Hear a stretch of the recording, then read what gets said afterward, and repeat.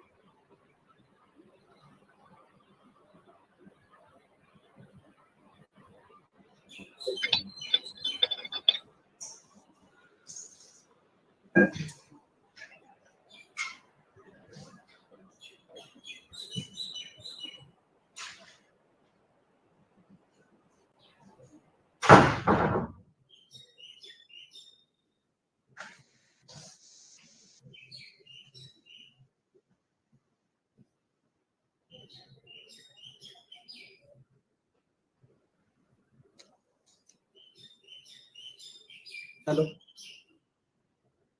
Hello. Hello, sir.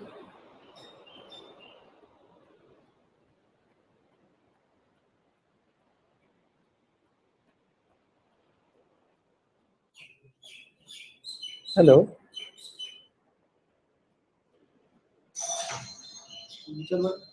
परिमलला किंवा इकडे कोणाला आवाज येतोय का माझा? हो सर, आवाज येतोय. हो सर, आवाज येऊन राहिला. आवाज येत आहे, सांग.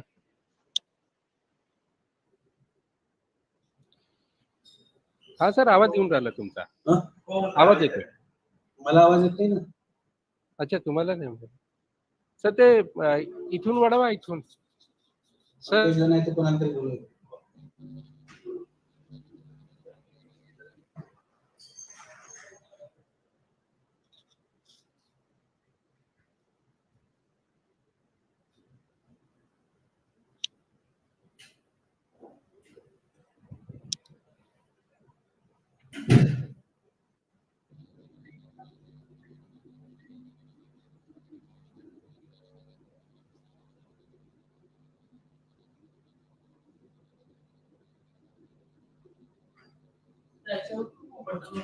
कुठं?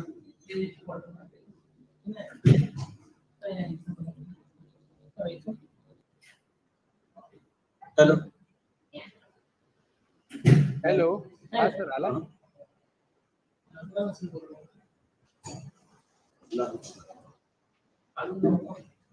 हॅलो. कोणाला बोलावं काय? मीटिंगला नाही तर काय? हा. Hello. Am I audible? Yes sir, येतोय तुमचा आवाज. पण मला आवाज येत नाही काही. आवाज येतोय sir.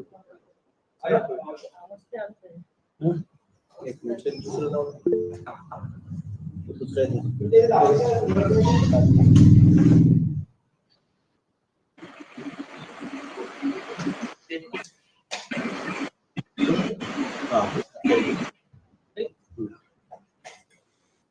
Hello.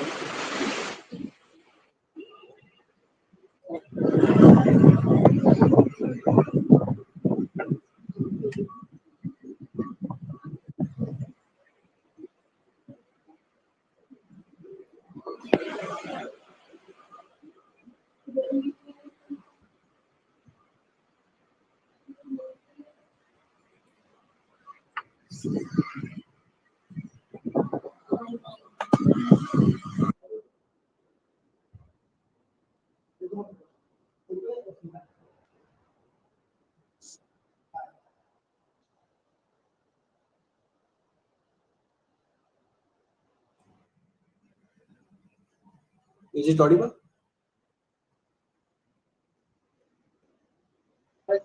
Hello, am I audible? Audible, sir? Yes. Am I audible?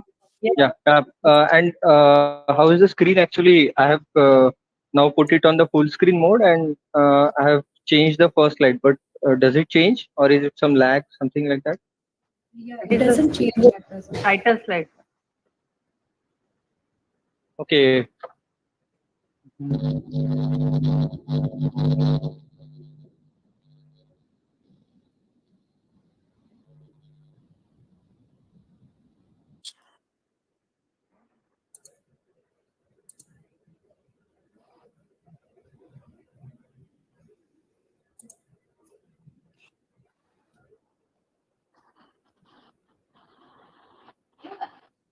Let me do one thing.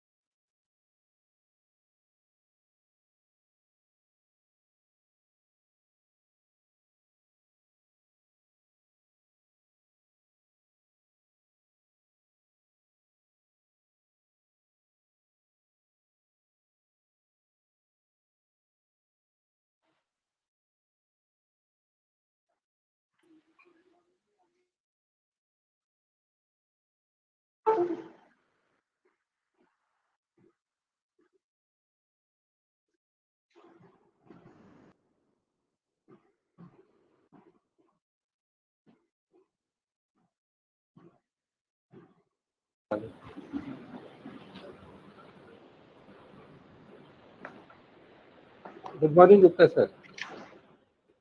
Good morning, sir. Sir, you are audible and loud and Yes. Am I audible now? Yes, yes, very much, very much.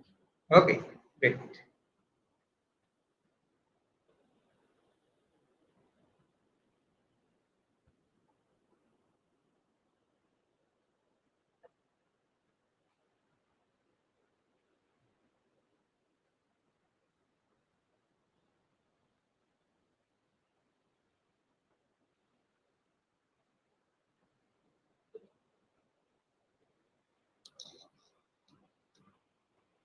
I hope now the screen is visible, right? And it's in full screen mode. Yes, Amar sir. Hello. Yeah. Thank you.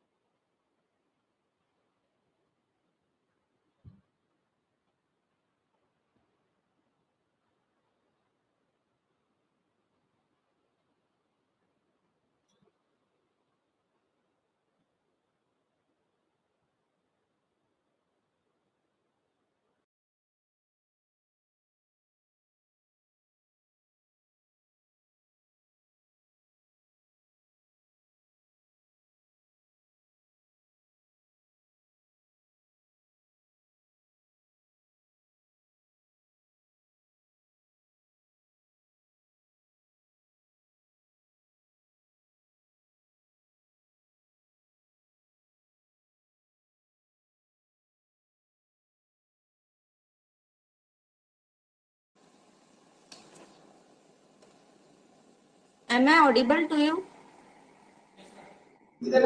Yes, madam. Yes, madam, you are audible. Oh,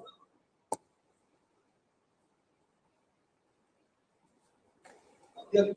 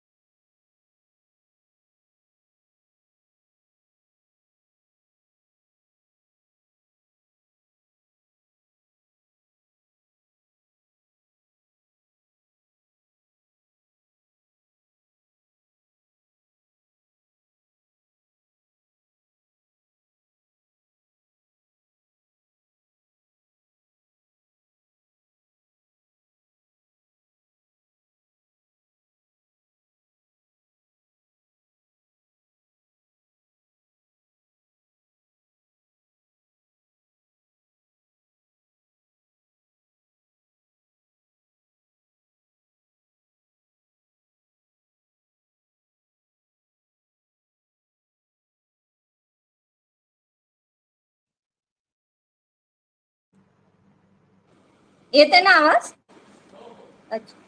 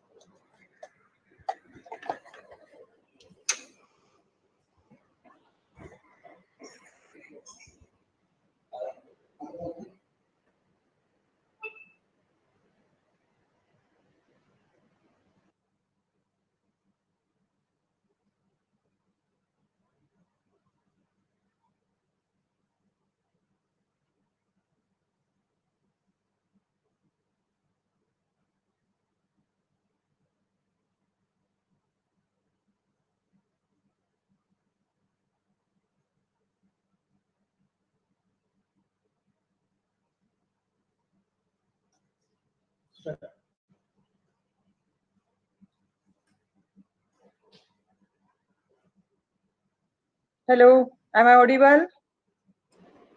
Yes, madam.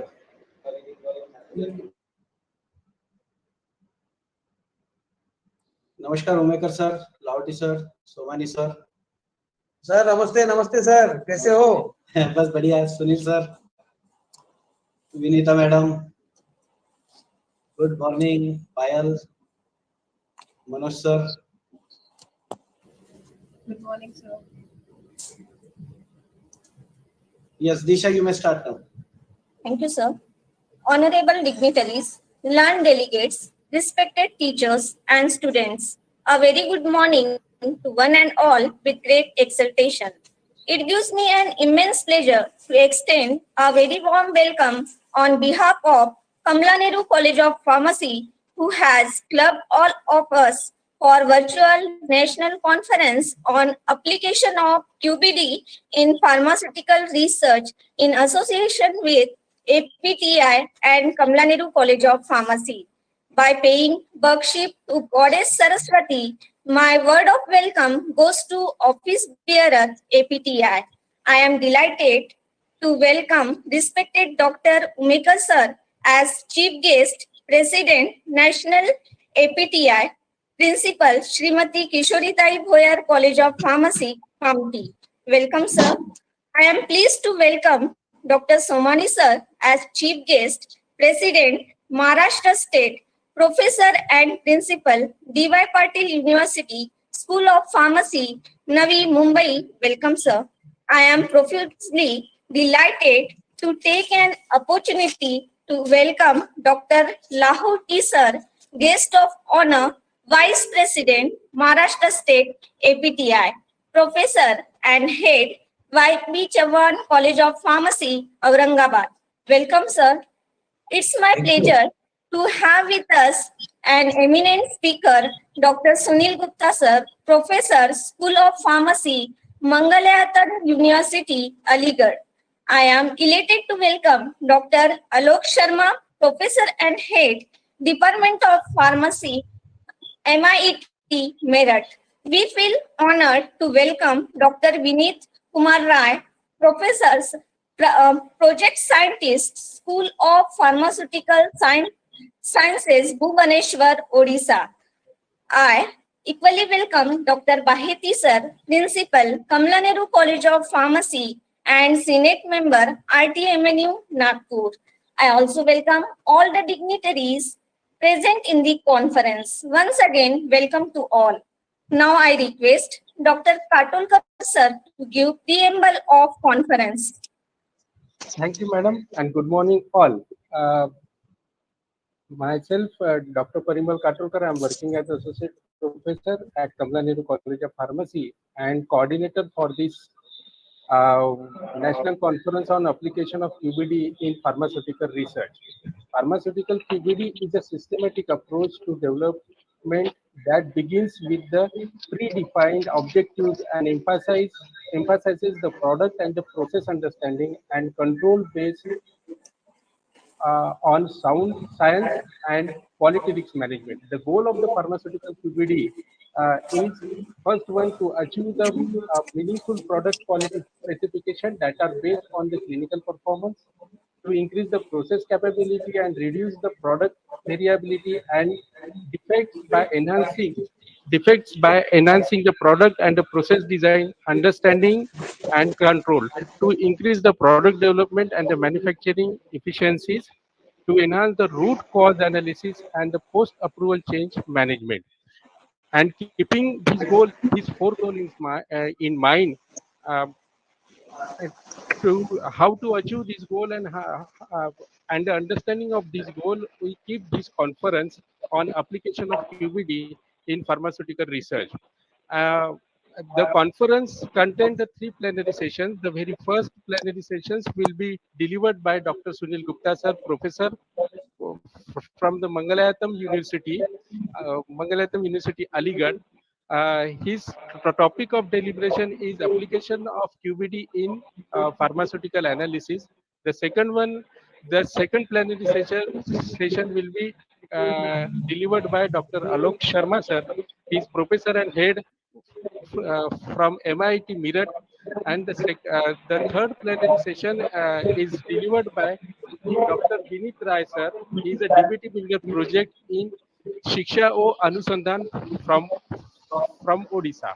So I suppose this expertise will help us to enhance our knowledge on the QBD. Uh, thank you. Thank you all.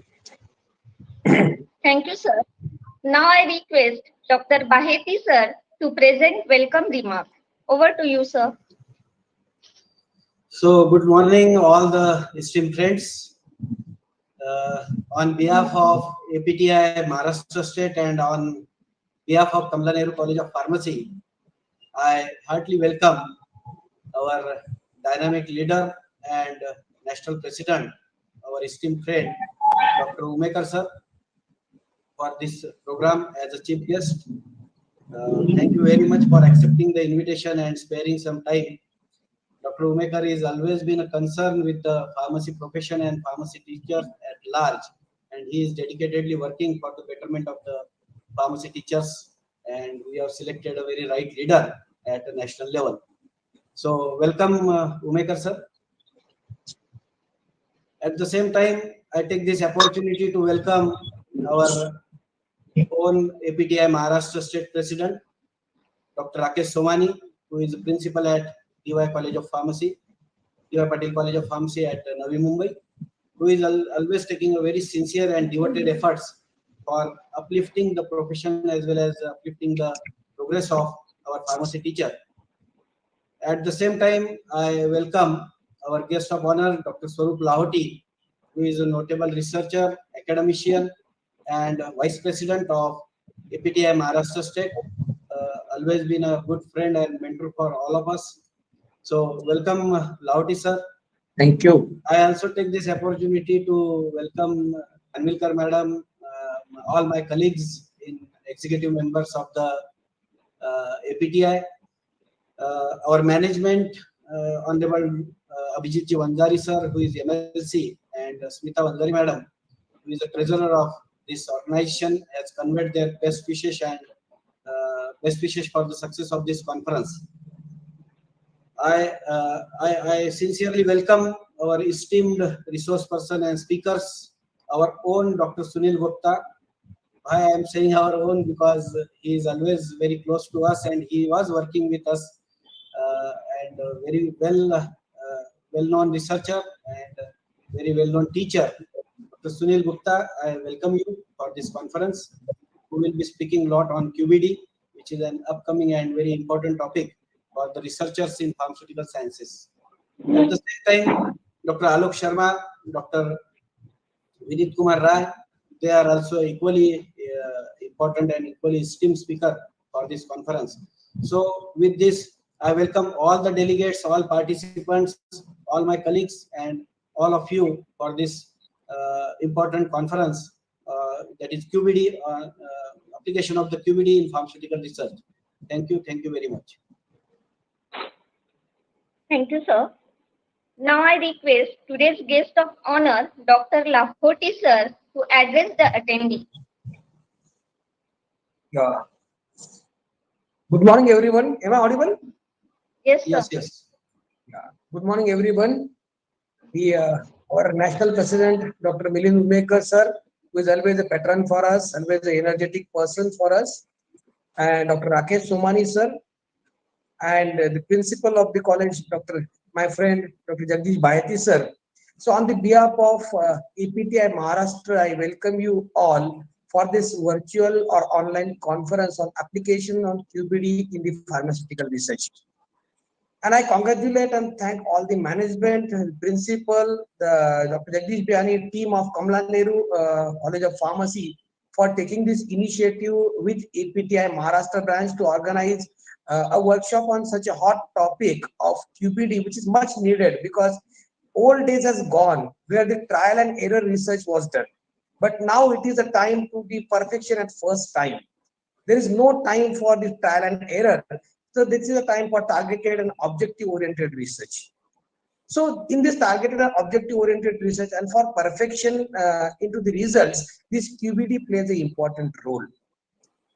QBD has an enormous applications in various sectors that will be discussed by various resource persons like Dr. Sunil Gupta, Dr. Alok Sharma, and Dr. Vinit Kumar. They are going to discuss the application of QBD in various sectors of the pharmaceutical research and the pharmaceutical field.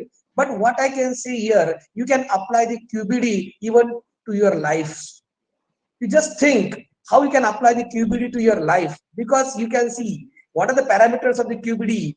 Our life is like that. You can apply all the parameters of QBD in your life. Like you can have predetermined objective. You can decide your objective of your life. What is the career objective, your happiness, satisfaction? You can apply that, and accordingly you can decide your target profiles, quality target profiles. You can decide your CQAs of your life. Critical quality attributes are there. That includes your education, that includes the experience, that includes the skills, that includes attitude, that includes positive thinking. All these are the quality attributes. Critical quality attributes are there that will decide the results of our life. We can decide the control strategies of our life, because unless and until the control is not there into the life, we cannot be success. So control at each level that is needed. Even we can decide the process capabilities, because everyone is having their own capabilities. So we should decide our capabilities, we should decide our own skills, and accordingly we can choose our career into the life. And we can, unless and until we not known the process capabilities, one of the part of the QBD is continuous improvement. So decide the process capability, decide our own capabilities, and how we can continuously improve upon that.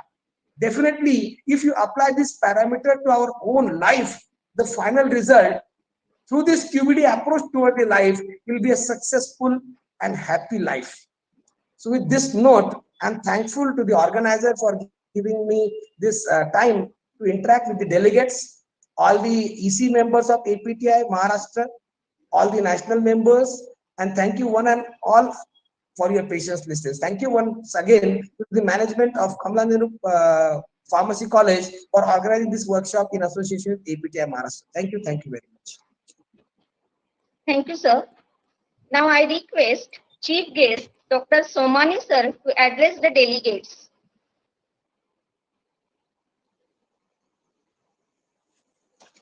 A very good morning to my all fellow colleagues, teachers, Dr. Milind Umekar, our National President, Dr. Swarup Lahoti, Vice President, Maharashtra State APTI, Dr. Jagdish Baheti, EC member and the Principal of Kamala Nehru College of Pharmacy, Nagpur, my all other executive committee members who are present in this particular conference today. It is my proud privilege to be associated with this conference as a part of APTI Maharashtra. My dear friends, the fellow colleagues, let me assure you that Maharashtra State APTI is working hard towards betterment of the profession of pharmacy as well as for the professionals, that is pharmacy teachers. And as a part of the upgradation of knowledge of pharmacy teachers, such kind of activities like seminar, conferences, workshops, training programs, etc. are being regularly planned by the Maharashtra State APTI. I'm very happy to tell you that we assumed the office in the month of July 2022. And by this May 2023, we have conducted more than 10 different conferences, seminar, workshops, and training program. There are lots of plan of Maharashtra State APTI in years to come, and the time to come, our entire team, comprising of all our executive committee members, would be doing varieties of activities for the betterment of profession and professionals. I'm also happy to mention that the National APTI has always been supportive to the Maharashtra State APTI, and because of which such kind of activities are happening regularly. At the outset, I thank Dr. Jagdish Baheti, his entire team, and the management of Kamala Nehru College for organizing such a kind of contemporary and relevant topic, that is QBD, which is need of the hour. My dear friends, this is an era where we talk about artificial intelligence, machine learning, QBD, and newer aspects of the pharmaceutical field. And so it is imperative for all of us to learn these aspects. As a teacher, it is a continuous process of learning in spite of having experience of 10 years, 20 years, 30 years. If we go on learning continuously, I think this is going to improve our knowledge, and for that we can deliver best to the main stakeholder, that is our students. So let us be informative, Let us be proactive in the profession. Let us be a good learner, what we call as lifelong learner. Maharashtra State APTI will always be with you for this. Thank you so much, Dr. Baheti sir and the entire team for giving me an opportunity to express my thoughts here. Thank you once again, and my best wishes for the deliberations which are going to happen whole day today. Thank you. Thank you, sir. Thank you very much. I request today's chief guest, Dr. Umekar sir, President, National APTI, Principal, Srimati Kishoritai Bhoyar College of Pharmacy, County, to address the delegates. Good morning. Am I audible, madam? Yes, sir. Thank you. The respected Abhijit Dada Vanjari, the MLC, and the president of the society and the patron of this conference. The guest, the president of APTI State, the dynamic and excited president of APTI Maharashtra, Dr. Rakesh Somani. My esteemed friend and very close to me, Dr. Swarup Lahoti, the Vice President of APTI State Branch. The other office bearers of APTI State Branch, Dr. Payal and Dr. Vinita. The dynamic principal of the Institute of Kamla Nehru College of Pharmacy, Dr. Jagdish Baheti, the executive member of the APTI State Branch. The today's resource person, Dr. Sunil Gupta, Dr. Alok Sharma, Dr. Vinit Rai. The organizers from the Institute, Dr. Katolkar and Dr. Gunde, and all the teaching staff members of the Kamla Nehru Institute of Pharmacy, all the APTI members who are attending this national conference organized in association with APTI State Branch, and my dear students. First of all, I am very much thankful to Dr. Jagdish Baheti for inviting me for this APTI conference, because yesterday only he called me to attend this conference, and I am very much thankful, because I am always there for the APTI. I am working for the APTI from last 10 years, started as a member, then the APTI State Branch President, then Vice President of the APTI National, and from last 6 months, we all are working with APTI. I am working as APTI National President. APTI is always trying to work for the welfare of the teaching profession as well as for the welfare of the teachers. And for that, we are continuously working from last 6 months, and we take some activities for the APTI. And now, daily or at least 3 programs per week are conducting for the welfare of the teachers throughout India. I am very much thankful for the APTI State Branch, because they are also very active and they are conducting the various activities. And it reminds me my days as a state president, because during our tenure we continuously work hard, and continuously for the 3 years the APTI Maharashtra was the best branch, and we received the best branch award continuously for 3 years. And I am expecting the same from this branch, because the president is very active and excited, and like the same Dr. Swarup as well as Dr. Sirish Jain are taking care for that, and they are supporting the nicely to Dr. Somani. So I am very much expecting that they will get the best branch award for the next 5 years, and they will trying for that. So I once again I wish all the best for this program. Being a president of the APTI National, we are always trying to give the best to our APTI State Branch, and to try to involve our मग मोठा conference आहे आज, एवढे सारे लोक आहे conference.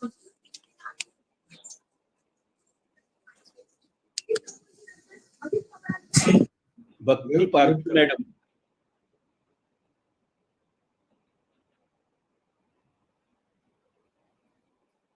As a part of the APTI activities, we try to strengthen the APTI, and that's for that we started the group membership, and we are very much happy. And it's in the APTI tenure because APTI is working from last 57 years. It was established in 1966, and in group membership within a span of 3 months, around 3,200 new members joined this APTI.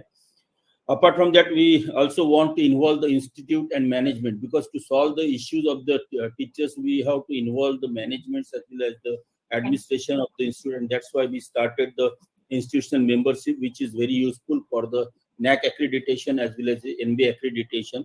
Apart from that, to solve the grievances of the teachers, we start the first time we start the online grievances portal. Yesterday only we finalized the national grievances online grievances portal committee. That committee will solve the issue of the teachers, and which issue not able to solve by the APTI, that issue will be transferred to the PCI. And PCI assure me that they will support APTI to solve the issue of all the teachers. Apart from that, we are planning to start the online membership portal so that every member can change their profile, or they can change their membership details or email ID or mobile number at any time. And for that, they can update their profile regularly on the online membership portal. We are taking this initiative only to stop the malpractices during the elections. And I hope this membership portal will be launched in the next few months. The working is going on. That the main agenda is the headquarter construction. And recently, I talked with the landowner, and we got the all the authorities from the landowner, and our discussion with the architect as well as contractor is going on. And I am sure, and I assure that during my tenure, I will complete the headquarter construction. And after the 57 years, the APTI will get his own building with the title as APTI Bhavan, as APTI National Headquarter. Apart from that, we are regularly in contact with the Ministry of Health as well as Ministry of Education. And in the case of late Professor Vimukta Sharma, we in touch with the Ministry and PCI, and recently we got the communication from the Ministry, Honorable Health Minister, that they are going to take the action against the institute, and PCI is going to arrange one high committee inquiry on the institute, and after that they will take the decision, and they will also allowing APTI to suggest some measures for the safety of the staff as well as safety of the women staff. Apart from that, we are trying to give the try to strengthen the APTI state branch. In the coming APTICon, we are planning to announce some good incentives for the APTI state branch, so that APTI state branch can then take their own activities with financial support regularly. And for that, our working is going on so that the APTI state branch can become more strong, and they can work for their state APTI members. For the APTI Women Forum, recently we organized one first women leadership program at Goa, and it was very well accepted by all the women, and it was a milestone, and all the participants were very happy, because around 60 to 70% staff members are the female staff members, and that's why I want the APTI should be led by the women. And for that purpose only, we are planning to identify the women leaders.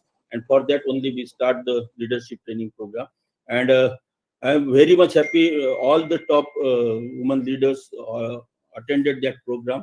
And it was very successful. All the credit goes to the APTI State Goa branch, as well as APTI Women Forum and the convener, Dr. Vandana Saraf. Apart from this, we are working on the food safety officers bill. We are continuously in touch with the ministry, as well as we are in touch with the PCI for the new syllabus, as well as for the compelling the insurance through management to every staff member. Because it is not possible, because members are expecting that APTI should provide the insurance to every member. But as you all are aware, it is not possible to provide the insurance to every member in only 3,000 rupees for his lifetime. So that's why we are planning to make it mandatory from the Pharmacy Council of India to every management to take the insurance for their faculty members, for their staff members, so that all the APTI members will get one protection and security from the management. And for that, our discussion is going on with Mr. Montu Kumar. We are in regularly touch with the Pharmacy Council of India on the every initiative taken by the APTI. They also appreciate the efforts of the APTI. we suggest many things to the Pharmacy Council, and that was discussed in the CEC, which was held at Goa, Pharmacy Council of India. And I am quite sure during this next 4 years, because we taken the charge 6 months back, but in next 4.5 years, we will do the wonders, and the maximum teachers will join this APTI. Apart from this, thus the idea is initiated between the discussions of the APTI and central branch, that we want to make the members, every teacher as of APTI members without any membership fee. That membership will be different. Those who are not able to pay the membership fee, at least they can enroll to the APTI as a teacher. They are the pharmacy teacher and they are working in so-so institute, so that we can get the data of all the 75,000 teachers, and it will be very helpful to create the pressure on the government to sanction our requirements of the pharmacy teacher, to take the initiatives related to the pharmacy teachers. I am very much close to the DT as well as MSBT for the diploma activities as well as of Maharashtra State. And this year we are definitely sure that this admission will be on time, and colleges will get the admissions within stipulated time, that is before August, and the colleges will be start on time. So that's all the initiatives taken by the APTI. We are trying hard for the APTI, but I am always try to maintain the decorum of the APTI as well as the national authorities like TCI and ministry. So we never share such type of communication on the WhatsApp. But whenever we organize such conferences, I always like to share with the members so that they should aware about the APTI office bearer activities.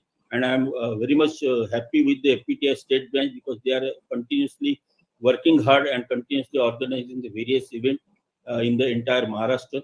Recently, they organized one event at JL Chaturvedi College of Pharmacy, and I got the opportunity to attend that function also. Here today also, I got the opportunity to share the dais with the Honorable President as well as Vice President of the Maharashtra State. So thank you to Dr. Jagdish Baheti.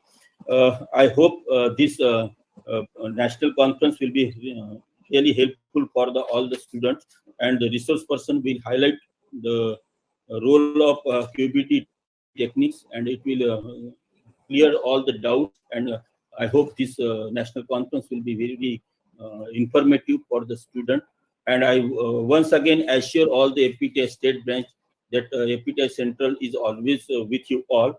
But we got very less time after taking over the charge. But definitely in the next financial year, we will try to support in all the way to all the state branches, not only to the Maharashtra, but Maharashtra का खुद national state president रहने की वजह से मेरी तो खुद की इच्छा रहेंगी कि महाराष्ट्र स्टेट की ब्रांच बहुत अच्छा काम करे, because there are 3 main office bearers from the Maharashtra.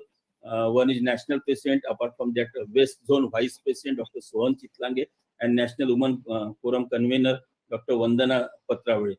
The three main office bearer of Central Branch are from Maharashtra, and apart from that, the excited and dynamic leaders of the APTI State Branch. So I am expecting a lot from Maharashtra. I want that APTI Maharashtra should win all the awards of the state branches in the next coming 4 years. And whatever support they want, I am always with them. But all the support should be in the proper way and in the proper channel. We want to maintain the decorum, because the rules are same for all the state branches. So, but whatever you want, any need from a personal level or APTI state central branch, we are always with you. So once again, congratulations, Dr. Jagdish Baheti, for taking this initiative. And thank you for inviting me.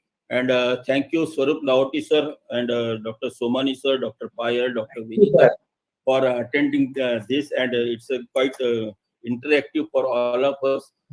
So thank you very much. Thank you, sir. Thank you, sir, for joining. एक minute. Thank you, Umekar sir, for announcing so much of the activities. Few of the activities we were also not aware, including headquarters. Whatever new idea you have, sir, just you share, because yesterday only one national state president share that idea कि sir हम सभी लोगों को member बना सकते, कोई charge नहीं लेंगे, just as a APTI member. He is not a life member.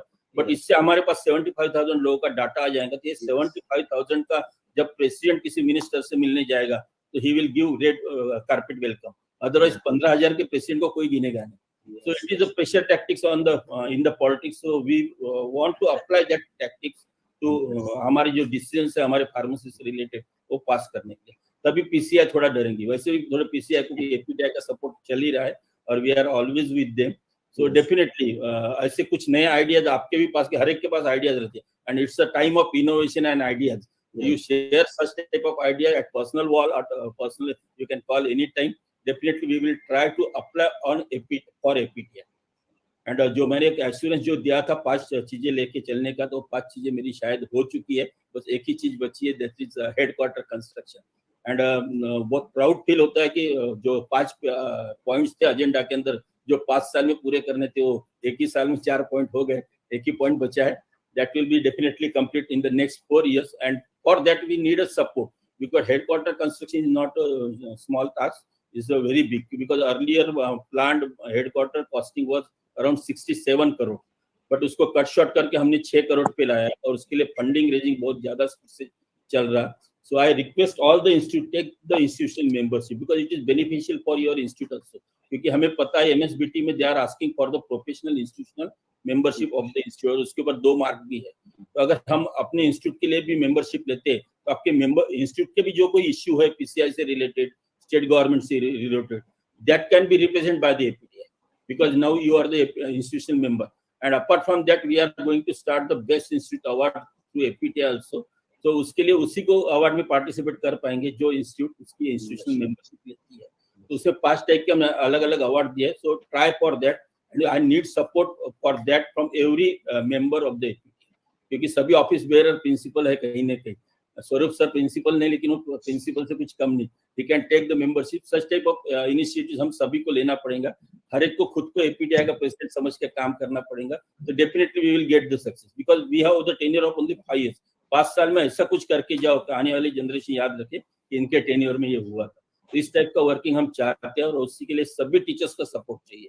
उसने क्या किया ये पूछने से अच्छा है एपीटीआई ने क्या किया ये पूछने से अच्छा हमने एपीटीआई के लिए क्या किया, इसका अगर आंसर मिल जाए तो definitely APTI will be more stronger and more responsible. So thank you sir, thank you Jagdish sir. Thank you, sir. You deserve a big congratulations and compliment for all your efforts and activities which were long pending. And we are sure that more than 5 activities in a year you will be able to conduct, because you are so dynamic and so energetic. So really you deserve a big congratulations and big round of applause for Dr. Umekar sir. Thank you, sir. Thank you, sir. Thank you. Thank you, sir, for joining the program in spite of your busy schedule. Once again, I welcome all the more than 250 delegates on YouTube and 69 delegates on Google Meet. Now I invite Pandey Madam to introduce our first speaker, Dr. Gupta sir. Over to you, ma'am. Thank you, ma'am. Good morning, everyone. Before I take the pleasure of introducing our today's esteemed speaker, please allow me to express my gratitude to our respected principal, Dr. J.R. Baheti, and the coordinator of today's workshop for such a great workshop. About our laureate guest speaker, Gupta sir. He has a successful career in industry and academics. During his 12 years of tenure in industries, he has worked as a manager at Zim Laboratories Limited, Nagpur, General Manager and Category Head at GSK Limited, Gurgaon, Core Parenterals, Mehsana, Gujarat. He has grabbed 3 Business Excellence Awards, and he has conducted many skill development workshops at different conferences. About his academic profile, sir has completed his PhD in Pharmaceutical Sciences from Patiala, Punjab in the year 2003. He holds a postdoctoral degree from Portugal during the year 2004 to 2007. He has also completed postgraduate diploma in operation management. In the field of academics, he has 1,585 citations to his 40 plus research publications with H index 18 and I index 28. He is also engaged in industry and academic collaboration in Nagpur, Maharashtra, Moga, Punjab, and Aligarh, UP. He has proposed technical plans for the MSME and supervises academic research for the new product development. He has worked on chemometrics, multivariate statistical analysis, and QBD during his academic research. Today, he is going to deliver a talk on the applications of QBD in pharmaceutical analysis. I welcome with this short introduction to the guest. I request Gupta sir to proceed for the lecture. Good morning, everyone. Good morning, Kavita ma'am. Thank you for introducing me. Am I audible? Yes, sir. First of all, thanks for giving me an opportunity to speak from this platform, and I'm thankful to Lahoti sir, Somani sir, Umekar sir, of course, Bhaiti sir, Katolkar sir, Gunde sir, and all the participants associated directly or indirectly with this event. And I'm especially thankful to all my ex-colleagues at Kamla Nehru College of Pharmacy. So before I start with the topic on QBD, I was wondering what should be the topic of discussion, though it is focused on analytical aspect, but I have chosen to divide it into three components. And given my spectrum of experience from academics to industry, it will be a hybrid, part of it from industry, part of it from formulation development, and ultimate focus on the analytical development, analytical method development. So I would prefer that the conversation is interactive, and whenever there is a doubt, please do not hesitate to ask the question. And as I can see, Amar Deshpande is up. He has raised his hand. Is there something to be discussed? If no, then I'll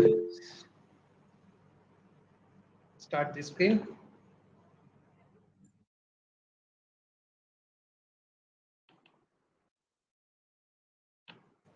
Amar, is there anything you want to speak, Amar? Sir, I am presenting. Amar, sir is presenting.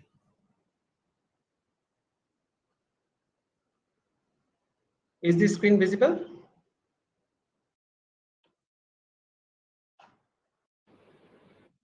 Yes, sir. Just.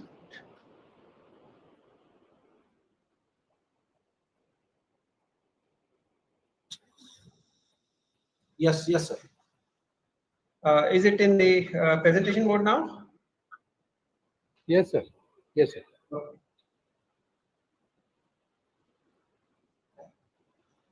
So my first talk is on QBD and DTV, where QBD stands for quality by design and DTV is designed to value.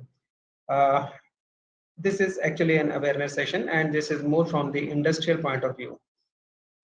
Before I move further, just a disclaimer that I have learned from many people over a span of last 25 years and more. And I have picked anything which is good in any presentation, and whole of this presentation does not actually belong to me. Many of the things have been taken from different presentations.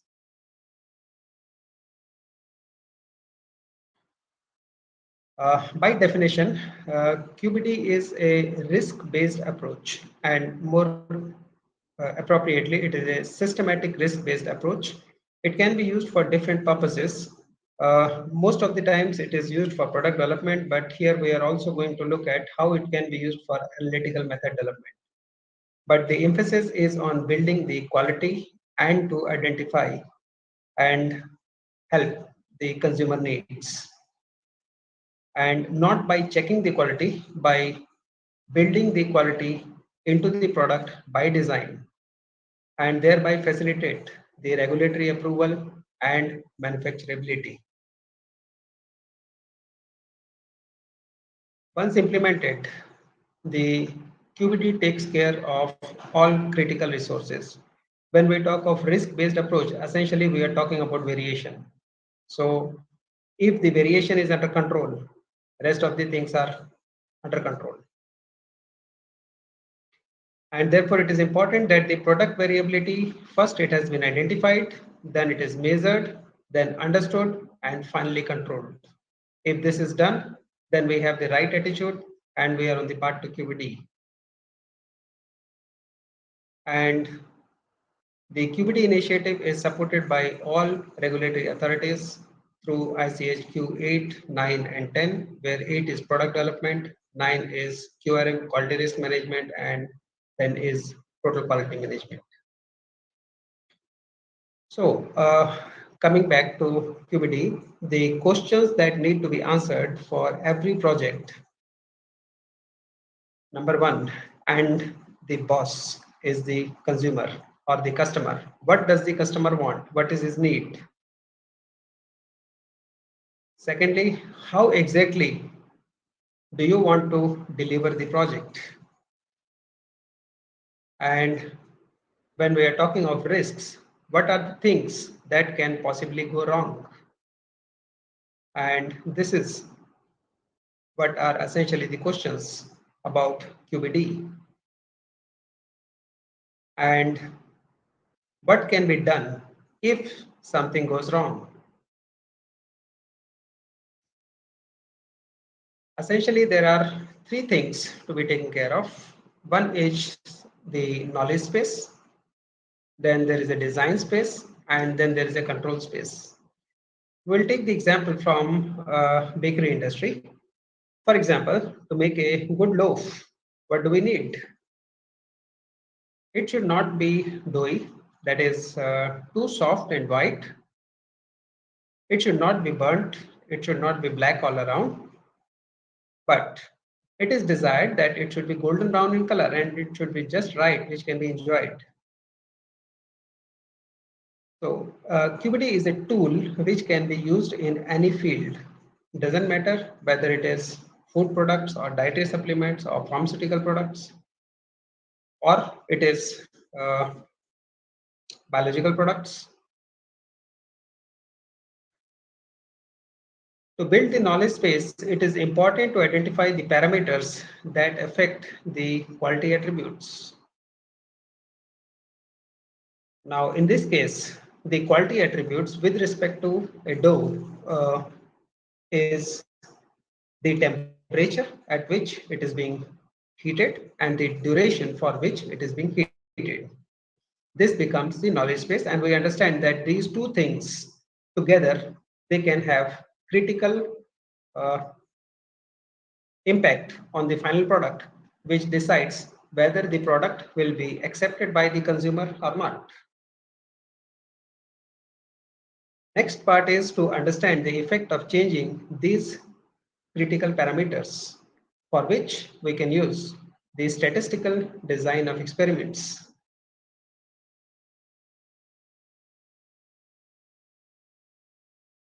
Now, once we have the knowledge space, next is a subset of knowledge space, and it is called design space. And the design space is based on the understanding of the product quality. The product should not be undercooked, as we can see when the temperature is less and the time is short, the product will be undercooked. And if the temperature is high and the time is long, then the product may get burnt. And we have to stay somewhere in between to get the desired golden product. And this is what will be accepted by the consumer. And therefore, it becomes a consumer need or consumer requirement. And then there is a control space. Control space is a subset of the design space. And design space in turn is a subset of the knowledge space. So here we are trying to understand the variability of the temperature. If the temperature changes by more than 30 degrees Celsius, how the product changes. And similarly on the time, if the time changes by more than half a minute, if it is less or more, is there a significant impact on the product quality? Ideally, the control space should be within the design space so that when there is a normal variation from in day-to-day activity, the product does not go outside the specification, and therefore the product is acceptable by the consumer at any given point in time.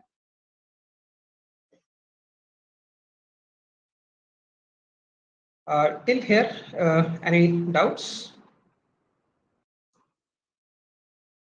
If there are no questions, we'll quickly summarize the benefits of QBD. From the industry point of view, it should be right the first time, it should be fast, it should be safe, and should be an effective innovation. It should meet the consumer and the regulatory needs. This is especially true for food and pharmaceutical products. There should be better control on both the product as well as on the process, and there should be a risk management strategy in place. Anything which leads to variation is a risk, and there should be always a plan B, and it should facilitate easier management of the changes in the process or in the product. And some of the benefits which come towards the end but are useful to capture the knowledge or knowledge management. Of course, money matters, then speed to market, and to have the winning formula. And at the individual level, QBD can give you transferable skills across different industries. When you move from one organization to another, you carry the skills along with you, and it leads to a quality science. It allows to extend the boundaries of knowledge and skills,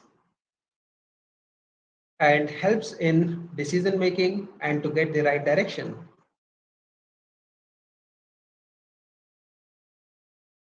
And better decisions based on understanding of the risk. This is something which comes from the practical experience. And while talking of experience, what is an experience? Is it something that how many products have been launched successfully in the market? Or is it the experience based on the learnings from the failures? Well, on the lighter side, I have more than 25 years of experience of failure. So now we are going to look at the stage gate process at one of my previous organizations where we were using QBD, and we had a stage gate process. In this case, the QBD was implemented in 4 different phases. First as a design intent, then as design selection, then to define the controls, and to verify the controls. Design intent is actually the performance target to ensure that the product quality is identified and the formulation strategy is such that it can meet the commercial product target profile.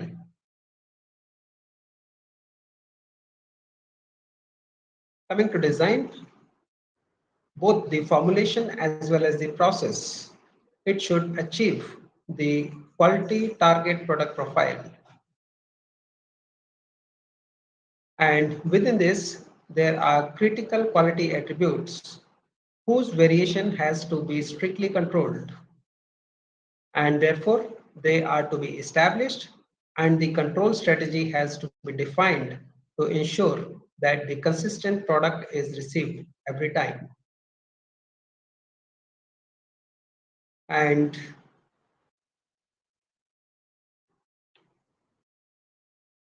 during routine manufacturing, these controls are measured against the business targets to ensure that the controls are effective and the product performance is acceptable. Just to give you an example, when a product is launched, initially the RSD or the relative standard deviation can be up to 10%, and the product and the process, they are ready to go ahead with launch. But after 3 years, 10% of RSD is too much. It should have reduced significantly because of consistent working with the same product and same process. After 5 years, even this 5% RSD is high. It should reduce further. Coming to the stage and gate process, we had different gates like G0, G1, G2, G3, and G4, where in the G0, it is the initiation phase, G1 is the exploratory phase, G2 is the development phase, G3 is the commercial activation phase, and G4 is the trading phase. These are the gates which allow you to open up the next phase. So in G0, we define the things. After G1, we explore. In G2, we develop. In G3, we activate. And G4 is launch and learn. At the define stage, we identify and define the commercial opportunity. And the focus is on the consumer needs. During exploration phase, we go in for prototype development. We explore the consumer needs and take into consideration the KOLs. KOL is key opinion leaders. And sufficient planning is required to make up a business case. Once the financial viability is known, we move on to the development phase. And lock in the market commitments. Now, market commitments are important with respect to COGS, that is the cost of goods, and gross margins. And during the activation phase, there has to be enough confidence that the proposition is financially and technically viable. And the marketing team prepares for launch of the product in the core markets. Now, the technical and marketing team is ready to launch the product. And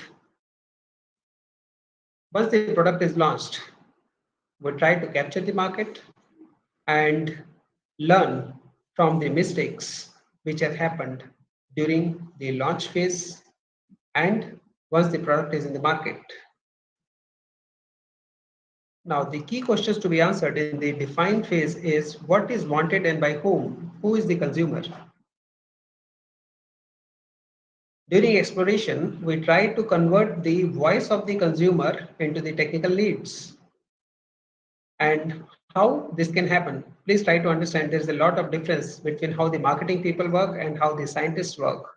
So there has to be someone, most of the times is the product manager, who converts the voice of the consumer into technical needs. Then the technical evaluation, can we do that? And if yes, what do they want? And whatever we do, will it be useful to the consumer or not? The marketing team looks for, are we ready? And can anything stop from going to the market? For example, regulatory approvals or the action of the competitors or litigation from the competitors. And after launch, we understand from the sales team and the commercial team what went well and what could have been done better. So the key question being answered is it making sense to our consumer, to the shopper, to the KOL, to the retail customer? What about the brand, the category, and the business in totality? What does it mean? Now, we club these stages with the QBD expectations. See, QBD is not something which we learn from the books. It is more of the thought process. It is more of an attitude and environment under which we try to learn. So during the define phase between the gate 0 and gate 1, we try to capture the knowledge. It can come from the competitor analysis, from the current state of the art, what is technically and financially viable, and our previous experience. Then during the exploration phase, first thing is to answer the needs and wants of the consumer. And during, as part of R&D, I was working with the market research team quite closely. When we go to the consumers, they are not very clear. What is it that they want and what is their need? They want the sky, but is it actually their need? So the key thing here is to identify the need gap. And other way around, when we tell them that a product like this, will this suit your purpose? अरे हाँ यही तो मैं कहना चाह रहा था. So you have identified a need gap. If such a product can be developed, it will meet some of the wants of the consumer. And this has to be clubbed with the existing knowledge space. Together, these two things give birth to DID, what we call design intent document, and is also part of CQA. CQA is critical quality attribute, which essentially comes from the needs of the consumer and is a subset of QTPP. As we move further, on the technical side, what a scientist will do, especially a formulator, he will select the raw materials before he makes the product. And before you select on the raw materials, it is important to understand how these materials are interacting with each other. Therefore, there is RM interaction matrix. And when coming to pharma, it is important to identify the function of each ingredient. Now, you have three things at hand: DID, CQA, RM interaction matrix, and the justification for each ingredient. This will facilitate early stage risk assessment, also called as ESRA,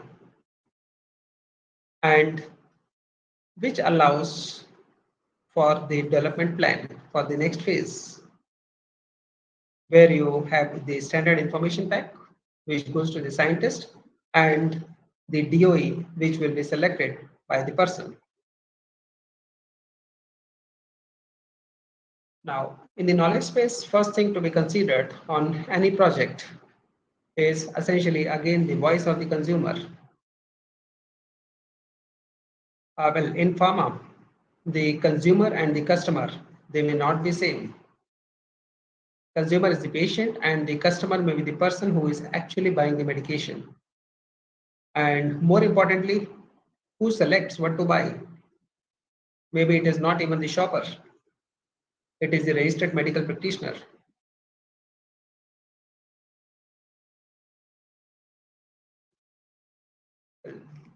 There has to be action review at each stage.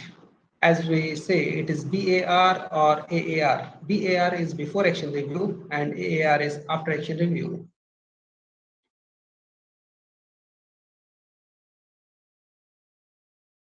Then, based on the VOC, what are the CQAs?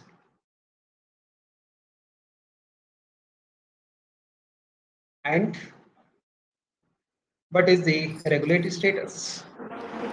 It is true for all the medical products.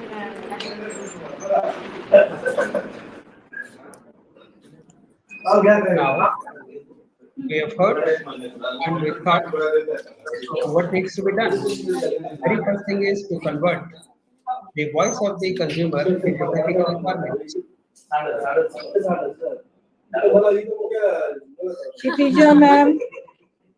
Kshitija ma'am, your audio is on.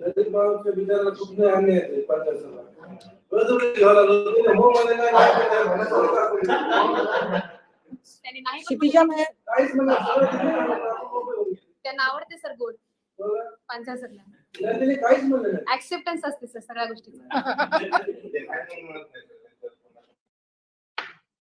So voice of the consumer can be obtained from different sources, like by segmentation or by interviews or at the point of use observation. This is for consumer healthcare products. Then there could be focus groups, surveys, or cano analysis, or well, complaints. They are the biggest source of information. And this in turn becomes the insight. Please understand what is insight. Insight is something like subconscious mind. Consciousness is one part of it, and insight is something which is not visible on the surface. And this gives you a product profile. Apart from this, there are discussions with the commercial groups and other groups, which finally leads to the design intent document. So QBD starts much before the actual experimentation.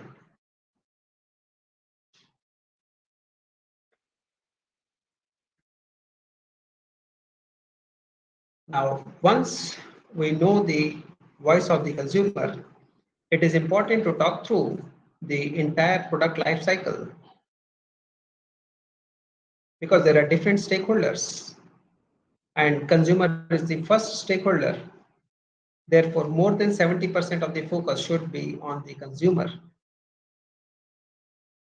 What you sense, why a consumer is using the product, what kind of feeling the person has before buying the product, and which product he chooses to buy and why. Again, this is important for example, energy drinks.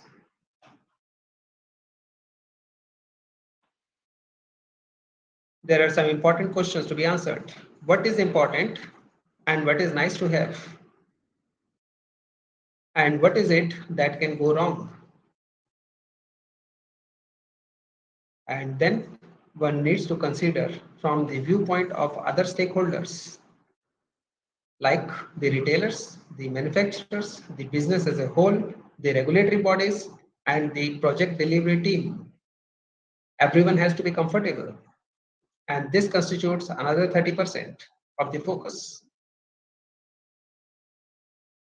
Then there is a matrix where you have the voice of the consumer, the voice of the manufacturer, the voice of the business, and the voice of the project delivery team.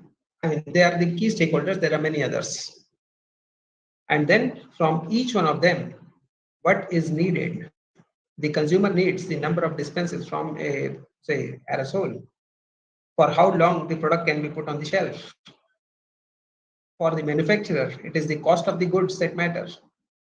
From business viewpoint, it is important what will be the primary pack, what will be the primary pack size, what is the regulatory information that is mandatory, and how much space is available for advertising. And from the project delivery team, the vendor selection, from where you are going to buy the dispensers, who will be the supplier, does he have enough capacity, does he have good quality?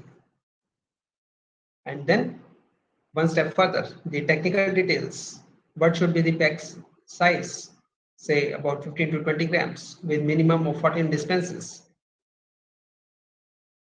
Then the product should be capable of being held for more than 8 hours. Then similarly on 20-gram size, what is the MRP and what is the gross margin? Then is it possible to put the information on the refill pack, or could it lead to problems? What kind of labels can be put in the pack? If they are peel of labels, then it can be a big issue. Then it has to be classified. What are the things which are must to have, which are the things which are good to have, and what are the things that can be ignored? Voice of the consumer is must to have. Well, manufacturing and business viewpoint, it needs to be decided. You can call it TBD. And vendors, they can be selected because there might be multiple vendors. And then the final comments of the project delivery team. This is again, we have not yet started the R&D yet. The project leader has to consolidate the output into the design intent document for the approval from the senior stakeholders, because it is all about money matters. I used to work for a company where the focus was on the brands, and each brand was costing not less than 400 crores at that time. So you can imagine how much of input goes into that before you select to put a product under a particular brand.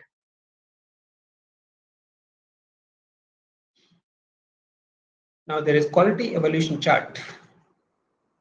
It is essentially to relate the consumer needs to the plant management systems. And we will call it a QFD matrix. Actually, the quality evolves over the lifetime of the project. और हमने तो project launch होने के बाद देखा था, initially 10% RSD था, and after 5 years, it was less than 3% RSD. Who is the owner for this? It could be the project leader, the new product development scientist, and the new product development engineer. There could be different contributors to different vertical columns.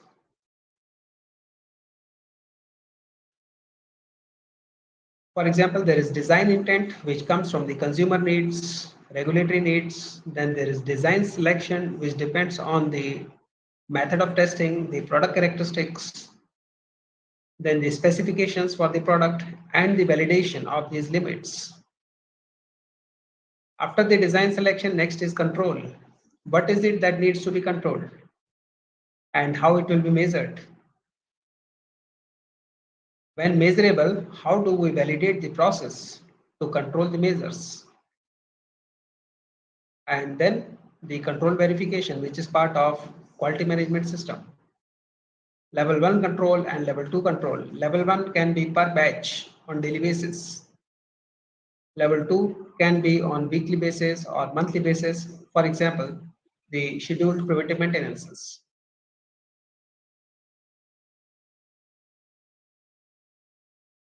Then by the time we go to the exploration phase, design intent document is ready, the CQAs are available.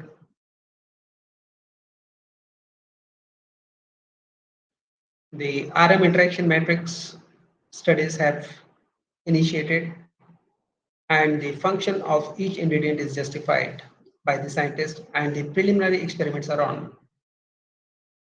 And it is quite possible that this is only a placebo product. There is no active ingredient here, just to see the feasibility of product development. This is something which can be shared with the marketing team. The marketing team can use this for market research.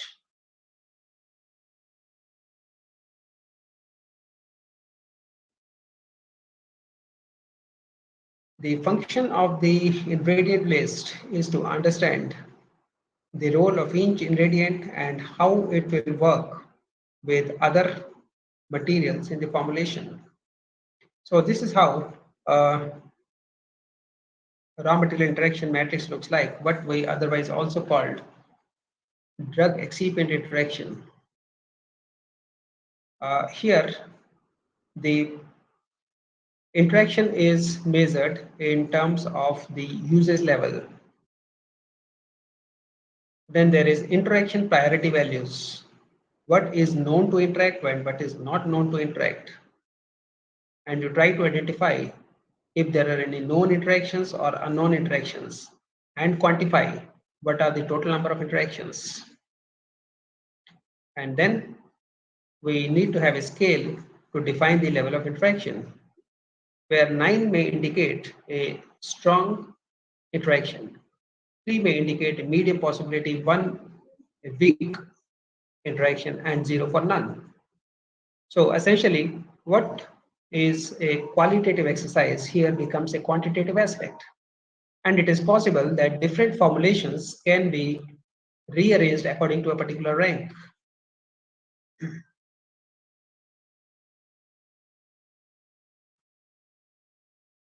So this is what leads us to the early stage risk assessment.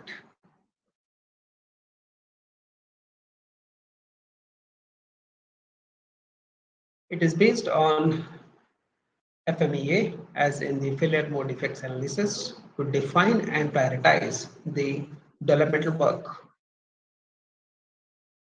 The potential CQAs and other critical features of the product and of the method can be identified for high-level risk assessment as we go into the development phase. The development will happen of the formulation, that is the formulation development, and of the process, as in the process development. And the key documents here will be DID, RM interaction matrix, and the function of each ingredients. Now, this is just a format to identify the critical feature at each stage, then the possible failure modes. If the possibility of failure is high, it is coded as red. If it is not known, it becomes green. And if it is intermediate, it is orange or yellow in color. Again, here we focus on the severity, the probability of occurrence, the probability of detection, and the risk priority number. And based on this, we try to either mitigate the risk or define the action level. And what is the cutoff beyond which the action is mandatory? And then the justification for the action, and whether it needs to be included in the project risk register or not.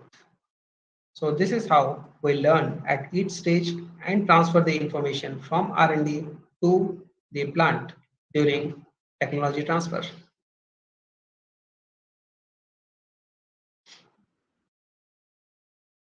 And it becomes the part of the standard information pack.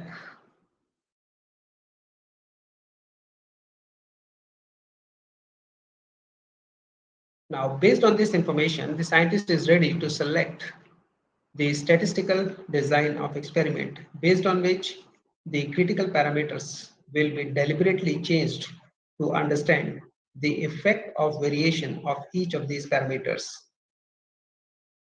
Which one has got maximum effect on the CQAs? And the bottom line being that the product should be acceptable by the consumer.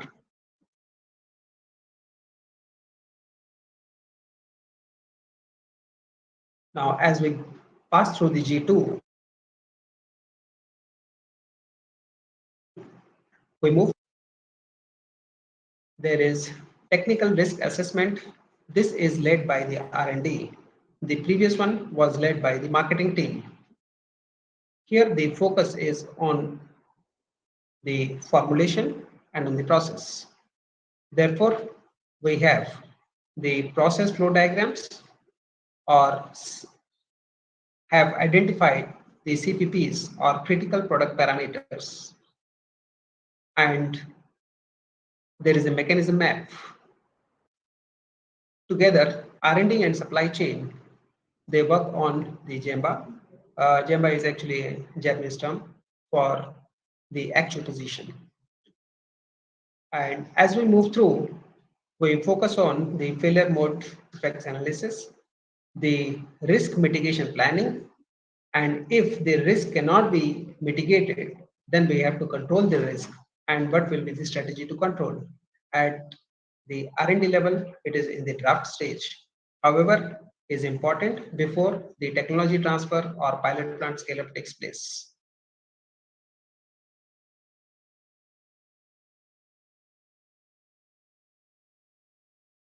And once finalized, then it becomes part of TRA. TRA is technical risk assessment, and this technical risk assessment review is carried out by supply chain.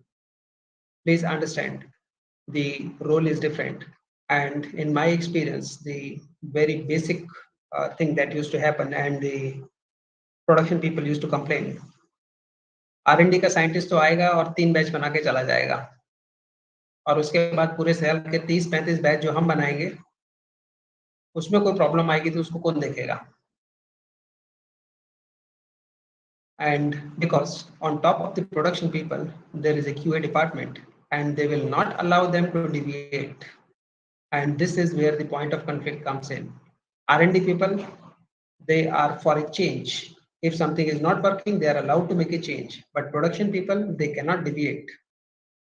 And this becomes a point of friction, that when working with the supply chain team, the R&D team has to be sensitive enough to give them a definitive answer. And once the supply chain team agrees to the technical risks, the product is approved for launch.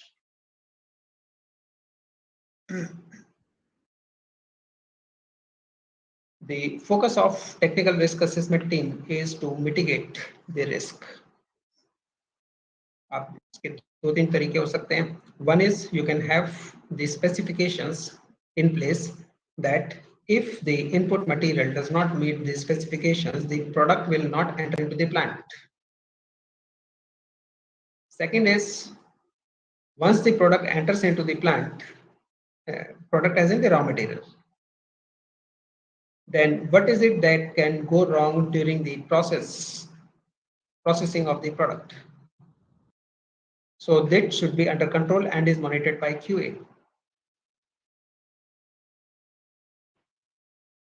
The technical risks can be associated with the product quality, or its safety, or its efficacy.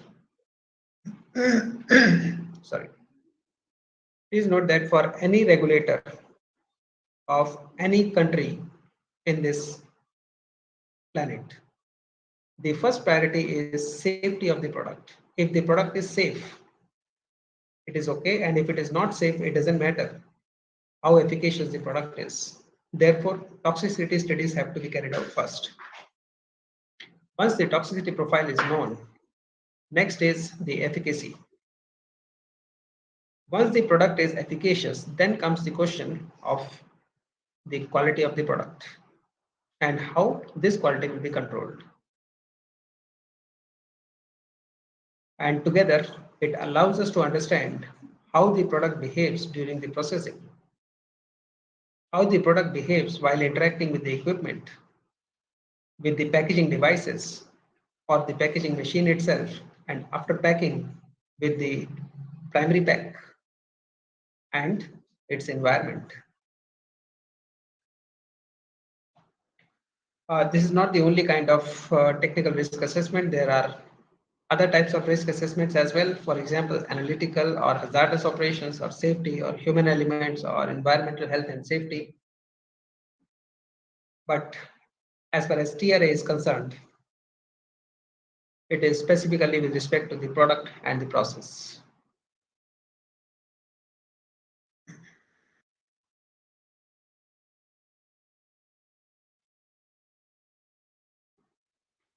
Now coming to the cycle of technical risk assessment, essentially it involves, very first thing is identification. Once identified, evaluation.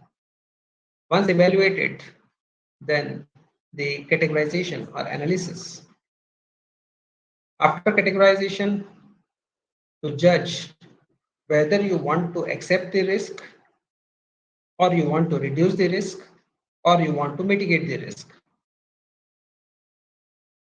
Then assessment parameters will define the control strategy.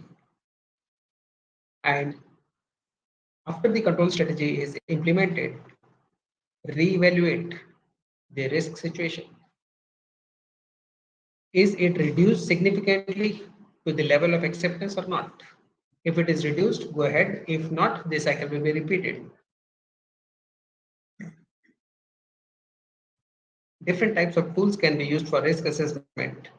To be frank, this is a actually kind of workshop related document which goes in for more than 30 days. Here I am trying to cut it short into a single day, single presentation, and therefore not everything can be discussed at this stage. But just to give you an indication, risk identification can be done by process definition diagrams or flow diagrams. Apart from this, rich pictures can be used, which is mechanism mapping, or technical risk diagrams can be used. During risk analysis, risk evaluation, and risk review, FMEA is used. For process parameter assessment, it can be based on FMEA or it can be based on CPPs and CQAs. In fact, it becomes a tool to identify the critical process parameters and critical quality attributes. And finally, the control strategy. Control strategy is also a kind of map where there is a mapping for each CPP by each unit operation. So what is it that cannot be controlled? What is it that is under control? And what is it that needs to be monitored continuously? And this will become an important document for the manufacturing instructions.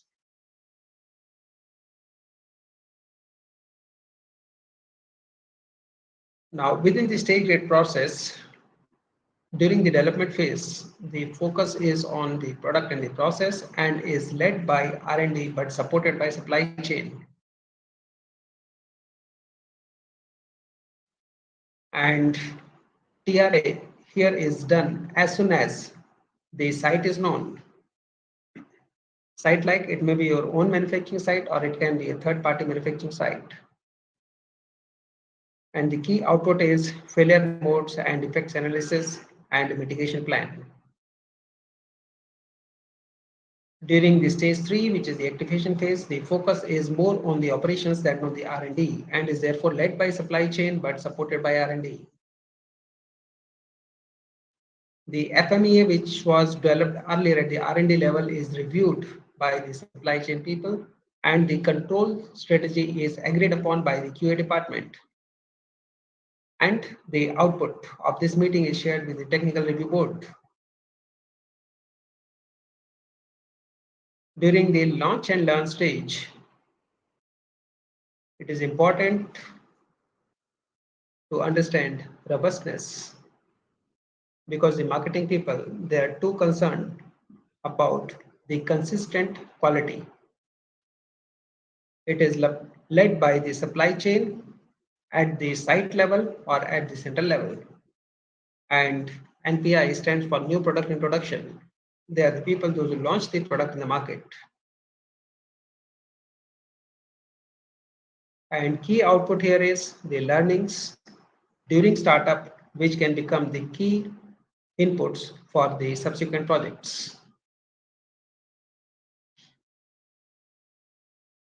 During the G4 phase, we are ready to launch the product, and the focus is on continuous improvement.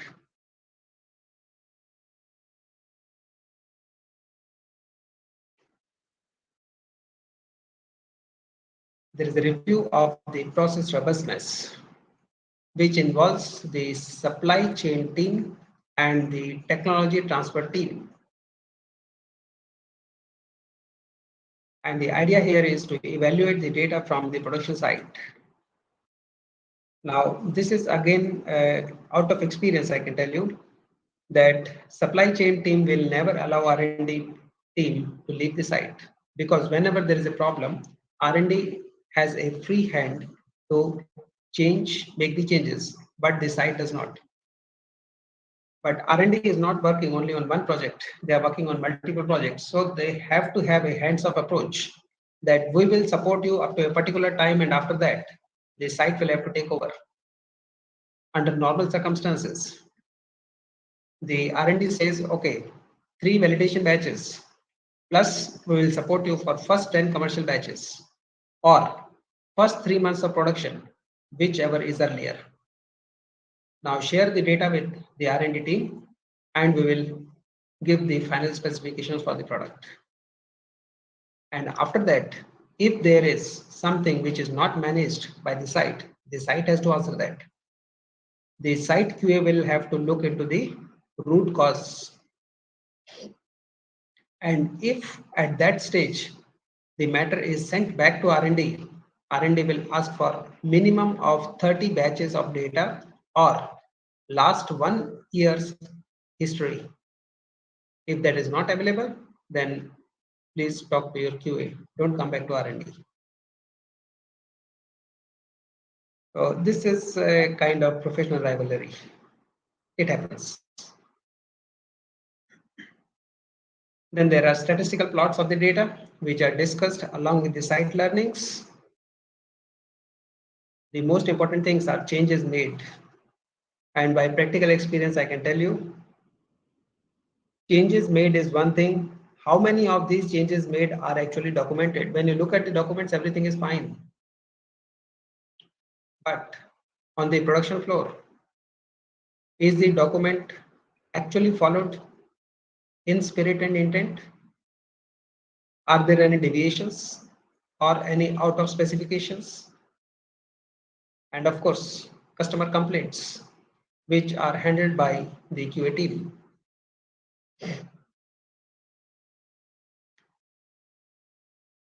Normally, this happens after 1 year, when it is time to either kill the product or to celebrate the success. And we call it AAR, after action review. And the focus is for every CQA of the product, whether the manufacturing process is in control and can be accepted by the supply chain as it is, or any changes or investigations are required. If not required, it is time to celebrate. And if required, it is product, it needs to be rechecked, what has gone wrong and what needs to be done. And I have mixed experiences from both the sides, where we were out for 3 nights and enjoying, and in other cases where at the last moment the things went wrong and the bubble of excitement was gone.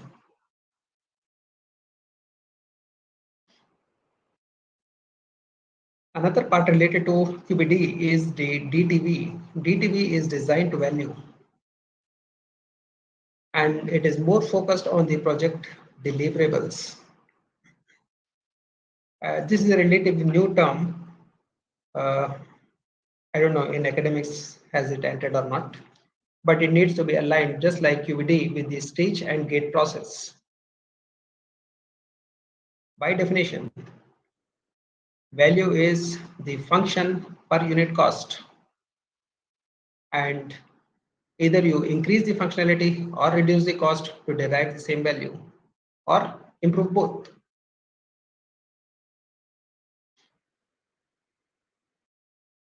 So the question here is for product optimization. The inputs, the process, and the output. The inputs are consumer insights, the competition, and the cost. And there are a lot of technical, political, and marketing things which go on at this level. With respect to the process, which is normally an in-house thing, determine the action standards. As we have identified from the risk assessment, do we need to change the action standard? The benchmarking of the product. This can be with respect to quality, or there could be pressures because of the cost of goods or the sales revenues, prioritization of the functions, the cost analysis, and reworking. And the output is optimum product in the current environment. Now, जैसा मैं आपको पहले बता रहा था, एक RSD का example दिया था, where the RSD was initially at the time of launch less than 10%, and after 3 years it was supposed to be less than 5%. So the pressure is on the production team to deliver. Similarly, there is pressure from the finance team. If at the time of launch your gross margin is 10%, it cannot continue to be 10% throughout the life cycle. R&D team they have to find out how the cost can be reduced. Is there a new vendor available who is giving the same quality product at a lower cost? If yes, is the substitution possible? If yes, how? Is there something which can be done with the process so that the cost of manufacturing can be reduced? The price will remain same. You cannot increase the price because of the competition. So the only way is to improve the savings. This is by buying cheap. And this in turn puts pressure on the purchase team to scout for new vendors who will deliver the same quality at a lower cost. Then warehousing cost, transportation cost, there are many things to be taken care of. And the output is optimum product in the current environment, because environment is something which keeps changing. And this you know from the GMP as well, good manufacturing practices. Before that, there is a small lowercase c, current, because the GMP keeps changing with time. What was considered good at one time may not be true today, especially with respect to limits for impurities. For products like ranitidine, there are certain impurities which were accepted at up to 0.5% level. Today, 0.2%, not more than that.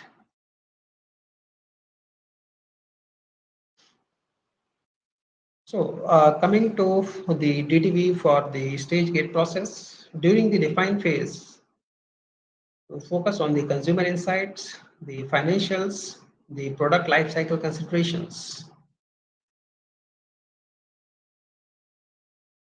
And for design to value, we have to look into the consumer insights and tear it down to find out what exactly the consumer is trying to say.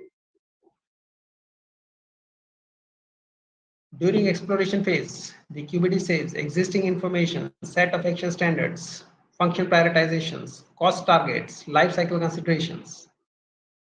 Whereas for DTV, it is the design intent documentation, the CQAs, the functional analysis, the cost analysis or worth. What is the worth of the product? And again, I can tell you some of the products which we had developed only as a prototype, they were so nice that if we show it to a consumer, first to the marketing team, they will try to steal the product. Same thing with the consumer. We go there and show them a dummy product and they want to keep the product because they like it so much. And we have to ask them to return the product. And now the question, if the product is so good that you want to keep it in your pocket, what is the price that you are willing to pay for it? Well, that is a problem. Everyone wants the best product at a free price. And there is no free lunch. The quality comes at a cost.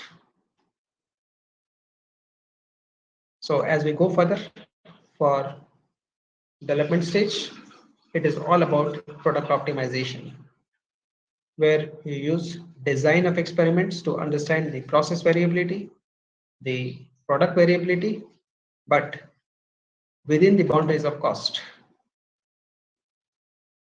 During activation stage, this kind of analysis is not applicable. However, after the launch of the product.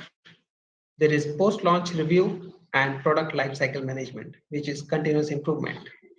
Again here, someone has to tear down, especially the consumer complaints, the root cause analysis, and what is it that can be done to prevent it from occurring in future. And this is what leads to CAPA, corrective action and preventive action.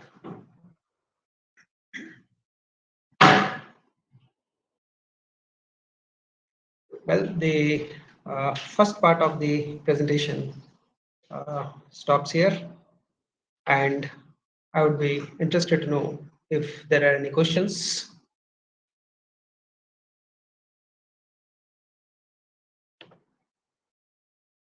Thank you, sir, for such a nice explanation. There are few questions and queries, and I have posted them in the group also. Yes, I will read out those questions. One question is from Dr. Ashwini Kelkar. How can the quality by design approach be applied to novel drug delivery systems? As we have seen earlier during the presentation also, before we actually go to the lab, it is important to understand what is required. It is required by whom and what technically needs to be done. If you can write a problem statement which is no more than one sentence long, half of the problems are resolved. And it is more about trying to understand the variation. Variation can be coming from many sources. It can be from the materials, it can be from the policies, it can be from the human beings, it can be from the processes, and all of them needs to be controlled. If you continue to be attending this presentation, at one stage we are going to discuss the fishbone diagram, and with respect to analytical method development, we will look at what are the different factors that could be responsible. Similar thing can be done for the novel drug delivery system as well. And then there are many things in life which are qualitative in nature, and we have to design a way to convert the qualitative things into quantitative ones. Just to give you an example, if there are, say, 50 people sitting in a room, and the question is to rank these people by their beauty. Now, beauty is something which lies in the beholder's eyes. It is a qualitative function, not quantitative. How can we quantify that? It is only the numbers which can be ranked. Another example from similar category. You want to develop a product which is red in color. This is a marketing requirement.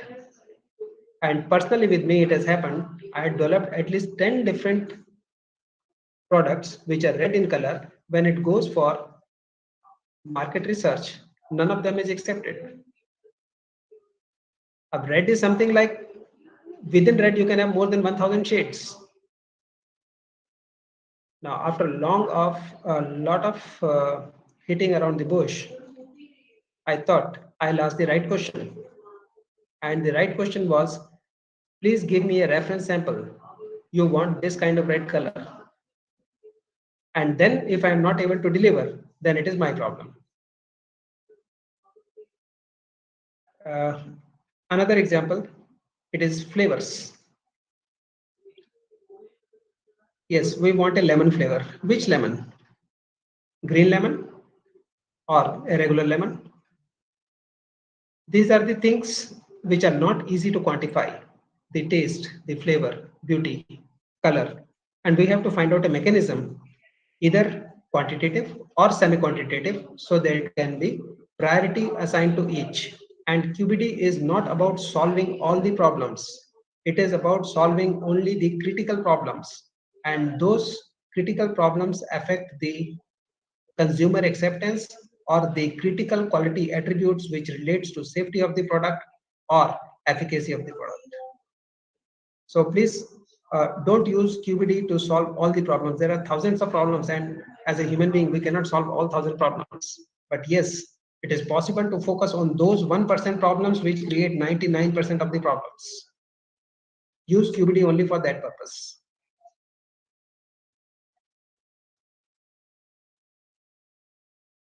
I hope I have answered the question. Thank you, sir. There is one more question from Rishikesh. It is related to DOE directly, exactly. He wanted to know that in QBD approach, we use the step of screening. But for academic research or for PG students, it is not possible to perform it because of the limitations of resources and the time also. So many times, many people skip the phase of screening.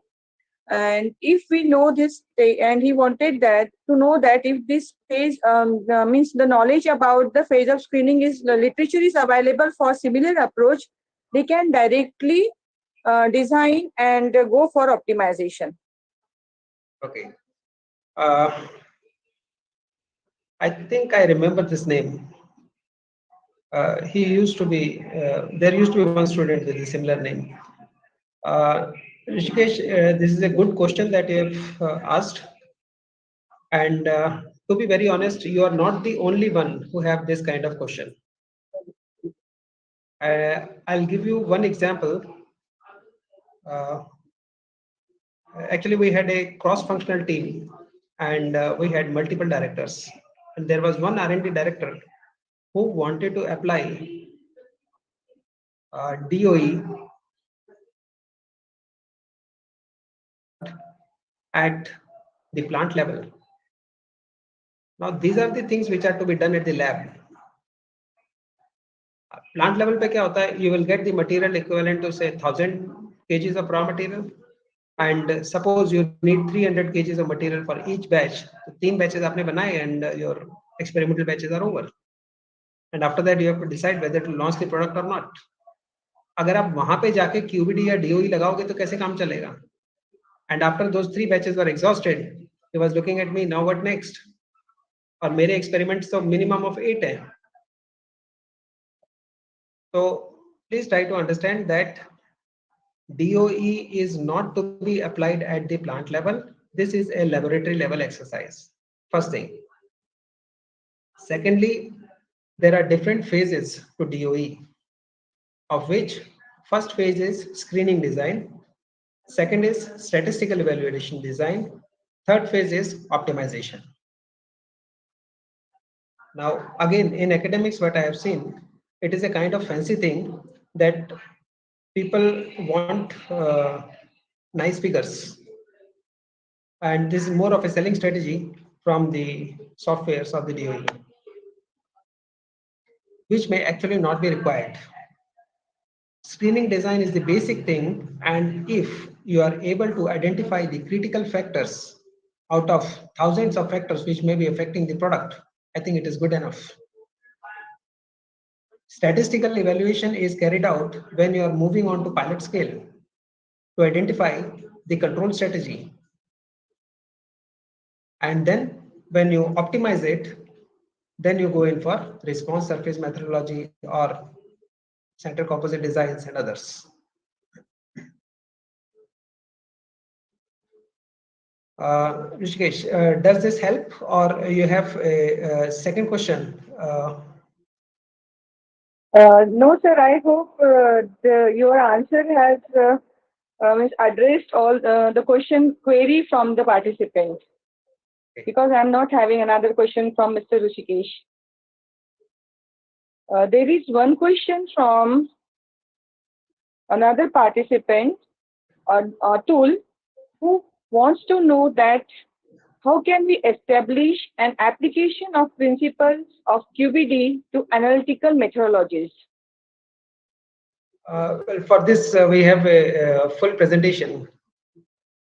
Actually, the topic was on analytical method development and application of QBD for that purpose.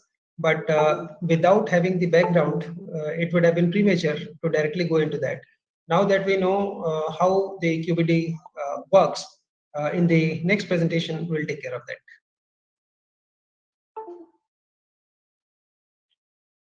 Thank you, sir, for your such a nice talk. I think there are no queries, further no queries. So just I'm thankful to you that for developing or by explaining how one has to inculcate the art of developing a quality product through one's observation and technical knowledge, and also how to gain the skills to develop the product which is a business and consumer friendly. And also you have made aware of the new term that is the DVT.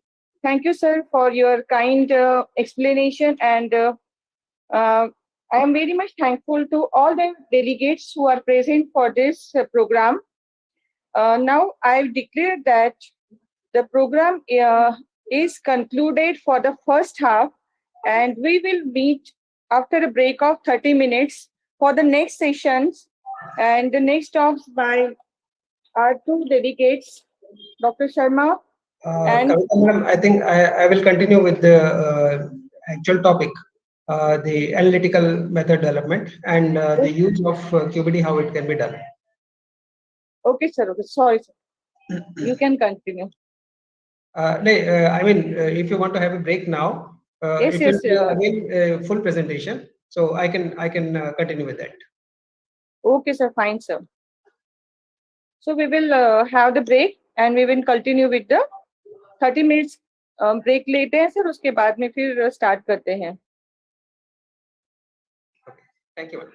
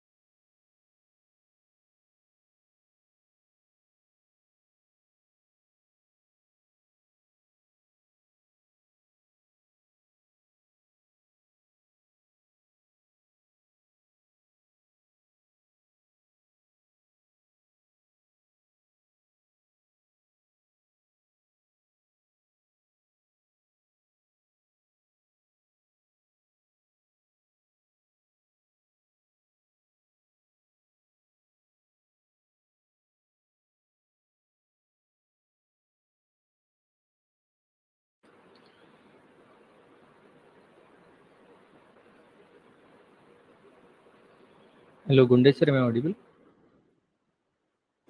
Yes, sir, audible. Okay, thank you. Gupta sir.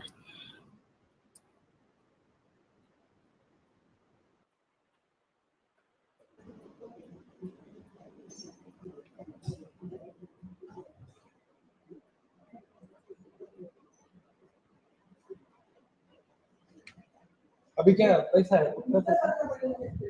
Gundesh sir, can you please mute yourself?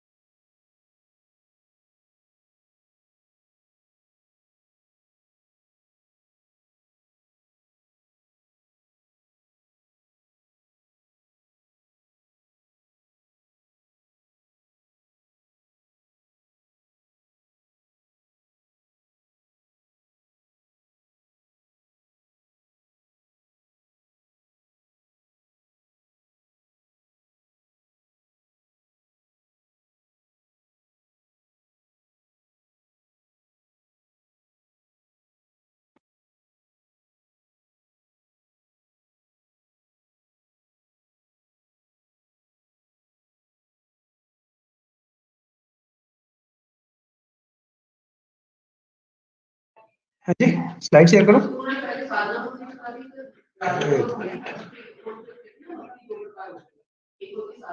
Okay sir, ठीक। Okay okay, ठीक है sir.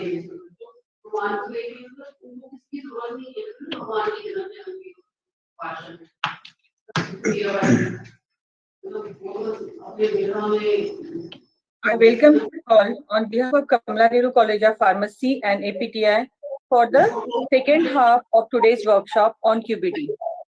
I welcome Dr. Sunil Gupta sir and Professor School of Pharmacy, Mangalyatam University, Aligarh, UP. I request sir to proceed to continue with his talk on the topic application of QBD in pharmaceutical analysis. Sir, please. Thank you, madam. Just give me a moment.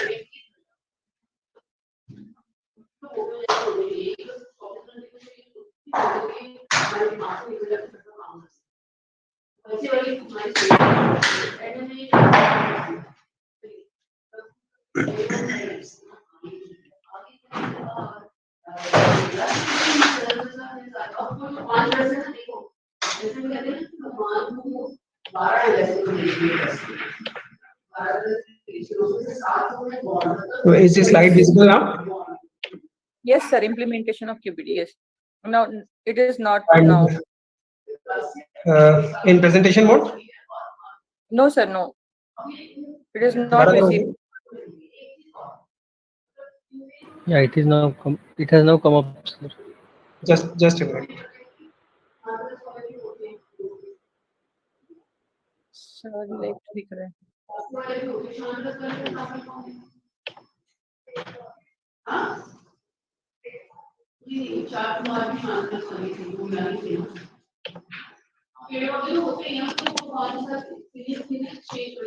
Is it visible now? Yes, sir. And is it in presentation mode? Yeah, right now it is in presentation mode. Yes. Okay. So welcome back, everyone. In the morning, we have seen part of the business aspect of the QBD in pharmaceutical research, and the focus was more on product development side. Now we are going to look at one of the applications of QBD in pharmaceutical research for analysis purpose. So we'll be talking about analytical QBD as part of control strategy.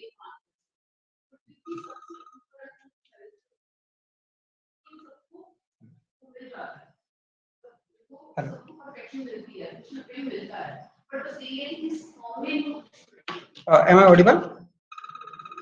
Yes, sir. You are audible. Just a minute. Hello.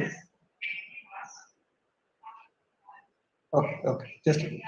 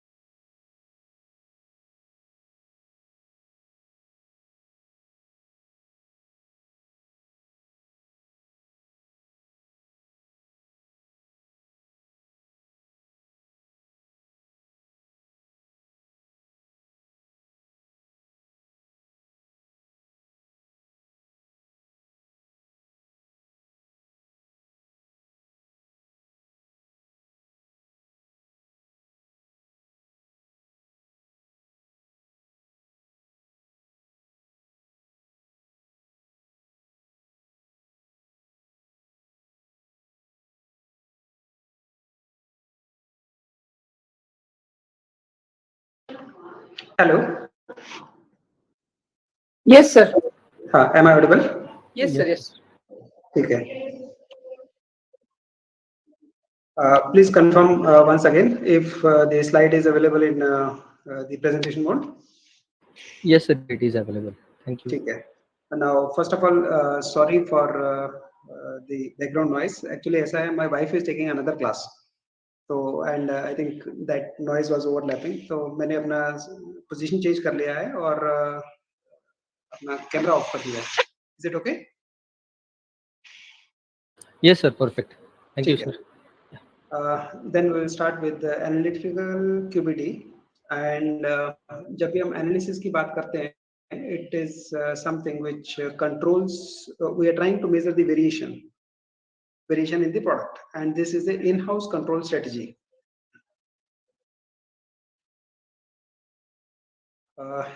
Before we use any analytical method, we need to develop the analytical method, and many a times there are issues with the analytical method development, and the reports indicate that the present system of industry is not immune to these issues. अब analytical method से related issues कौन-कौन से हो सकते हैं? For example, the first thing is the results are out of specification, also called as OOS. When something is OOS, it also indicates that it is OOC, it is out of control. Then there is in-house specification, which is known as statistical control, which is the in-house control procedure. So it is passing the pharmacopoeia limits, but is not under the plant's control. So that becomes OOSC. And then it is OOT. OOT, as in case of stability studies, it is not following the trend.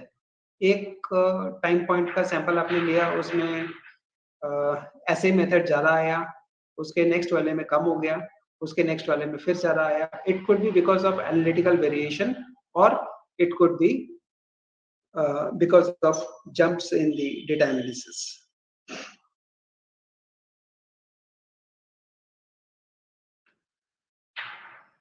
When applied to the analytical method development, it is known as AQBD. जैसा हम morning में discuss कर रहे थे, formulation development में हम use करते हैं, then we call it simple QBD, and when applied to analytical method development, we call it analytical QBD. The main advantage of applying QBD is same as we have seen earlier also. First thing is there is a regulatory aspect to it.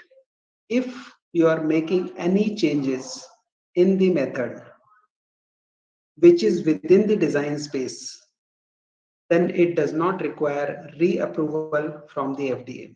Otherwise, आप कोई भी change अपने product में करते हो, एक बार marketing authorisation मिल गया उसके बाद, तो it will go for reapproval. And you understand, apart from the fees, there are many other costs involved. और एक बार सरकार को आपने डॉक्यूमेंट दे दिया, तो it can take anywhere between 6 months and I don't know 12 months or more to get the approval. और जितनी देर तक आपका अप्रूवल नहीं आ जाता, तब तक आप उसमें चेंजेस नहीं कर सकते.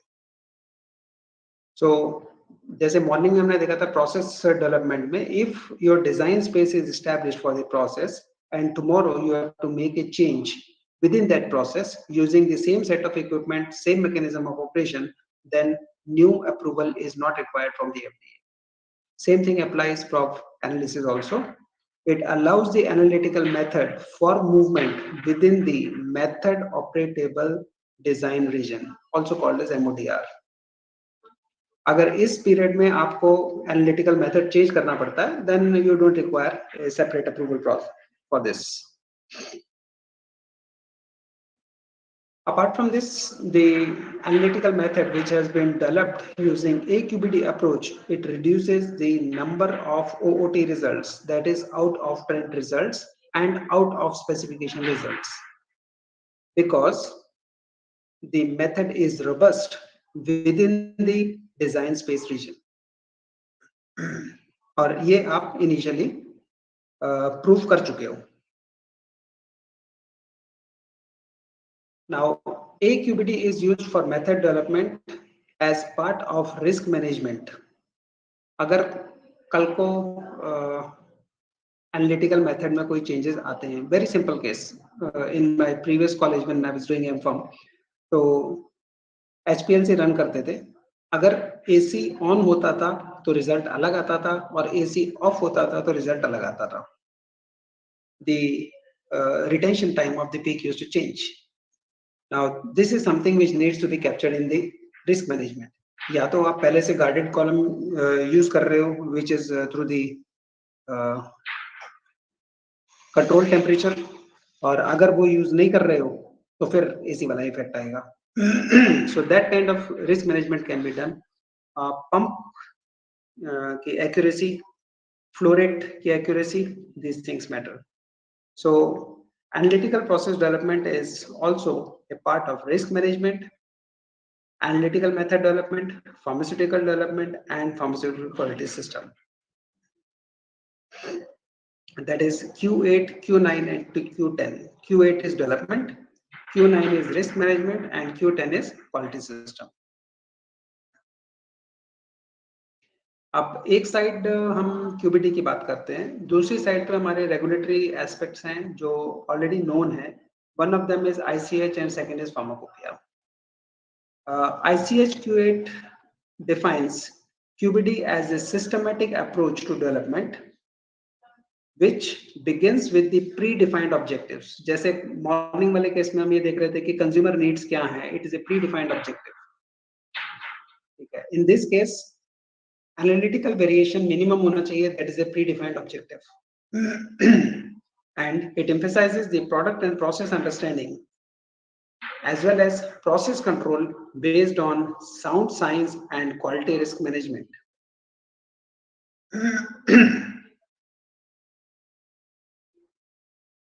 Now for this to be implemented, it is important that the product and process performance characteristics, they are scientifically designed to meet specific objectives, and they should not be based on the performance of the test or quality control of the release batches.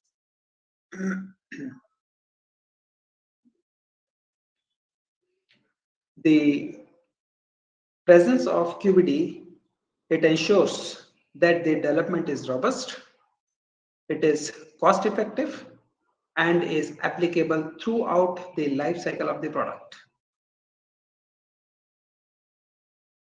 And apart from this, it will give you regulatory flexibility in the analytical method, which indirectly means that there is freedom to change the parameters, method parameters within the design space.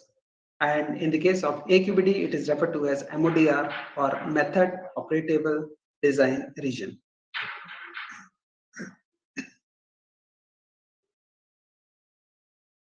So the analytical QBD will ensure predetermined performance and product quality.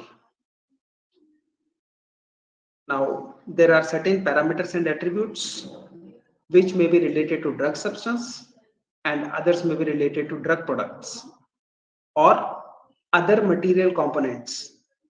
It can be as simple as container enclosure. And amongst the attributes, it includes the lab facility where it is being developed, then the operating conditions of the instrument, the finished product specifications, and the associated methods and the frequency of analysis. All of them have an impact on the analytical method. Now, traditionally, CGMP regulations are already in place. However, it has been observed that many of the FDA warning letters are issued to the companies because there is a problem with risk management system with respect to the analytical methods or their related subsystems. So this leads to the importance of AQBD in the CGMP. Now, FDA expects that the analytical QBD will strengthen the concept of right analytics at right time. क्योंकि analytical product development is one part of it, और अगर आप उसको ठीक से analyze नहीं कर सकते हो, then what is the point in product development? And on the other hand, the quality assurance people believe that AQBD will be a better solution to avoid OOTs and OOS. अब जब भी कभी OOT या OOS होता है तो सबसे ज्यादा प्रॉब्लम किसको होती है? It is the QA people, because they have to look for the deviations or change control forms or root cause analysis. And if a QBD is already there, then it reduces the risk in the method failure. Now, apart from this, the US FDA and European Medical Agency, they have agreed to collaborate with respect to the analytical method development based on QBD paradigm.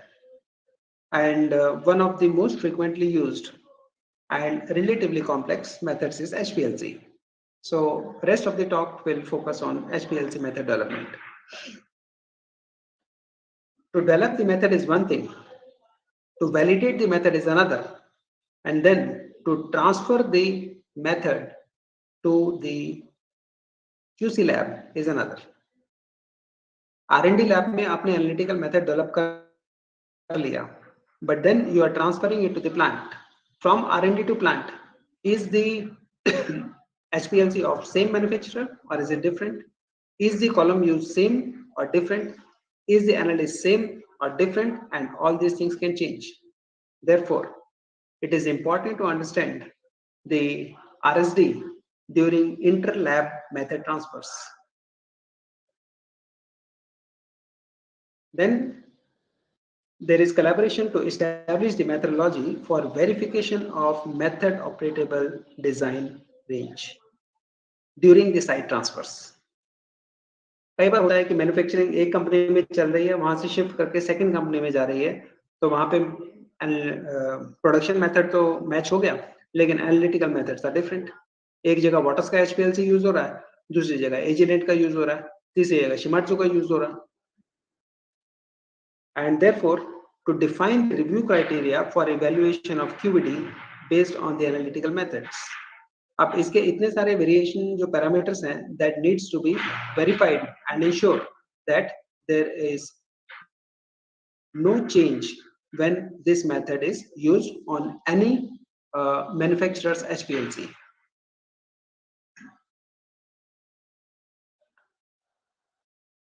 System suitability test for analytical method is already required by USP and also by FDA to ensure that the ongoing performance of analytical system and relevant methods is there.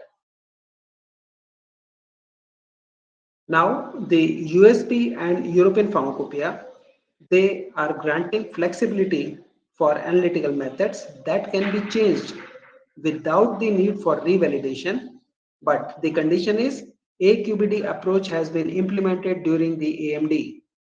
AMD is analytical method development and AMV is analytical method validation.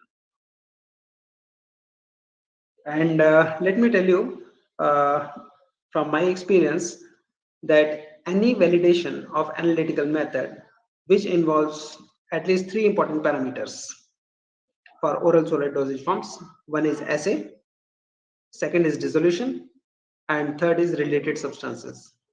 It takes anywhere between 30 to 45 days.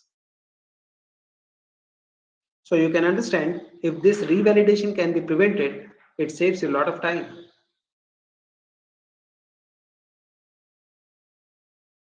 Now, traditionally, content uniformity, assay, impurity profile, and stability indicating assays are based on HPLC.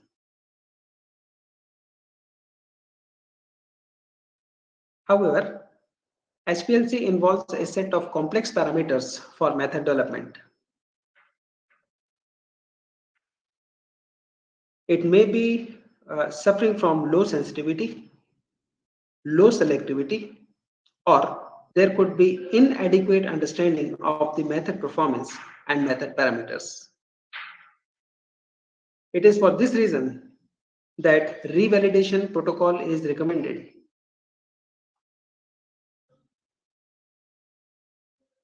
अभी तक जो methods use होते थे, they were based on one factor at a time. That means you change one factor and keep rest of the factors constant.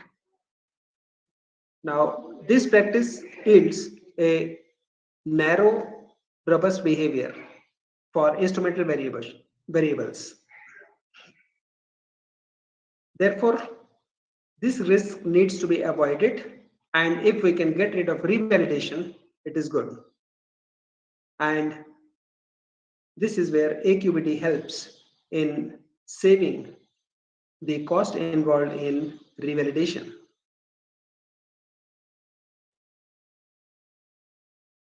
So what AQBD will do? It will explore the scientific understanding in the method implementation sequences. And it will start with the product quality to relate the risk assessment, the method choice, the method parameters, and the expected results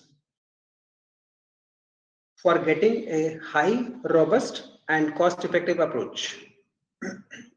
Within QBD, DOE is a part of it, and this approach can be used to study the interactions among different input variables.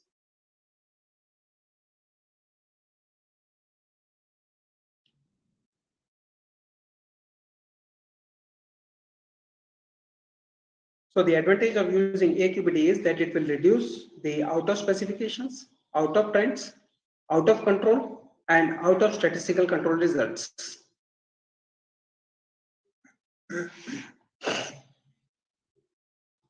Now there are different method parameters which can affect the HPLC. For example, the settings on the instrument,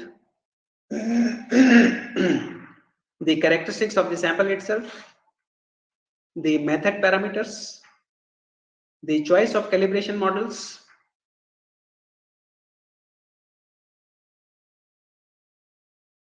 now if we have a well-developed analytical method, it can facilitate real-time release of the material because it will facilitate in-process control and improvement.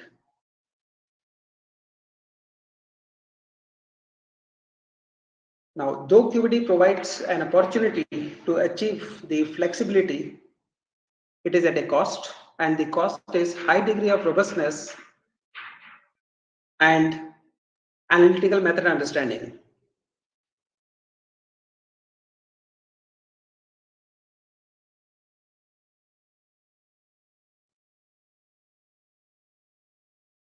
To implement AQBD, the first thing is to focus on the target measurement.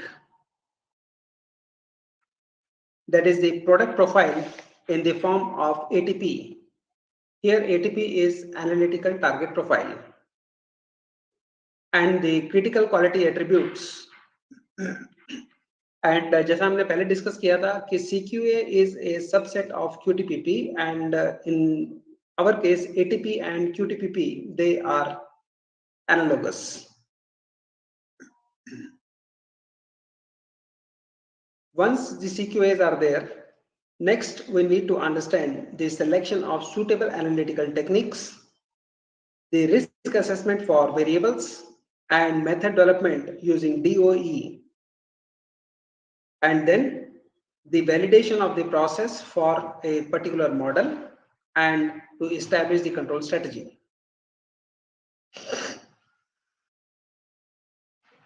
And finally, the AQBD focuses on life cycle management, which includes the control strategy and continuous improvement.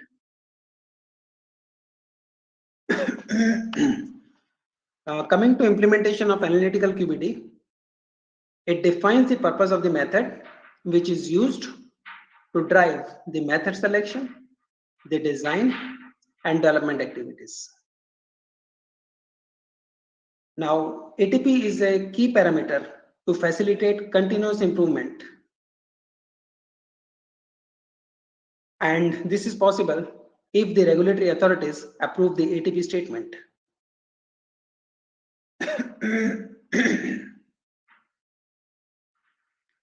During the target measurement, we determine what to measure, where to measure, and when to measure. We define the ATP and develop measurement requirements based on QTPP and CQA. Next step is to select the technique. Now, techniques can be different depending on the sensitivity required. It can be HPLC with a UV detector, or you can also use UV spectrophotometer directly. But all depends on what is the variability which is allowed and what is the accuracy with which you require the results. Then risk assessment for all the method inputs. The sample variation and the environmental conditions. For this purpose, FMEA can be used, which is failure modes and effects analysis. Now, when we come to method development, at that time it is important to examine the potential multivariate interactions. This is something which can be done by DOE and is not possible by OFAC. And one can define the method operatable design region to understand the method robustness and ruggedness. Then we define the control space and system suitability and try to meet the performance criteria to satisfy the ATP. And finally, there is continuous improvement to remain compliant with the ATP.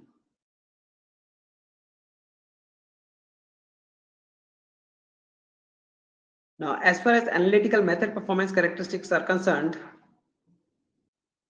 it depends on the need of the analytical target profile. Now, as far as method performance is concerned, it can be a systematic variance or it can be a random variance.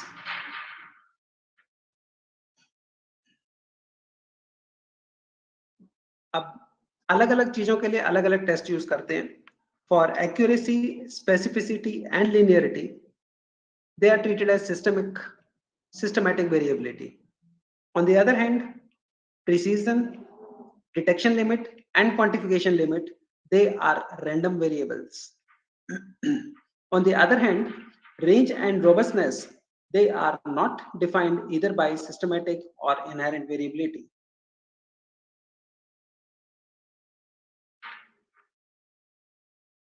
Many of the method validation parameters are listed by USP and ICH for chromatographic separations. For example, the accuracy and precision. And we know that the method cannot be accurate and precise without adequately defining the specificity, linearity, and peak resolution. However, these characteristics do not represent robust behavior of the method.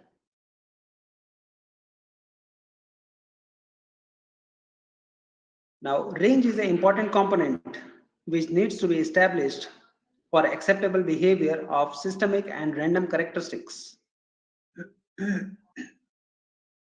The robustness defines the operational range of the method to deliver the defined results. Therefore, it is recommended to incorporate a joint criteria of 2 or more method performance characteristics in the ATP. Please remember, the ATP is something which will be approved by the FDA.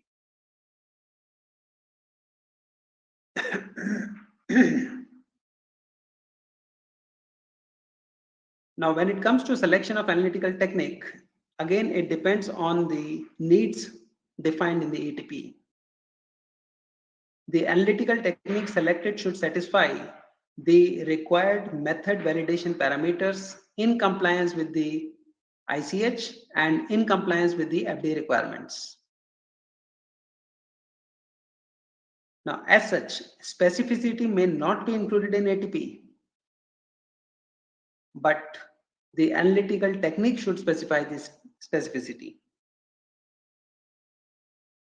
A chromatographic method can satisfy the method performance defined in ATP and validation requirement of ICH, whereas a UV spectrophotometer can fulfill the needs of ATP but may not satisfy ICHQ2. So there are some subtle differences with respect to analytical QBD which needs to be handled.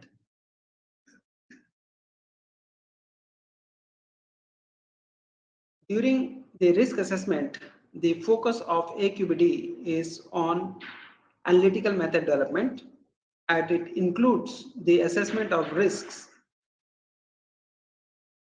for variability with respect to the analyst, the different methods, the configuration of the instrument, the measurement parameters, the method parameters, sample characteristics, the way the sample is prepared, and environmental conditions.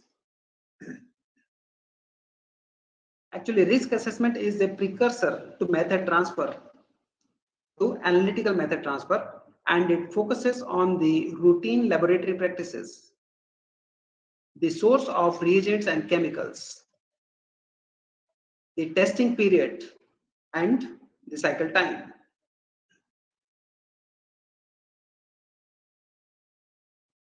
Now, as far as chromatographic separation is concerned, there could be variation due to HPLC instrument or the column or the flow rate of the mobile phase, even the injection volume. Now, these are few things which can be controlled, and there are others which cannot be controlled. For example, the pH, the column temperature, the percentage ratio of the mobile phases, and these are the things which are tested using a DOE for the robust behavior and for establishment of method operatable design vision.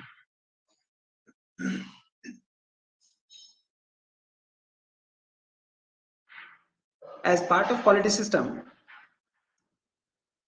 analytical method failure and the risk factors, they are correlated, because risk factor is product of severity, occurrence, and detectability, where severity is the effect on CQAs. Occurrence is chance of failure related to the product or the process knowledge and the control,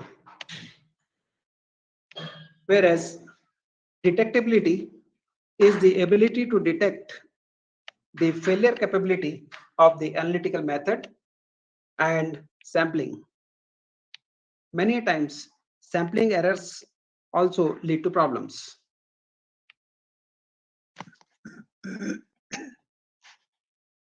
Now, coming to the statistical design of experiments, where the design space is established during the development phase, it helps to deliver a robust and cost-effective method. If we look at it other way around, the MODR is the operating range for the critical method input variable, which is very similar to CQAs. And it produces the results which consistently meets the goals of the ATP.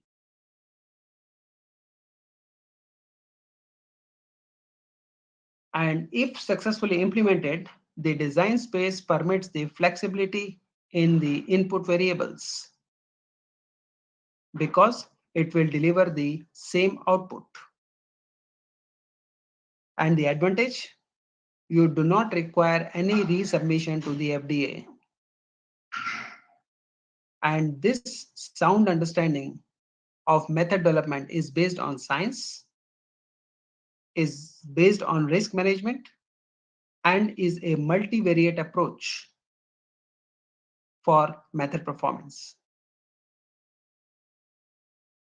Now, once this understanding is there and is defined, appropriate controls can be put in place, and now method validation can be carried out.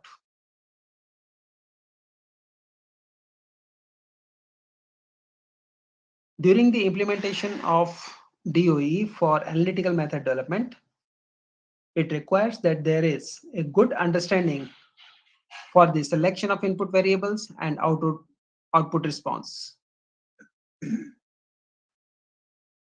So the DOE in this case will involve,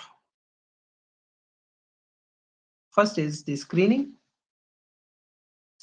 for the qualitative variables.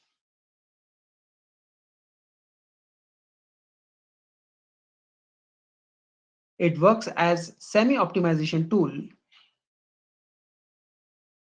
to indicate the required levels of critical material attributes for optimization experiments. And the screening experiments conclude the segregation of critical material attributes that need to be either controlled or you need to deliberately vary them so that they can be studied by DOE techniques for defining the design space.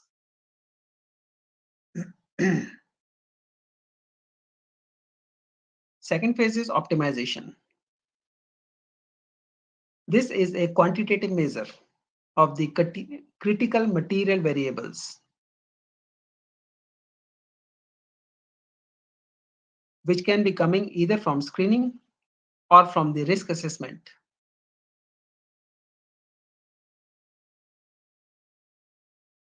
It gives a sound understanding of relation between the quantities of input variables and output response,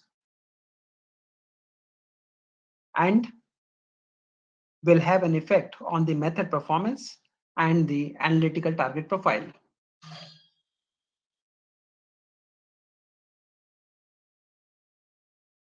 Now that DOE tools can be used for optimization purpose, there are different approaches which can be used.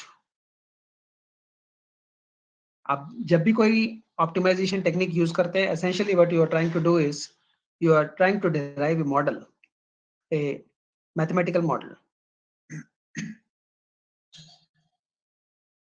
And the properties of the model will depend on the selection of the tool for DOE.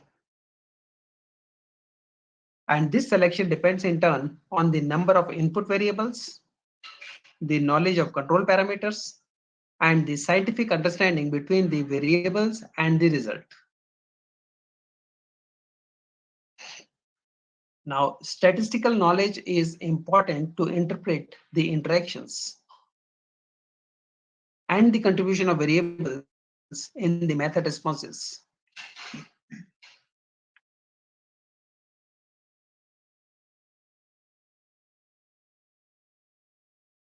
If the effect of all the input variables and their interactions are to be measured, the factorial design is used. And once factorial design has been used, then it is optimized with response surface methodology. I think a similar question was asked in the previous presentation as well. Taguchi method is used when lower number of experimental runs can be performed as compared to factorial design. If factorial design requires 100 experiments, the Taguchi method may require only 50 experiments or 25 experiments. But please remember, you can reduce the number of experiments and it will always be with the loss of information. Now, can you tolerate that loss of information or not? This depends on whether the interactions are confounded, and if they are confounded, they need to be resolved.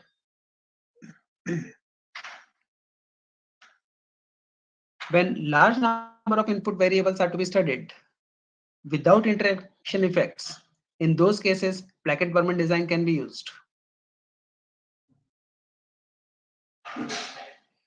So this is a summary of various designs which are available and under the circumstances for which it can be used, like your full factorial design, fractional factorial design, Plackett-Berman design, Monte Carlo sampling, and full factorial designs. Now, when there are 2 to 5 variables, then full factorial design is okay. For optimization purpose, fractional factorial design can be used. For screening and identifying the important variables, Blackett-Berman design is preferred. And for quantitative risk assessment, Monte Carlo sampling is used. And each of these methods have their own advantages and limitations.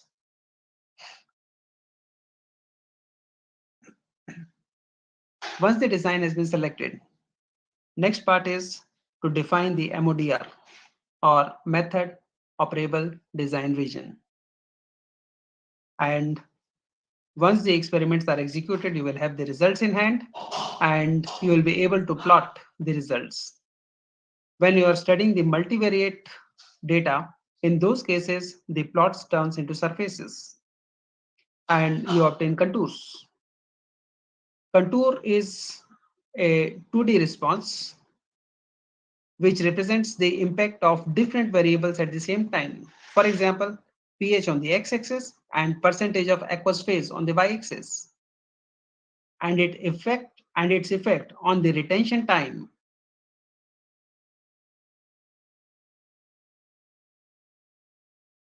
While the flow rate and the instrument configurations, they are kept constant during the experiment. Now, there are different levels at which these experiments can be performed. It can range from -2 to +2, -2, -1, 0, +1, and +2. These are the coded levels of variables in the DOE plan. For example, -2 refers the lowest level and +2 refers the highest level. 0 is the intermediate, 0 is the center point, and -1 and +1, they are the lower and higher levels. अगर कोई doubt है यहाँ पे तो पूछ लीजिए. Actually, I am assuming that the basics are known to the students.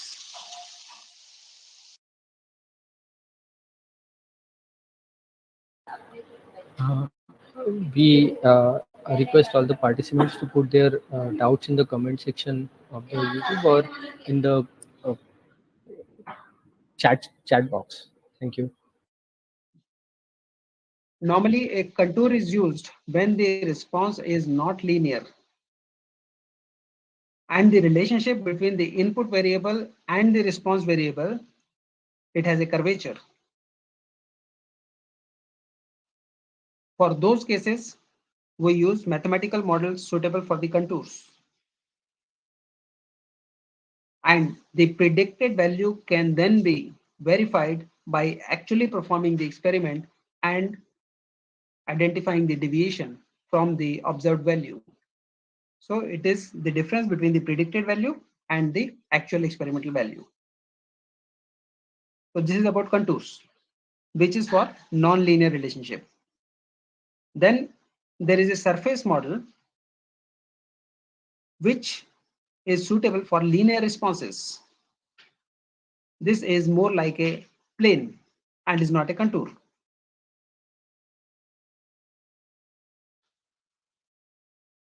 Once the design space has been defined, now you know that the method will remain same. The result output will be similar. Now method validation is possible.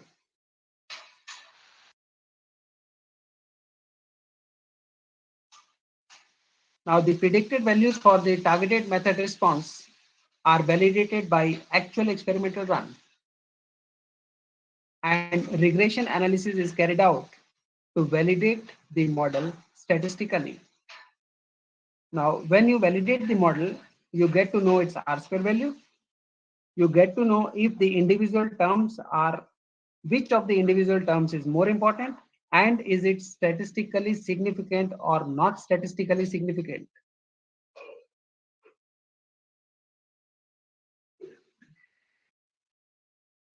इतना काम करने के बाद, then comes the point of method validation and method verification, which is done according to ICH Q2 under normal operating conditions.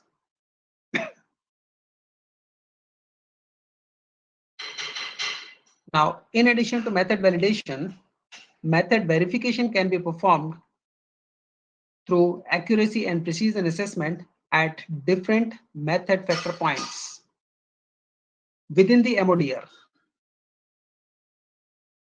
And this represents the greatest probability on the method's ability to meet the requirements as specified in the analytical target profile.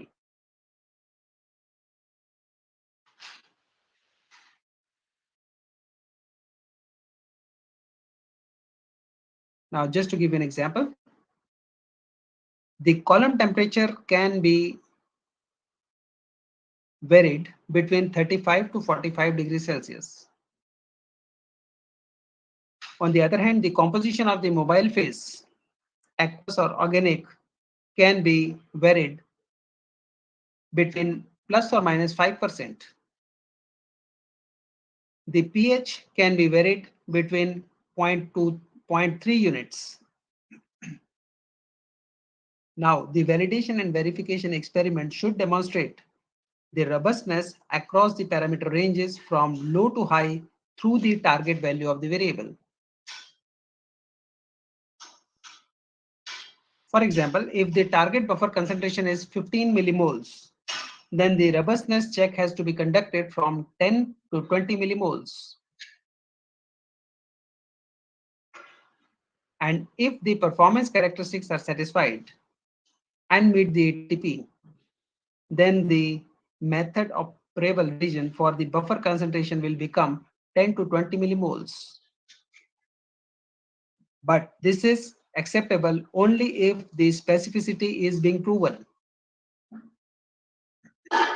So this gives you a first-hand experience of the use of AQBD for analytical method development. Next is control strategy and conformance to ATP.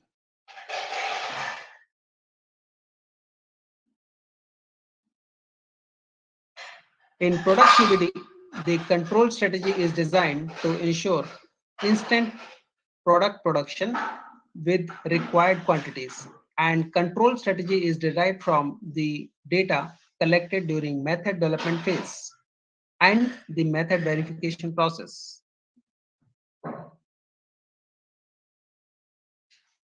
The correlation of this data will predict the ability of the developed method to meet the ATP criteria and the control strategy, and to monitor the overall parameters that can influence the method, or other way around, the variability in the method.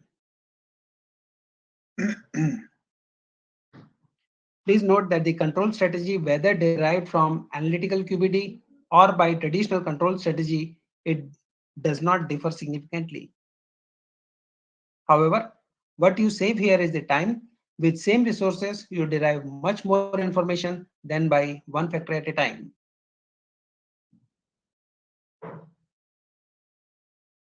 The method controls need to be established at the end of the day to ensure the relation between the purpose and the method performance.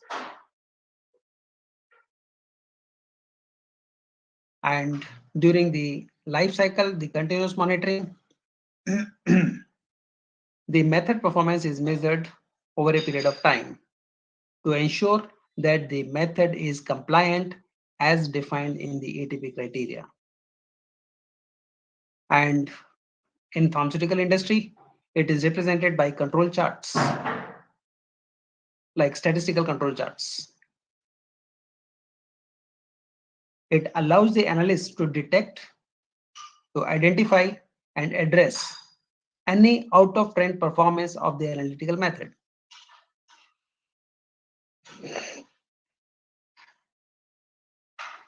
Now, this is analytical control is critical because it begins from the raw material testing even before the manufacturing process and goes up to stability testing, that is after marketing the product.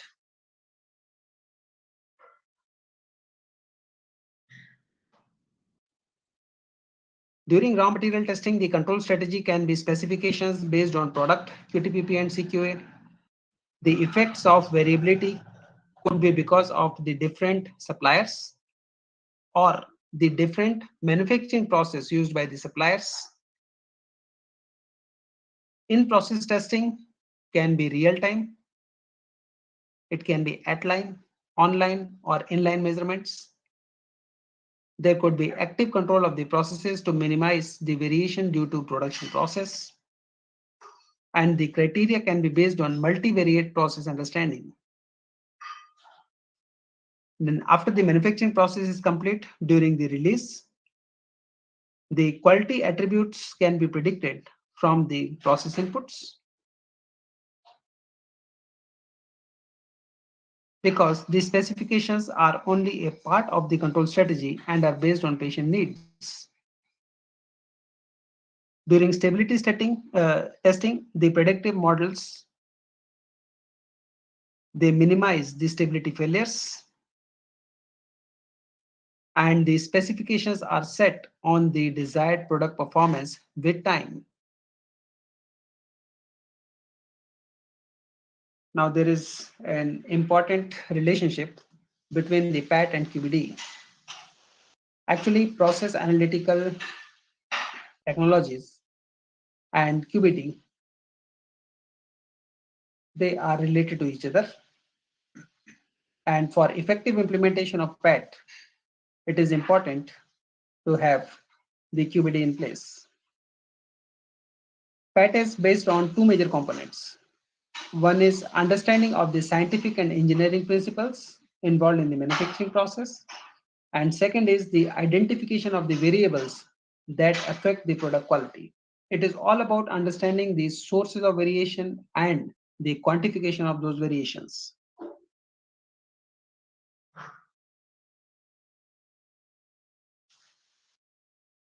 What is the goal? The goal is that pharmaceutical manufacturing is such that the product quality and performance is ensured by designing effective and efficient processes. And for continuous manufacturing processes, real-time quality assurance is recommended. So unless we understand the process, it is difficult to control. And if the process is understood and the analytical controls are understood, we are through. And the identification of these variables require a multivariate approach. Now to summarize, for analytical QBD implementation, first step is to construct the ATP or QTPP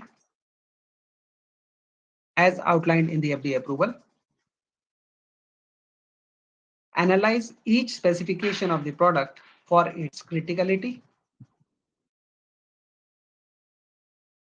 Justify the analytical method development and its suitability to support the criticality.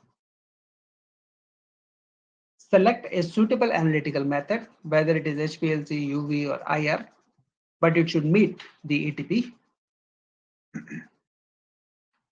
Then perform risk assessment for the selected method and identify quantitative and qualitative variables that affect the method performance and method responses. Use a suitable DOE experiment to establish the MODR. Find the region. Express the statistical mathematical model to assess the robustness and economic operation of the method. Finally, validate the model and the region using experimental verification at different points to prove the robustness, and validate the method in the operatable region. And this is subject to control strategies and improvement.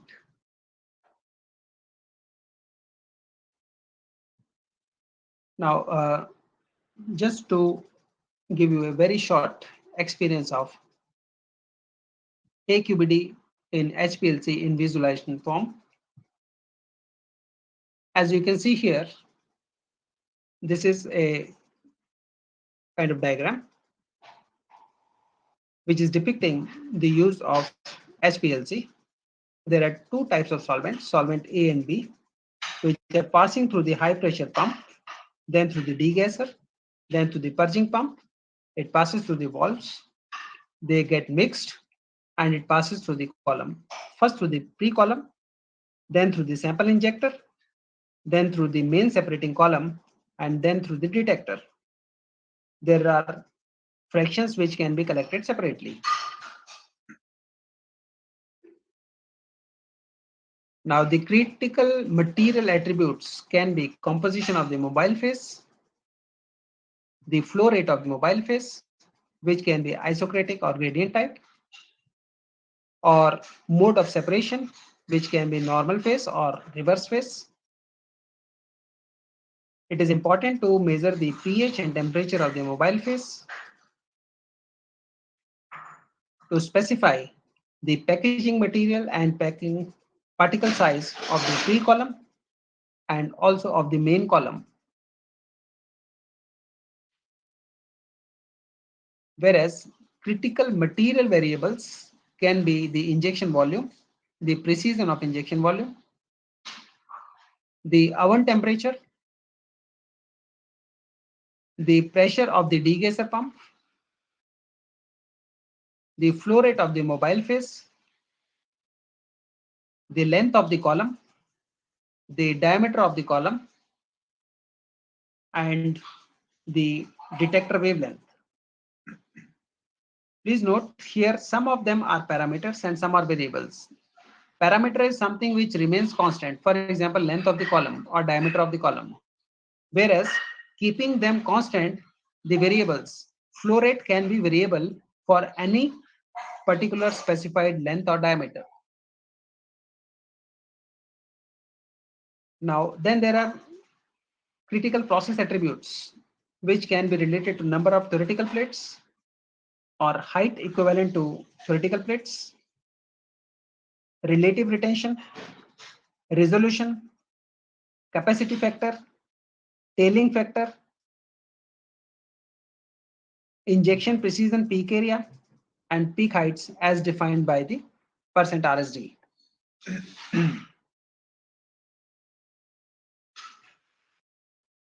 Okay, in the morning also we were discussing about the fishbone diagram. Here is one where we are trying to identify the different components of a process. Process is very simple. We are talking about the analytical QBD using an HPLC. There are 6 main factors which can affect this. One is the material, second can be method, third can be measurement, fourth can be environment, fifth can be machine, and sixth can be man. For each of these, there are further factors like column material with respect to materials, size of the column,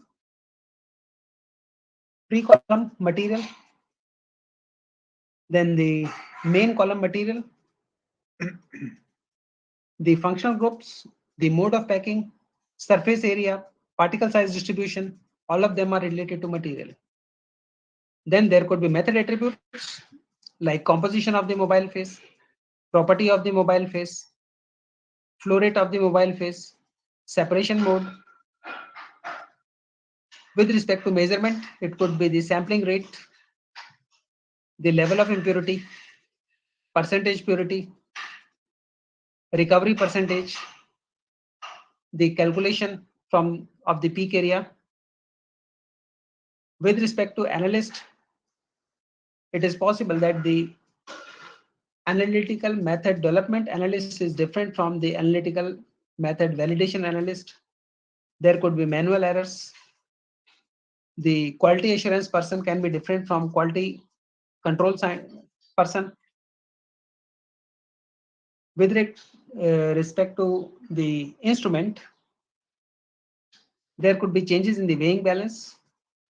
changes in the sonicator, changes in the HPLC pump, changes in the injector, changes in the detector. For example, the detector type and its wavelength.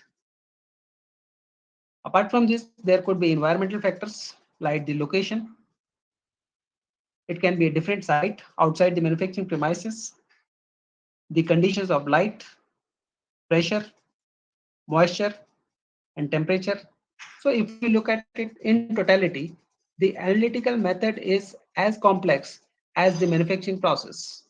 Therefore, QBD and its application, it makes sense for analytical QBD. These are only the factors, and these are input factors. And what are the outputs which can be changed?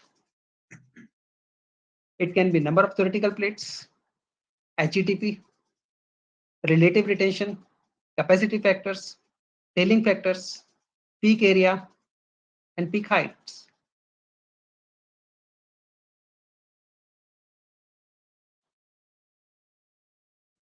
Now, just to summarize, because in the morning we were dealing with product QBD and now we were looking at the analytical QBD.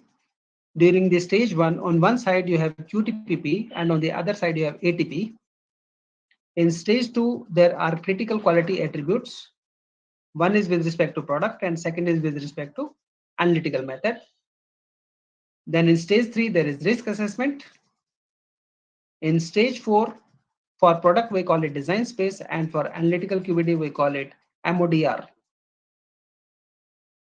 Stage 5 is control strategy, which is same in both the cases, and stage 6 is life cycle, which is same in both the cases. The basic principle is same. Thank you so much for a patient hearing. Any questions, please?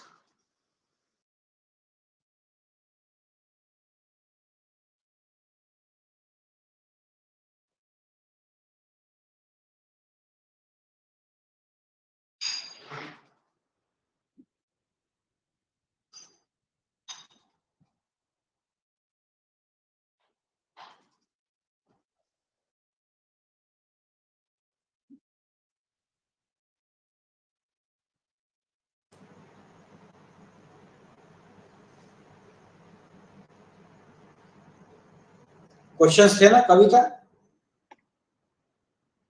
अन्य madam Thank you, sir, for your valuable explanation about the.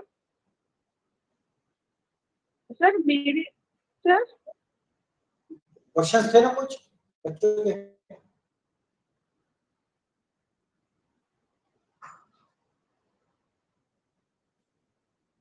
Am I audible? Yes, sir, you are audible. Okay.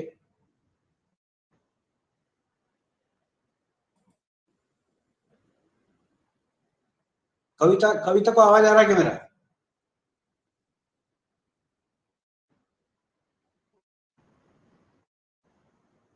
Yes, sir. Yes, sir. Questions नहीं है? Sir, I'm not finding any question. नहीं Okay. sir, नहीं sir. Okay. Earlier session में question answers मतलब हो चुके थे mostly. हाँ. ग्रुप पे भी नहीं है, अरेंज ग्रुप उस पे भी नहीं है, इस यहाँ पे नहीं दिख रहे sir questions. Okay. Okay. Thank you, sir, for your valuable explanation about the development of analytical methods, QBD, use of QBD, and different stages of QBD in development of the analytical methods. Thank you very much, sir. Now Thank you, I hand over my mic to.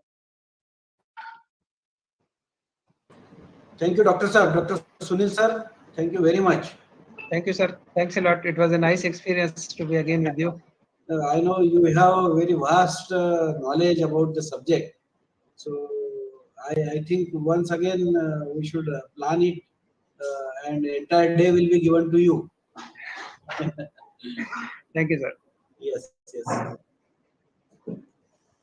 Now I request Dr. Gunde, sir, to proceed for the next session. Thank you, madam. Am I audible, madam? Yes, sir. Yes, yes. So, good afternoon, one and all. So, in the second plenary session, we have with us Dr. Alok Sharma sir, working as Professor and Head, Department of Pharmacognosy, MIT, Meerut. Sir has having 17 years of industrial and academic experience. Sir did his doctorate from NBRI, CSIR and Manipal University and postdoctorate from Institute of Personalized Medicine, MEDEX Research Center, China. Sir is worked on computational approach of herbal medicine, Chinese medicine and drug combination. Sir focused research area are translation approach of herbal drugs, computational application and label claim of herbal drug and food material. Sir also prepared HPTLC monograph which contain more than 100 herbal products. Sir is lifetime member of many associations such as Indian Pharmaceutical Association, APTI, Indian Pharmacognosy Society, Society of Pharmacology, Pharmacovigilance Society of India. Sir also granted two projects, one from National Plan Board, that is 26 lakhs, and another from KEISH Foundation, 1.5 crore. Sir also have tech transfer, consultancy, more than 40 publication, more than 10 patent. By this brief introduction, now I request Alok Sharma sir to proceed for the plenary session. Please, sir. Good afternoon to all, and thank you, Mahendraji, for the brief introduction. And good afternoon, Deputy Sir, and good afternoon, all the dignitaries. Welcome, sir. Thank you. Thank you for inviting me, and thank you for giving me such a educational platform so that what we have learned from the industry and from the outside India, so that we can share how research of the herbal drugs can be commercialized with the help of these techniques and the advanced tools, basically with the help of the computational. So without not taking too much time, I'm going to share my slides and some basically work which I have learned, I have executed, implemented during my research. And we have done successfully three QBD cases from the last 2 years. And today I am going to brief how we have taken these two drugs and two case studies, and how we got the successfully with the help of the patents and in the field of the publications also. So my dear friends, before not delay, I am going to start. Am I audible and the slides are visible now? All of you, please. Yes, sir. Okay, right.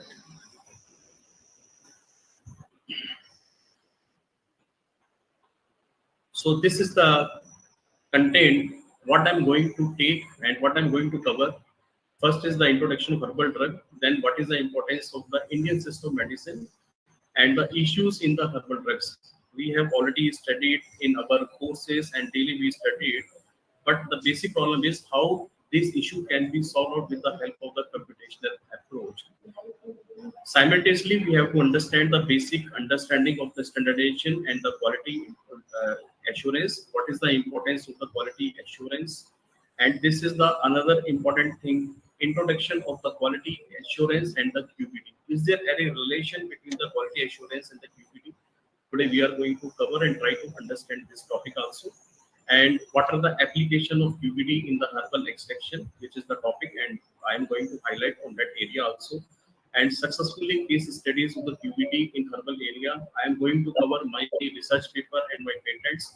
I am going to brief how we have taken and we have started and we have finished these case studies of research area. And finally, the scope and opportunities of the QBD in the herbal drugs. So this is the content of today's talk. So before I start, as we know, what is the herbal drugs and what are the sources of these herbal drugs? Basically, if I talk about the sources, the leaves, root, rhizome, flower, fruit, seed, stem, roots, these are the sources of the herbal drugs. Why this is important? Because they are playing an important role in the therapeutic activity as well as in the pharmacological activity of any molecule. If we want to understand the mechanism action of any plant or any bioactive, then definitely we have to think over in the sources of the plant material. Very, very important. Next is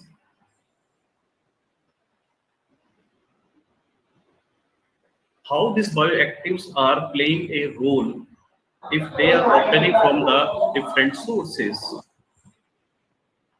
So the bioactives from the medicinal plants have been properly used to treat ailments since the inception of the human civilization. And herbal drugs are used not only a single lead, but also used in the form of polyherbal formulation. And this polyherbal formulation basically is a complex mixture containing hundreds of chemical compounds, which drug.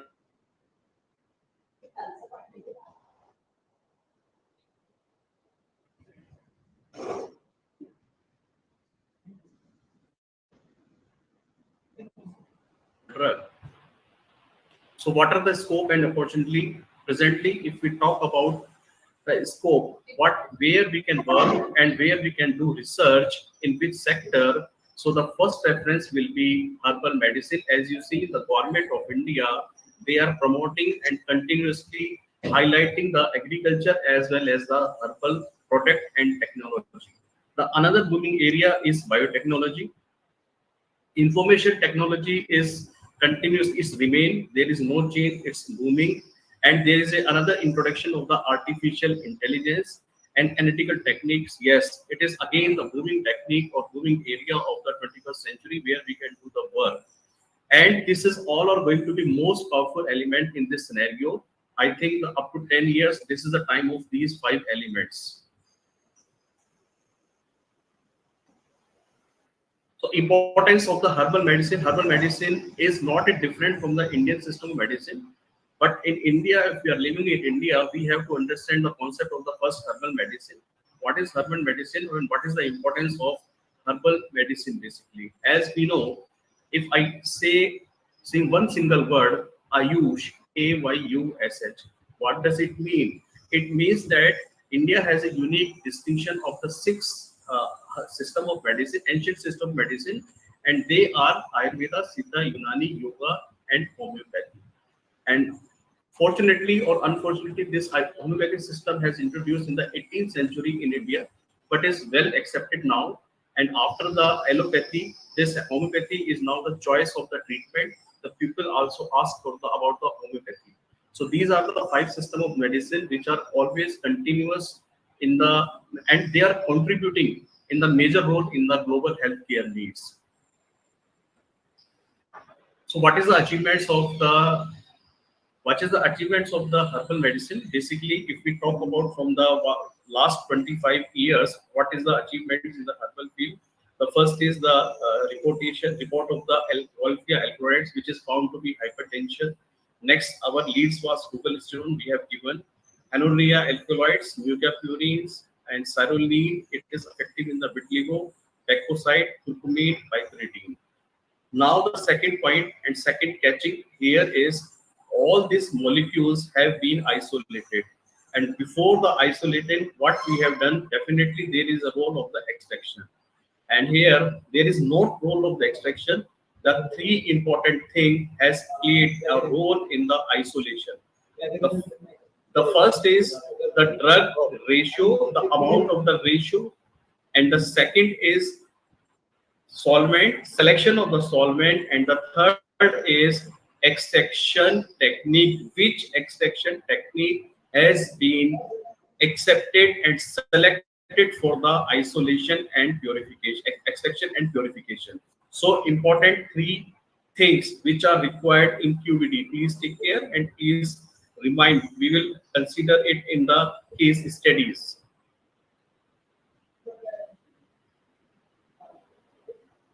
So this is the present challenges herbal drug. As we know, we have discussed so many times that there are so many challenges in the herbal drugs, and the first is globalization of the herbal drugs. See, there is a demand in the worldwide, but still the herbal drugs of Indian-based system is not globalized because everybody is asking for the standardized extract.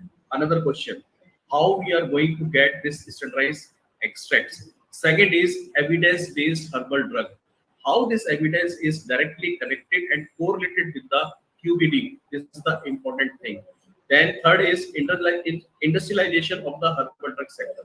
What we are going to do in the quality assurance and the quality control in the herbal drug, if we will get and if we will control the best to best variation with the help of the QBD, definitely we can enhance or contribute in the industrialization of the herbal drug sectors. This is important that classical formulation they are using, how we can control and how we can make with the help of the QBD. This is also we will cover. And development of new and innovative herbal formulation, because the developing of a robust polyherbal formulation or isolation of the active constituent from the herbal drug encompasses multiple objectives under its ambit. And earlier, the set task was endured through trial and error approach supplement with the prior experience, knowledge, wisdom of the scientists. Whereas, with the help of the QBD, optimization of the extractive and the extraction process involved utilization of a great degree of time, money, resources. Using this methodology, the solution of a specific problem trait could certainly be achieved, but attainment of the true optimal value was never guaranteed. QBD or quality by design is adopted as a systematic approach to the pharmaceutical development that begins with the predefined objective and emphasize product development and process understanding, the process control based on the DOE or the design of experiment. And similar things we are going to execute in the herbal field.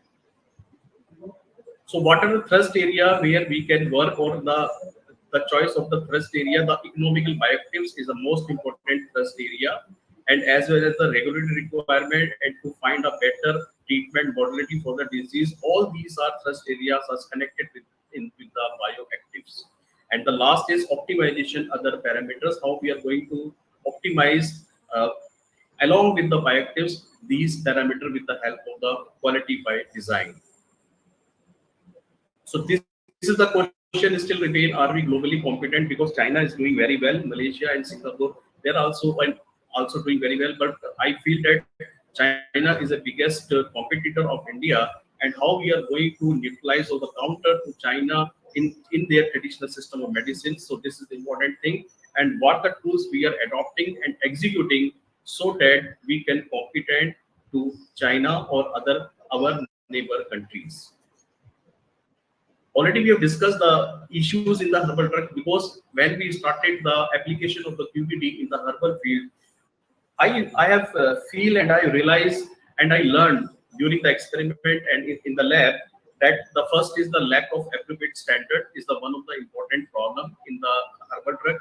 Then the quality control of the drug material, because the source is unknown, the raw material source where we are going to take the things, and there are so many factors which are involved in the quality of the any products. This is another important thing which is definitely going to hamper and become a very big barrier in the quality control and design experiment. The second is identification of the bioactives. Every plant is having more than 50 or 100 bioactives. So this is another important and another challenges and another issues in the herbal field, identification of the bioactives. We have to focus on the bioactives, not only the bioactives, but we have to select the type of the machine, in which machine we are going to identify with the bioactives. Very, very important. So in the identification of bioactives, you have to take care of the extraction method. Then you have to take care of the solvent ratio, which is very, very important. The drug ratio, another important thing. And finally, identification of the bioactives, the instrument. Either you are taking the HPTLC or you are taking the HPLC. Then you have to think on the critical parameters, which on the machines which you are going to accept. Stability assessment is another important thing. This is also concerned with the addition of the other formulation, other ingredients when we are going to add the effect of whether these ingredients are compatible with the herbal formulation or not. This we also cover in the QBD. This is another important, very, very important point. And finally, if our bioactives are not properly identified and the drugs or the method is not optimized and stability is an issue, shelf life is an issue, So safety and efficacy is the biggest problem in the formulation. So we have to take care of this all the things during our study. So presently, what is the available information? Description is available, published literature is available, information on the contraindication is available, published scientific report is also available, and present uses is available. This is the good point and the strong point which the presently we have the available things. So overall, if we consider the WHO guidelines or the Ayush guidelines or the Indian government guidelines, so this is the simple parameters. By with the help of these parameters, we can standardize and we can check the quality of any herbal drugs. We can consider the quality and purity of our compounds or of our food drugs, starting from the organoleptics, botanical, physical, chemical, and biologicals. So WHO has given in 1997 these 5 parameters as a tool. This tool, with the help of these tools, we can assure the quality of the products. What is the quality of our herbal drugs or herbal formulation? So again, if we go in the agriculture sector, basically this was the only the product base, and this is the raw material or the source area. If I talk about the source area, because they are also playing a biggest challenge, why there is a limitation application of the QBD in the herbal drug development. The first is identification and authentication of the raw material, because there is a continuously source variation and species variation or location variation. And second is geographical variation. It is affect the bioactives, so that if we going to make an experiment on the extraction method, definitely there will be variation. So we have to take care and we have to consider these geographical variation in the active ingredients. So when the WHO proposed the guidelines in 1997, and after 2014, basically China has given his some parameters. With the help of these parameters, we can check the quality marker. Basically, quality marker is responsible for the activity. The full form of this quality marker is which is responsible for a particular activity.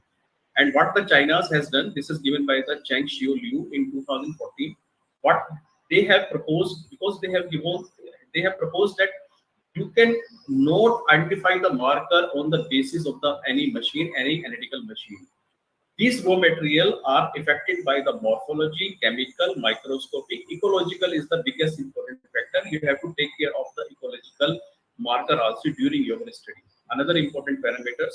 So they have proposed, the China has proposed to check or the confirm or to optimize the bioactives, basically starting from the plant material. Then you have to consider the location, and then you have to do the analysis, then identification. You have to identify the bioactives, which is the important bioactives present in your particular compound. Then you have to propose some quality markers on the basis of the literature, and you have to make a correlation between the microscopic, ecological, and macroscopic with the help of the analytical tools and analytical machines. So finally, you can confirm a Q marker, and this quality control and quality assessment of the Ayurvedic and herbal drug by the quality marker. So this is the China has given to control the check and purity of the herbal drug or herbal formulation. So this is the 5 parameters. Another than what we have covered in the standardization of the herbal drugs in the WHO 1997. Now the people are saying that are the herbal drugs are bullet, and or what we are expecting too much. But for my point of view, these are not bullet, but they can be very effective. Because they are having the less side effect. So presently they can the area has been increased. Previously we are using as a treatment, but now we are using as a nutrition. We are using as a diet. We are using as a functional food, and definitely it is going to change our lifestyle. So for that, we have to work on the single or the marker specific. This is very, very important thing, and we have to consider. That's why, how can we work on the marker if we have very limited resources? Because if we want to work in the cognosy or chemistry lab, then again we have to go for the isolation and we have to go for the characterization. can we have develop or can we introduce some another method so that we can save the time, we can save the and we can save the money and all? Yes. So the see another from the last 2 years, there is a shifting of the focus of the herbal drugs. You can see now. Previously, we were working on the multiple gene.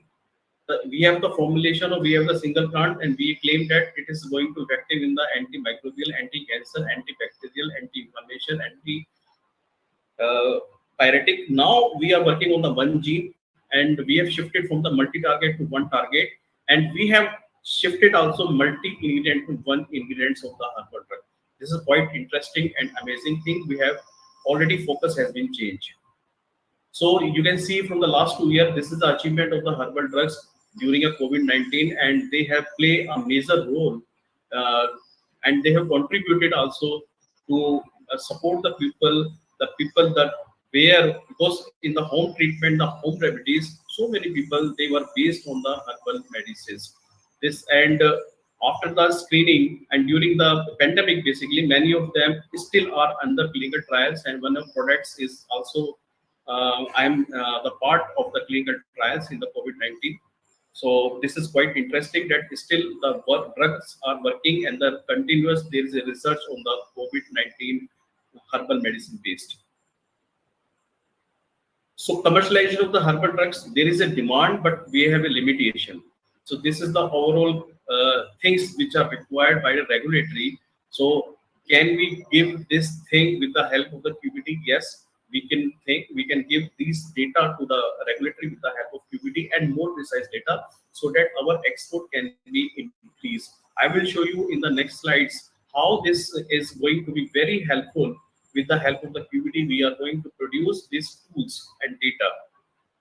So this is the proposed research area where you can introduce your QBD. The first is standardization of the herbal drugs. Definitely, you can introduce your quality by design in the standardization area. Phytopharmaceutical is the another demand where we have to show the 4 markers, fingerprinting, profile, and validation, as Dr. Sunil sir has shown the importance of QBD in HPTLC and the modern extraction and isolation techniques, herbal technology, health supplement means herbal formulation. You can introduce your QBD in that area. So this is the enlargement of the QBD domain in the herbal medicine. Industrial scope already some companies have adopted in the nutraceutical area.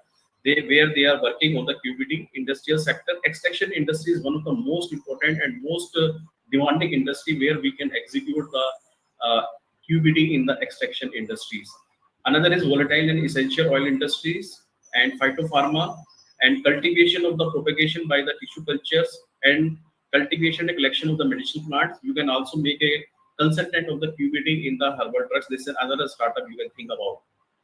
And academics, you can publish a paper and you can file a patent, your process patent or the design. Both will definitely you will grant it. And now this is the concern basically which we have discussing today, the QBD in extraction technology for the developing optimized bioactives. You see, the company, the herbal drug company, they are concerned and they are focusing on the yield basically. Plus, they want to reduce their process. Plus, they want to reduce the operation cost. So, if we introduce the quality by design, which can be a choice of the industry, herbal industry, then definitely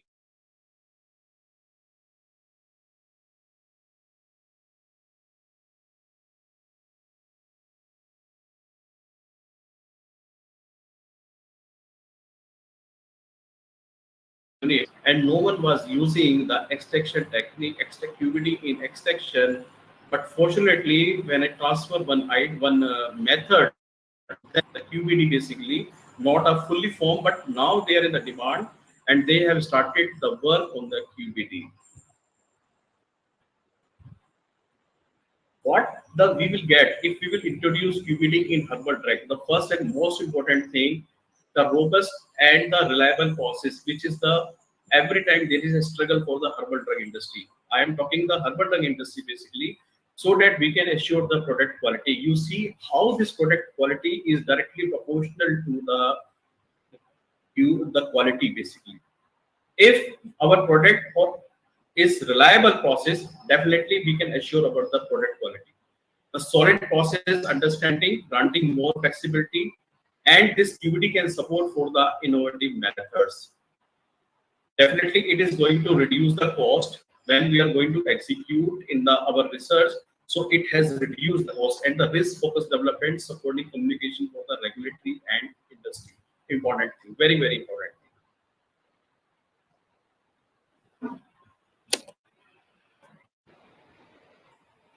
So this is the QBD approach basically from the manufacturing point of view. If I talk about the herbal, what the herbal industry demands, extraction of the herbal product is quite complex process and it involves diverse components and unit operation with high degree of variability.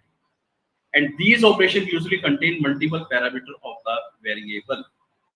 These consequently the relationship between input critical material CMA and the critical process parameter CPP with the critical quality attribute of the final products are difficult to establish due to the complex chemical composition of the herbal drugs.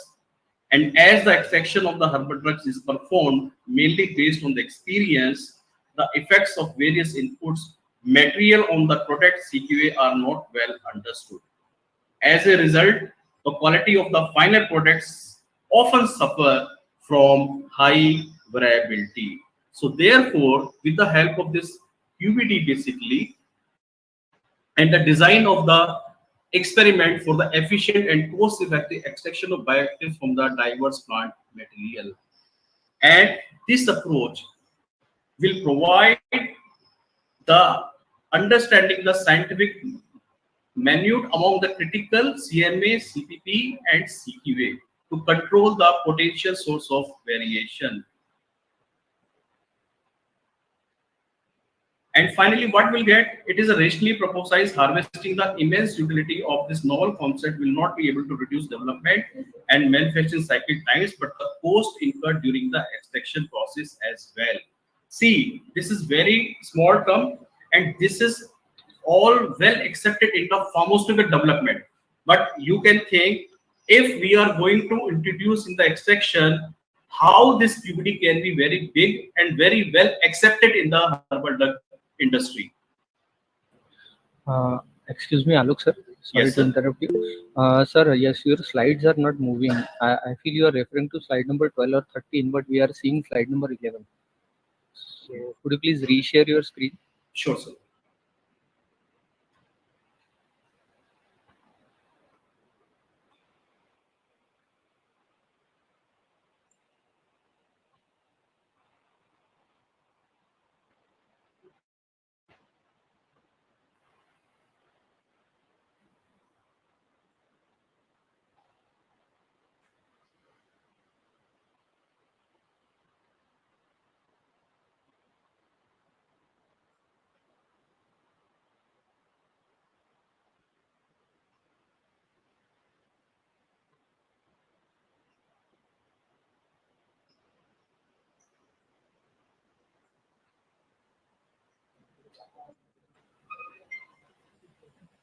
We are seeing the title slides. Sir. Okay.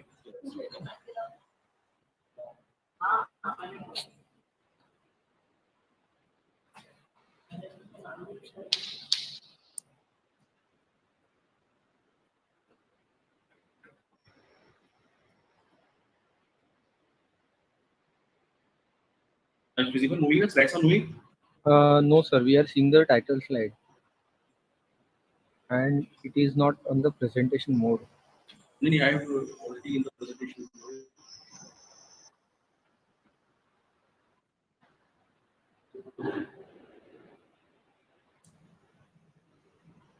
Yeah. Now the slides are. Now it is. Okay. Now it is slide number 29. Yes, yeah, sir. yes, sir.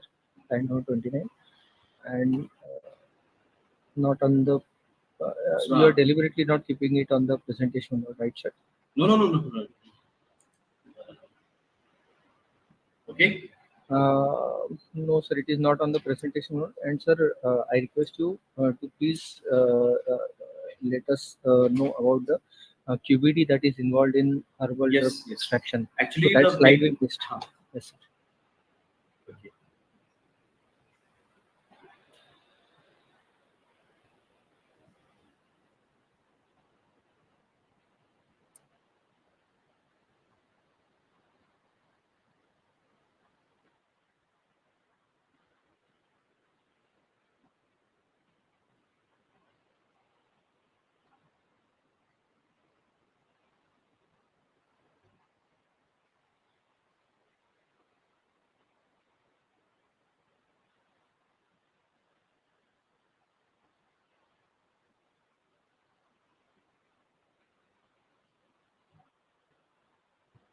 Now it's coming to PPT mode or no? No, sir. We are still seeing slide number 29 on.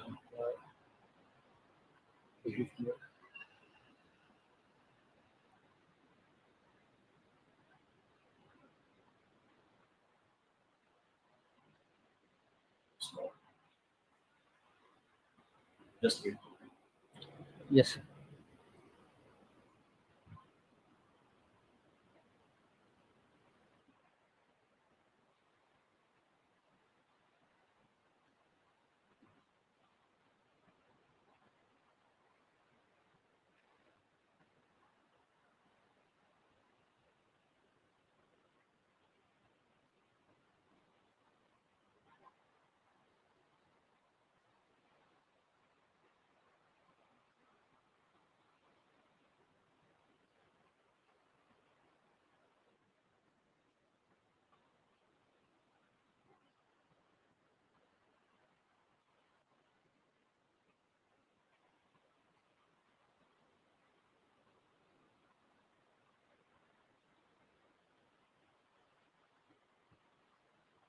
Okay now.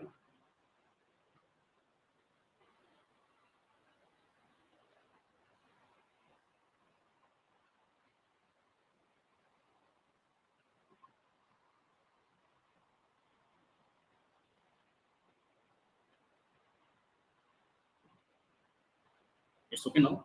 Am I audible now? Yes, sir. It is slide number 29. Okay. Yes. Okay. Which slide you want to have now?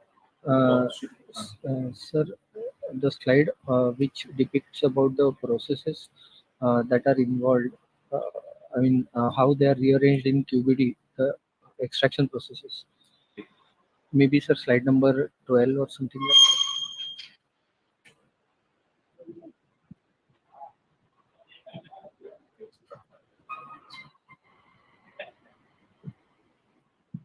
Dr. Ompal Singh, do you want to speak something, or if not, please. Challenges in the extraction process. Right. No, sir, we are still seeing slide number 29. I'm afraid it has frozen again.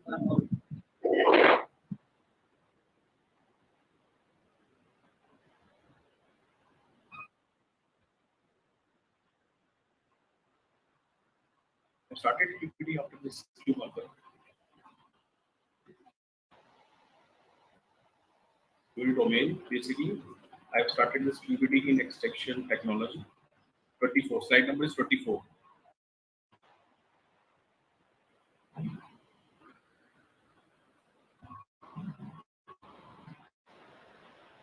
Hello. Yes, sir. We are seeing slide number 28 now. Not 24. No, sir. Slide number 28. And it's possible. I am on 24 basically. Maybe there is some lag. I'll wait for a few seconds. Okay.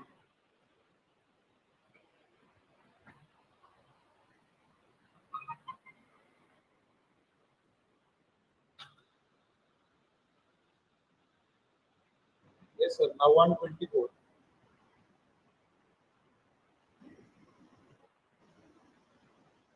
Sir. Yes, sir. Now on 24. Okay.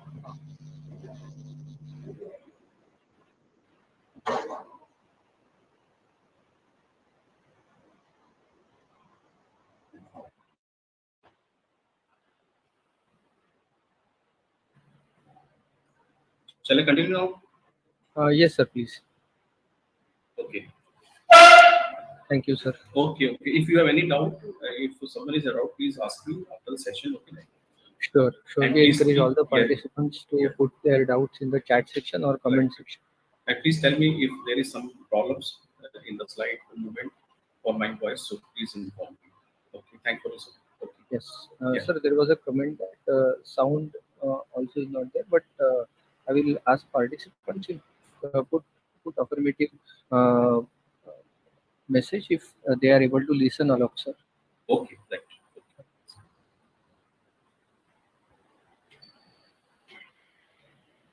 So we have discussed basically what are the challenges in the bioactives extraction process, and from the manufacturing or a herbal manufacturing point of view, extraction of the herbal product is a quite complex process. Yes, we have discussed, and I am on highlighting on the continuously that because every herbal industry, they want very simple methods. They don't want any process methods, any step methods. Anyhow, because and second is the crude sources of the crude drugs. So we cannot control the sources of the crude drugs, but we can control the amount of the drug, the amount of the solvent, the choice of the solvent, and operation or step cost we can control with the help of the QBD. So these parameters can play important role, the CMA, CPP, and the CQA. And if we have they are difficult to establish due to the complex chemical composition of the herbal drugs. Here we have to work if before to take a trial. If we perform these experiment on the previously or lab level, then we can control and definitely we will get the success in the extraction of the bioactives with the help of the QBD. And as the extraction of the herbal drug is performed, mainly based on the experience, the effect of the various input material on the product CQA are not well understood. Finding the quality of the final products often suffer from the high variability. See, this is the challenge in extraction process. So as I discussed earlier, I visited so many herbal industry and extraction unit, but none of them were using extraction this QBD in their herbal extraction process. Even though they know what is the importance of the QBD, important point, they want to introduce, they want to execute in their unit, but the problem is the realistic problem as well as the theoretical problem. If I, what does I say, what is the meaning if I say that the realistic problem is the source of the raw material and the theoretical problem is the operation process, how they are going to introduce the QBD in their lab, in their unit basically. This is the another important. But they are very positive because none of manufacturer want to waste or want to waste more money on the solvent. Important thing. So we will discuss in the case studies. We have taken two drugs basically. One is Vidani and second is Amla. How we have developed these two things, and we have successfully transferred to the extraction unit. So again, I have already discussed the scope and all of this, and this is the source of the primary component. Please take care of your mind when you are going to start any QBD experiment in the herbal drug. The primary resources of the quality variation or input to a process include means the material characteristic. I am emphasizing again and again from the source of the raw material. From my first slides to this slide number 31, you can say the first point is the material characteristic, very, very important. The second is processing of the raw material. See, when you are going to execute the QBD in the extraction of the bioactives, you have to take care of the processing of the raw material or plant of the parts of the plant used and the impurities in the raw material. The second is the process parameters. For example, you have to take care of the temperature, frequency, and energy. And the third is equipments. Which equipment you are using? You are using microwave, ultrasound, supercritical, or sometimes you are using accelerated solvent extractor or Soxlate or maceration also, the equipment which are used for the extraction process. Next is the measurement system, the system which you are considering during the extraction, the simple prediction steps or the analytical scales, environment issue, the relative humidity, temperature, and the moisture content. And the third last is the manpower. Basically, you have to consider and to take care of the sources and the primary. These are the components during the QBD when you are going to introduce in your experiment in the herbal field basically. So this is the raw material of you have to check and you have to consider. These are the important factors which I already discussed. So this is the case study 1 basically, which I have performed in my lab, and what we are going to get from this case study. The first is what is the main focus of the QBD on the herbal drug, and which of the following tools are used in the QBD process. What is the quality control of the herbal drugs? What are the factor effective quality of herbal drugs? Who perform the quality control? You have to take care of all these things in your experiment when you are going to start in the food drugs basically. And this is the introductions. This is the background how I selected the basically this concept. It become a primary need for the herbal drugs to maintain quality as per drug contain multiple active pharmaceutical ingredients. See, MPI. Instead of API, I should use this word, the MPI, which exists in the herbal medicine, and their ingredients are liable to vary throughout production. Comparing raw material to the chemical medication, the quality variance is quite large. This is another important big question mark. When we compare the herbal raw material to chemical medication, the quality variance is quite large. Even herbs collected in the same location, but at different time, the main chemicals with dramatically varied composition. Important. Students, please take care these background or these parameters in your mind. Medicinal plants from various geographical areas exhibit considerable variance, and one major factor for the quality variance of the herbal pharmaceutical from batch to batch is the quality variation of the raw ingredients. So how can you control these? This was the basically background. When I studied, I have performed so many experiments, and I came to know that if I will not consider these parameters, I will definitely fail in QBD.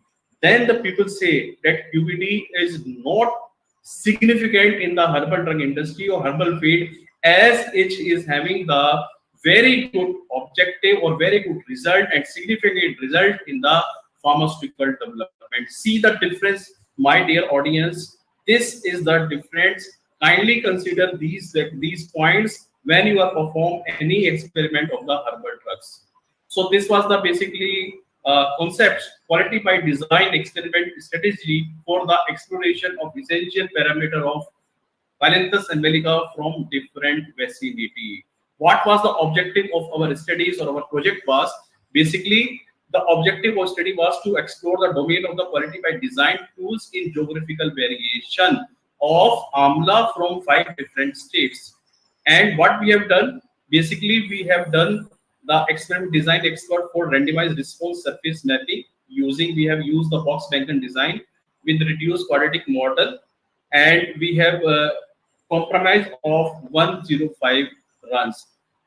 See, this was quite interesting.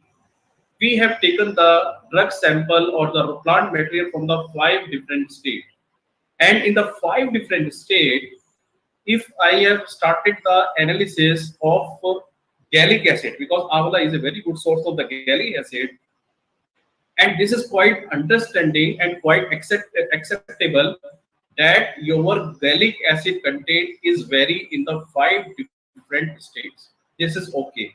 I was also okay. But when I perform the total phenolic content, this is quite interesting. Now you see the variation in the total phenolic content, total flavonoid content, and antioxidant activities. So you see we have 4 parameters now. The first is the gallic acid parameter identification.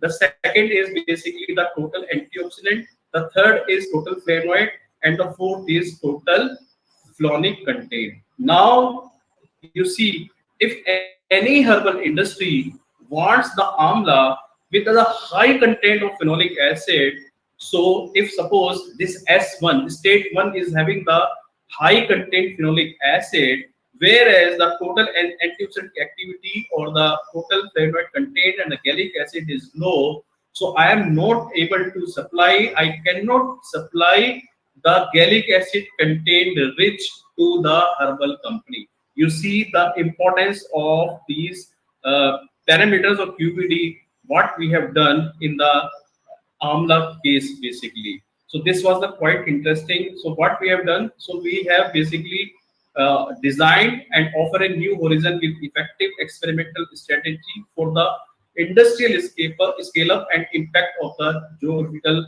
variation. This was quite interesting. So we have considered the total antioxidant activities, total phenolic content, total flavonoid contents, and impact of the bioactives in the Phyllanthus embolica from different vicinities. This was very important: extraction method, soft select method, maceration method, and the solvent selection. This is very important parameters which we have taken during the in our study. So this is the basically aims and objectives what we have done. Already I have discussed. The objective in a nutshell was to show the real utility of the systematic QBD tool for the extraction process of varied kinds with minimal expenditure of time, cost, and other resources. You have to take home message. This is the take home message for the QBD. If you are going to introduce the QBD in the herbal area, so what you are getting first is the minimal expenditure of time, cost, and other resources.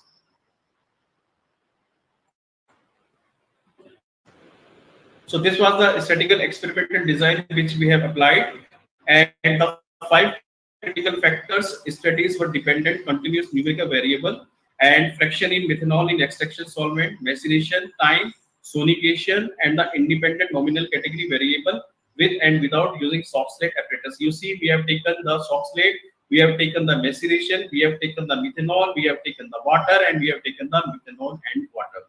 So these were the important parameters before we have started the literature review, and we found that in which solvent systems this gallic acid content is higher. We also have done the literature on the phenolic acid and flavonoids and total antioxidant, which extraction method has given the maximum result. So we have considered all three parameters and we have included in our QBD. And we have collected the sample from Gujarat, Rajasthan, Madhya Pradesh, Himachal, and Punjab. So this was the response we have measured. The first is response 1 was measured for the extractive value. Response 2 DPPH or antioxidant. Response 3 was total flavonoid content, and response 4 was the total phenolic content. Please take care, because when I show the table, this will going to help you. Response 1, response 2, response 3, and response 4.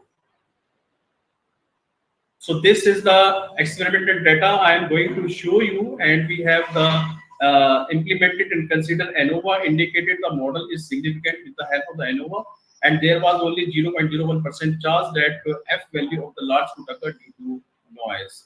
So this is the basically the plant material from the different region.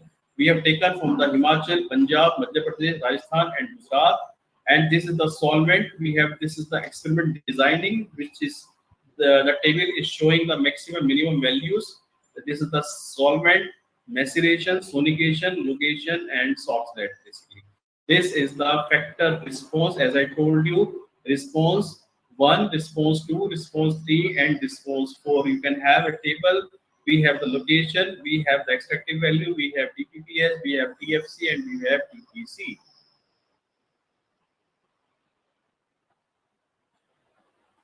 So this was the finally we got the range of the extractive value, DPPS, TFC, and TPC according to the location. This is the higher range in the Gujarat, then followed by the Himachal, Madhya Pradesh, Punjab, and Rajasthan. But interestingly, you can have a look now.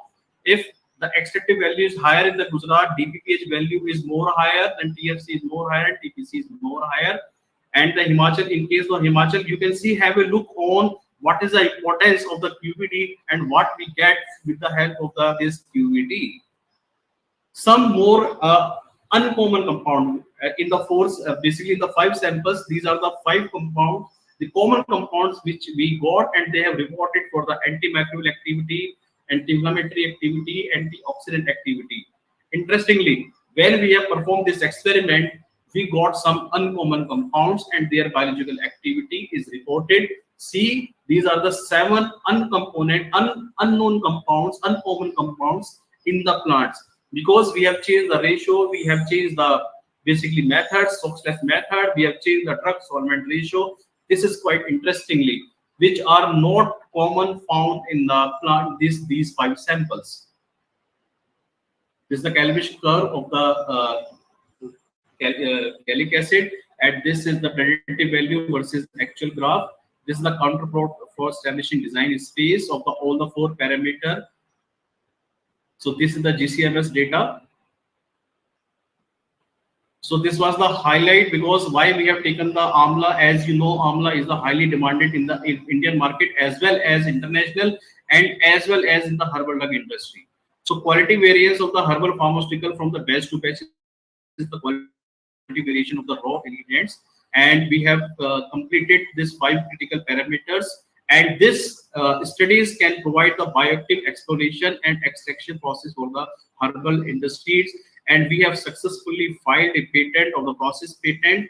Simultaneously, we have tracked the transfer to the herbal industry of the extraction process. Very interesting.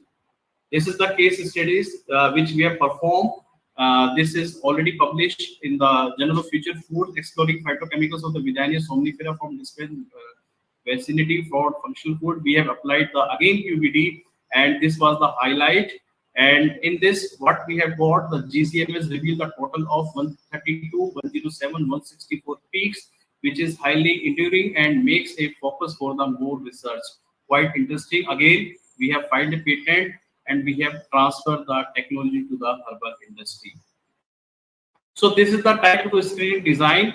During the extraction process, we have to take care of full factorial design, what we are going to take, or the factorial fraction factorial design. This is very, very important. And most important is the optimization phase, which we have to be considered during the experiment when we are performing. And this is the concept of the CCD, Central Composite Design. Basically, there are two popular designs. The first is the CCD, and which we have to consider. It's a two-string level design that can lead to linear model and response and cannot give the information about the maximum linear relationship. And I have very interesting story. You see, this is a case study which I performed of the CCD with the Chinese group. And this is the CCD. You see the CCD. This we have given the alternative of the CCD, and this we have got the publication in the 5.6 impact, and we have applied this CCD in the UVB radiation, where we performed the 30. Basically, the total run was more than 254, and already we performed in the 30 runs, and we got a successful results.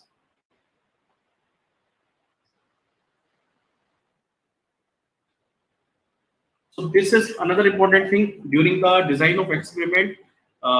We have to compare other techniques, and with the optimization of this extraction methods, we have to take care of the time, pressure, temperature, flow, tapping techniques, and in addition, we have to take care the extraction efficiency or extraction yield during the experiment. And we cannot ignore the some factorial design and multilinear regression, which I have shared. What is the importance of their technique in the analytical methods? We have to take care. And this is the basically another the DOE-based optimization accelerated solvent extraction process. This is the one-way extraction rate of the biotic compound from the herbal matrix. It is by using accelerated solvent extraction. And this is generally required small amount of the solvents than the conventional techniques, and therefore it could be considered as a green extraction techniques. So you can use this accelerated solvent extraction technique during your QBD. So now this is the scope of the QBD in herbal. We can transfer the QBD approach to the botanicals with the natural variability of the plant material, which need to be address and establish a quality standards. You see, my dear audience, still we do not have any established quality standard of the QBD in the herbal drugs, where we can establish and we can propose a monograph for a monograph, and we can propose to request to the NMPB or Ayurvedic Pharmaceutical IPC that they can consider in QBD. The focus on the quality is more important for the herbal drug, not only for the safety of patient, but to promote standardization and progress regarding the definition of the quality of the plant-based products. You see, until and unless we cannot be more vigilant in the standardization, the safety remains constant. So we have to take care. So QBD can play a major role in the safety of patient, and the product quality has to be controlled by means of appropriate process and operation. So again, there is a role of the QBD. We should not ignore the QTTP. QTTP is also very good. The quality target product profile you have to consider when you are going to start your experiment. Based on the QTTP, the relevant attribute of the products need to be identified. Risk assessment. The risk assessment of the raw material are the main source of the viability of the botanicals. Again, I'm going to tell you the raw material basically. And the extractive value of the sample has been shown to vary greatly between different part of the area. So that's why there was a need, we have performed this experiment. And the design of process according to the QBD principle aim to understand the application of the variability of the product quality. Important. Ishikawa method is based on the, as you have already discussed, the importance of the Ishikawa methods. So you have to be, it is, this diagram is quick and easy to understand, which makes it ideal for the efficient risk assessment during early development phases. So this is the impact factor of the extraction of the plant material. The conclusion, now I am in the conclusion, that QBD approach is on the way to become the new standard in the process development for the botanicals. And the QBD concept should not seen as the revolutionary approach. I'm not saying this can change the quality. This can no need to ignore all the standardization parameter or the quality assurance parameter. We have to perform each and every parameter. But it's add-on technique and add-on tool which can help and which can facilitate the quality control of the herbal drug and extraction methods basically. And this QBD approach harmonizes the language throughout the industry and involve agencies, reducing communication difficulties and consequently improving the application process. This is very, very important. But there is a biggest gap between the regulatory and between the herbal industry. So with the help of this QBD approach, we can make a language so that this can make like a bridge between the industry and between the herbal drug and regulatory authorities. Of course, academics is very, very important part. Until and unless we will not start anything, the industry cannot be get an idea, because in academics we have the time, we can make a plan so that we can propose to the industry that we have to work on this method. Please consider this methods. This is very, very important and can be very useful. So other than this, I have something for you. The first is the goal or workaholic. So important thing is how to achieve a goal. The important thing, practice makes a man perfect, and perfect practice makes a man perfect. Technical perfect practice makes a man perfect. Advanced technical perfect practice makes a man perfect. And specialized advanced technical perfect practice makes a man perfect. Super specialized advanced technical perfect practice makes a man perfect. My dear audience, if you are going to introduce QBD in herbal drug, then definitely you have to follow this slide so that you can achieve to your goal. So a good teacher is a master of simplification, and a good researcher is open-minded and adopt a critical way of thinking. You see, we are teaching cognosy or the herbal or nutraceutical, but this was the concept that we have to execute QBD in the herbal drug, and we have successfully get the result. This is the important thing. That's why I am mentioning this word. How can we make the things simple? And this is, from my point of view, a life of joy and happiness is possible only in healthier environment. So free from wine, politics, ego, and expectation. So finally, knowledge gives you discipline. From discipline comes worthiness. From worthiness, one gets wealth. From wealth, one does good deeds. From debts come joys. Thank you. And you can mail me alok22@gmail.com anytime.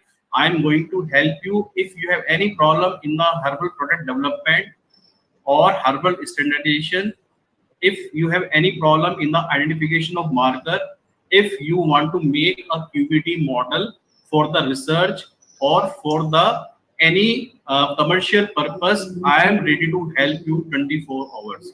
So please mail me anytime. Again, alok22@gmail.com. Thank you, organizer, for giving me this platform so that I was able to share my knowledge, which I have learned from the different organization, and today I was able to share it from through your platform. Thank you very much. Thanks to all. Thank you very much, sir, for this wonderful talk.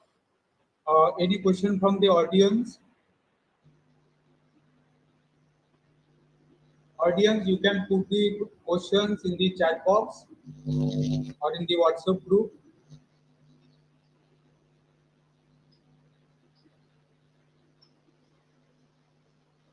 Again, I am repeating, my email ID is alok22. If you have any doubt, you can mail me or you can connect with the Mahendra sir and he can convey my question. He can convey your question to me and I will sort out. Sir, there is a one question. Can you please elaborate?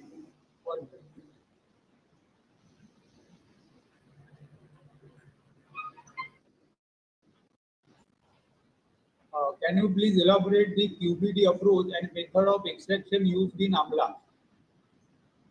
As I discussed in my case study, when we have taken, because in the QBD approach, we have taken already discussed this one study basically, and we have taken three extraction method: destination, soft slate, and the third was one, the sonigation method. We have taken, and we have taken the three solvent: ethanol, hydroalcoholic or hydromethanol, 50-50 ratio, and the water.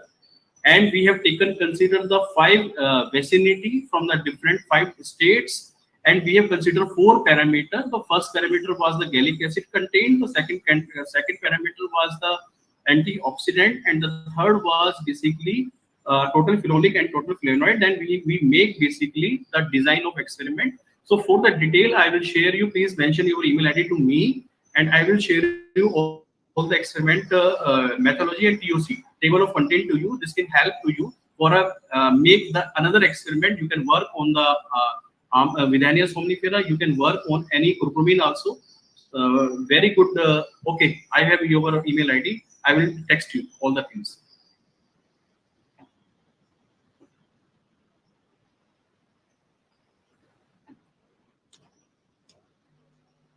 Okay, sir, for this wonderful talk. You cover all the aspects of importance of QBD in extractions of the herbal. Also, you focus on the present challenges in the herbal drug industry, and you explain your case study so that the audience can easily understand the concept of QBD in the extractions of the herbal. Actually, extraction of the herbal or isolation of the phytopharmaceuticals from the herbal drug is a really difficult task. But by applying the concepts of the QBD, we can easily go with the extraction of the herbals. So once again, from the management and from the organizing committee, I am very much thankful to the Sharma sir for this wonderful and knowledgeable talk. Thank you very much, sir. Thank you, sir. Thank you. Now over to Dr. Padore sir. Nitin Padore sir. Am I audible, sir? Yes, sir. Good afternoon, one and all. With an third and last session, Dr. Vinit Kumar Rai, sir, is our resource person. Sir is the project scientist. Nitin, disturbance है क्या थोड़ा आवाज? आता येतोय sir clear? नहीं, खूपच low volume. Hello. हाँ. आता येतोय? वॉल्यूम खूप लो आहे. हो, वॉल्यूम लो आहे सर. तू त्या दुसऱ्या पीसी वर बस एखाद्या.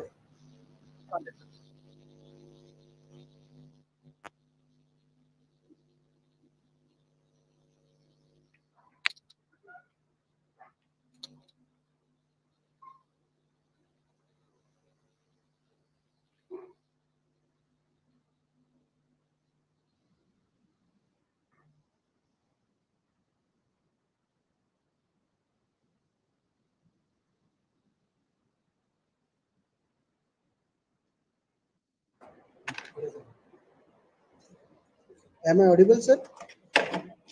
Yes. Yes, sir. Okay, good afternoon to one and all. With our third and last session, Dr. Vinit Kumar Rai, sir, is as a resource person. Sir is a project scientist at level 2 in School of Pharmaceutical Sciences, Shiksha O Anuvandan University, Bhubaneswar. Sir work as an associate professor and head of pharmaceutics at SF College of Pharmacy, Moga. Sir did his from GBTU Lucknow and completed PhD from JNU Delhi. Sir has more than the 12 years of the research and teaching experience. Sir has been principal investigator of government grant like extramural grants. Sir has supervised near about the 26 MPharm scholars and currently supervise 3 PhD scholars. Sir Sir has 65 national and international publication in his credit. Sir has also awarded with Indo-Asian Academic Award 2019 for a young scientist, and many more in the credit of Dr. Vinit Kumar Rai, sir. I request to Dr. Vinit Kumar Rai, sir, please proceed for the third session. Thank you, sir.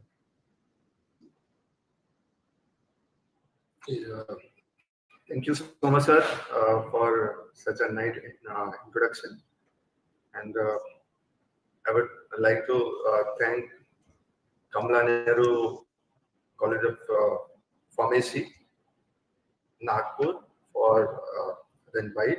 And I'm very thankful to Sunil Gupta, sir, also for insisting me to deliver this talk. And I'm very much happy that I'm delivering a talk after a long time, because I was shifted from Punjab to here in Bhubaneswar. And I think I'm audible to everyone. Am I audible? Yes, sir. Yes, sir. You are audible. Okay. So Yes. I'm covering the application part of quality by design today, and I hope each and everything related to the basics of this approach has been covered by Sunil sir, and the application part, like in the extraction of herbal bag tips, has been covered by Alok Sharma sir, and here I'll cover the application part of QBD in pharmaceutical product development. So, how we can use this approach in pharmaceutical product development, I'll be letting you know by one case study that was done by AG Arora, and she was my colleague. So, here, present now. So, can you please help me out?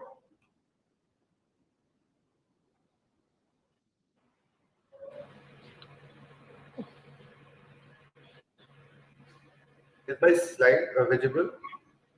It is coming up, sir. Green is visible, sir, but the presentation is not. Okay, sure.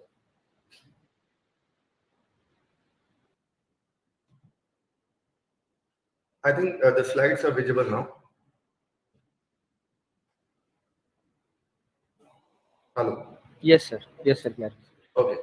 So this is my topic, the application of QBD in pharmaceutical product development, and quality by design basically comes under the ICH guideline Q8 R2, and it was introduced recently.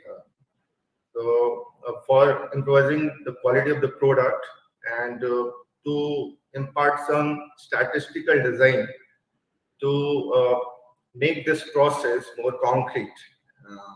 So here, ladies and gentlemen, myself, Dr. Vinit Kumar Rai, I'm working as a project scientist too, under the umbrella of Shiksha Anusandhan University.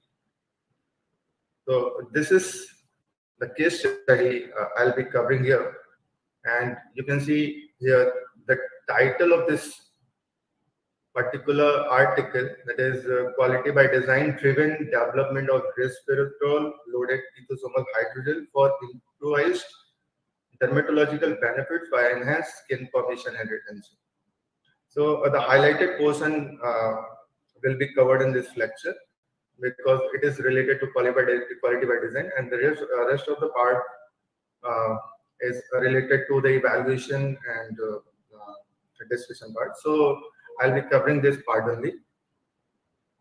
So I'll take, I'll give this opportunity to Sunil Gupta sir also, if he would like to add something in this particular lecture, so he can add.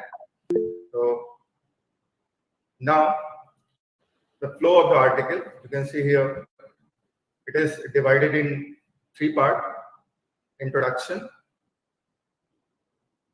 then methodology, and then evaluation part.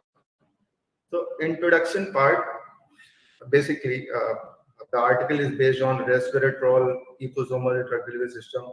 So resveratrol is a phytomolecule and it is found in grapes, and it is basically an antioxidant molecule. So the people have explored this molecule for the other diseases also, like some inflammatory disorder, psoriasis, and anti-cancer activity also. So its log P value is nearly 3, and as far as the skin improvisation of the skin condition is concerned, just like aging and psoriasis, there was need to develop its topical formulation.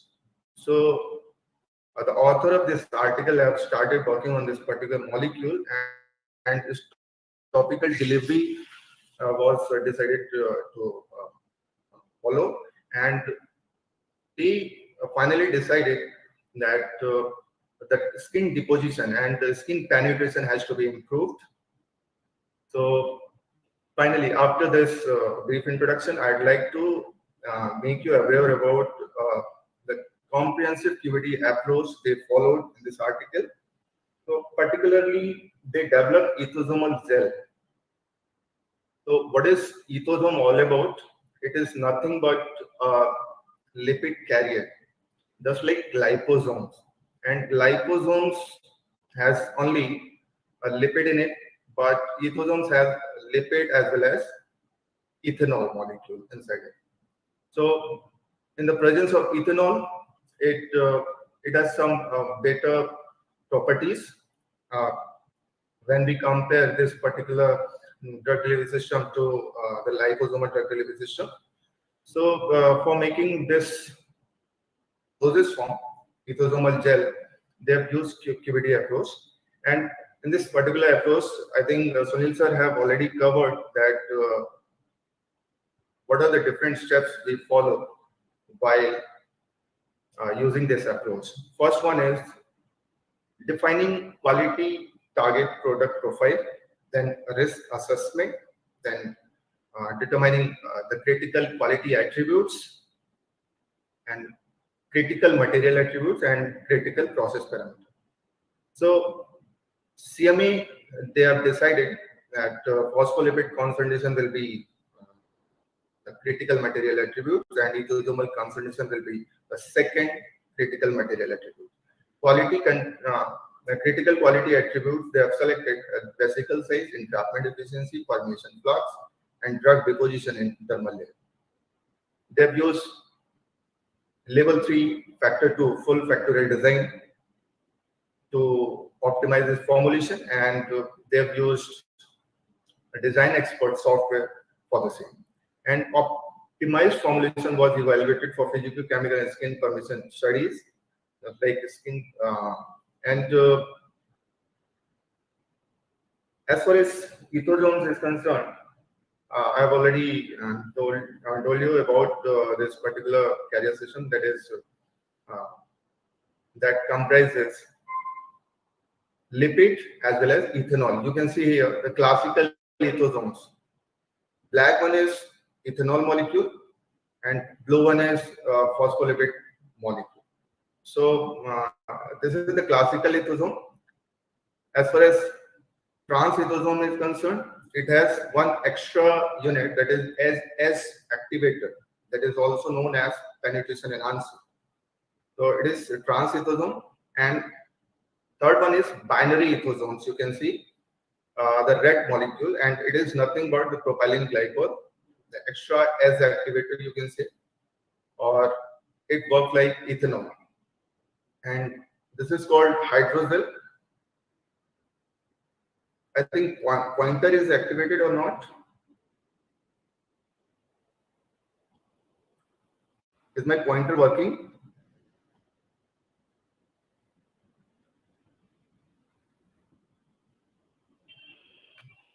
Okay. So this is the structure of skin, and the red line is showing penetration of the drug inside the skin, and this is the accumulation of the drug. So this was the overall approach to enhance the penetration of the skin through the skin, and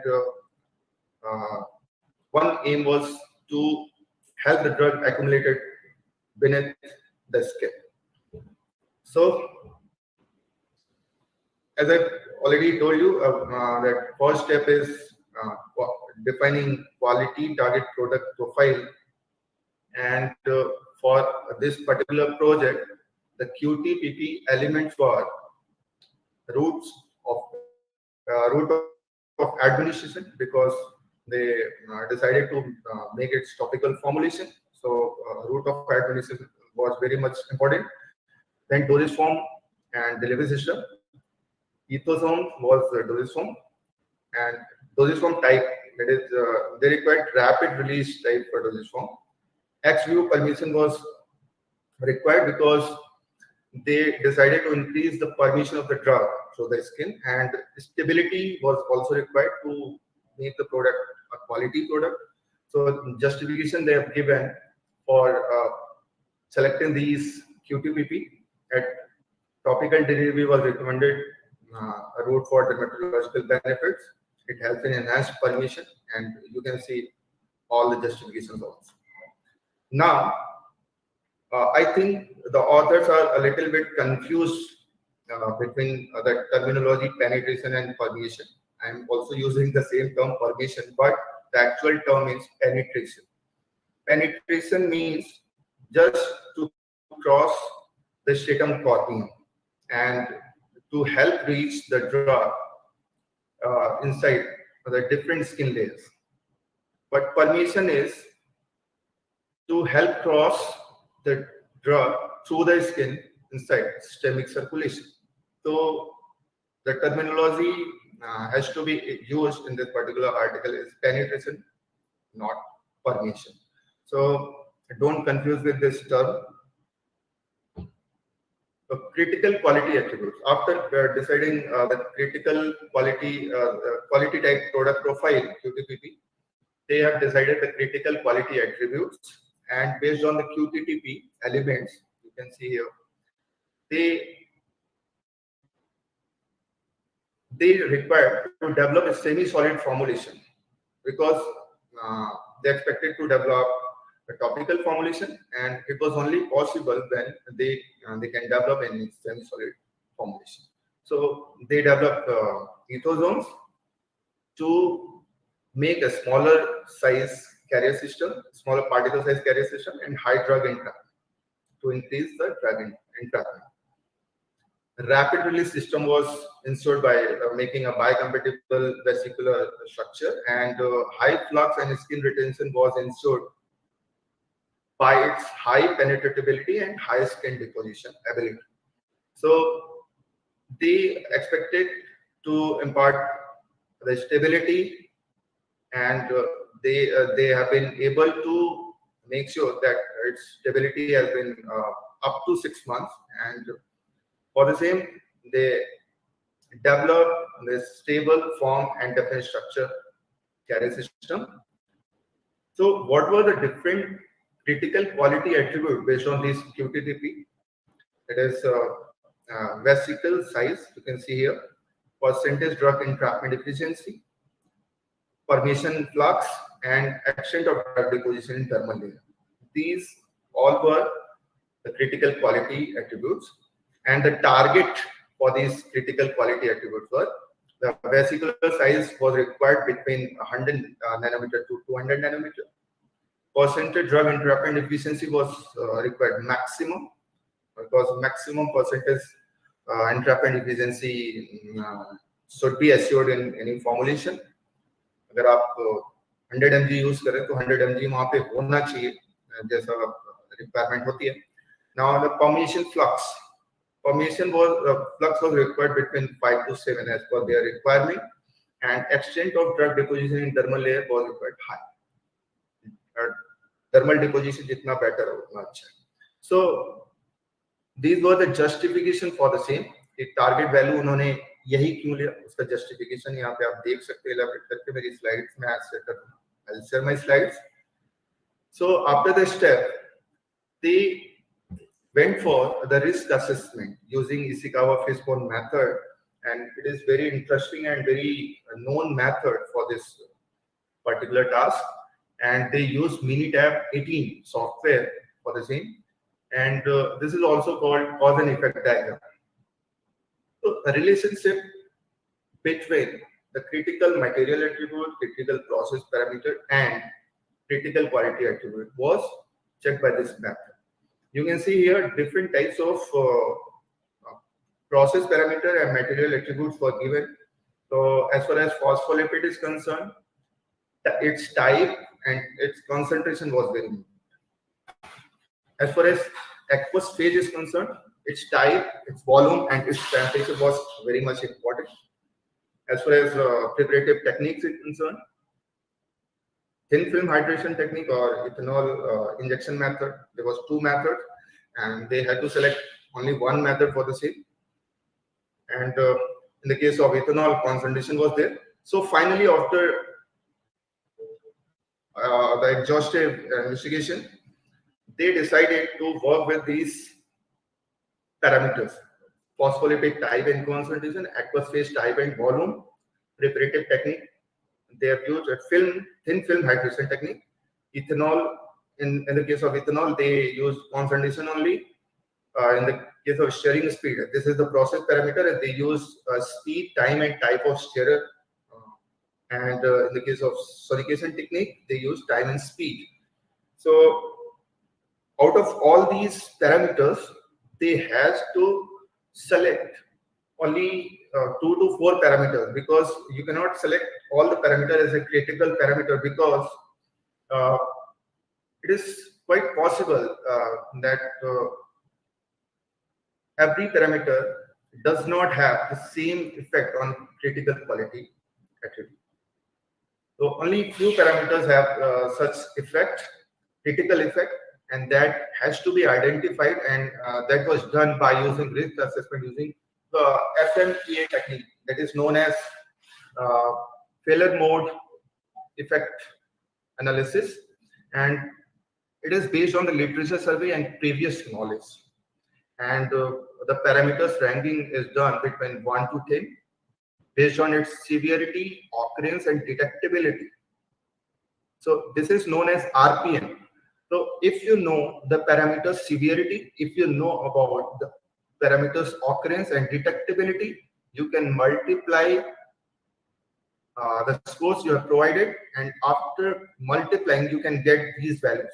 You can see here in the case of type of phospholipid, first one, the name of the factor is type of phospholipid. The severity of this factor is 6, occurrence is 6, detection is 4. So after multiplying these two, 6 multiplied by 6 multiplied by 4, you will get the value 144, and it has a direct effect on vesicular size and trapment efficiency. So it can be a critical factor, but let's decide. So in the second case, you can see the concentration of the lipid and severity is 8, occurrence is 8, and detection is 6. So ultimately you will get the value 384, and it has direct effect on vesicular size, entrapment efficiency, flux, and skin deposition. So I have highlighted here the 4 parameters only that have the highest value, and out of these 4, only 2 factors were having the highest risk, and these are nothing but the concentration of phospholipid and concentration of ethanol.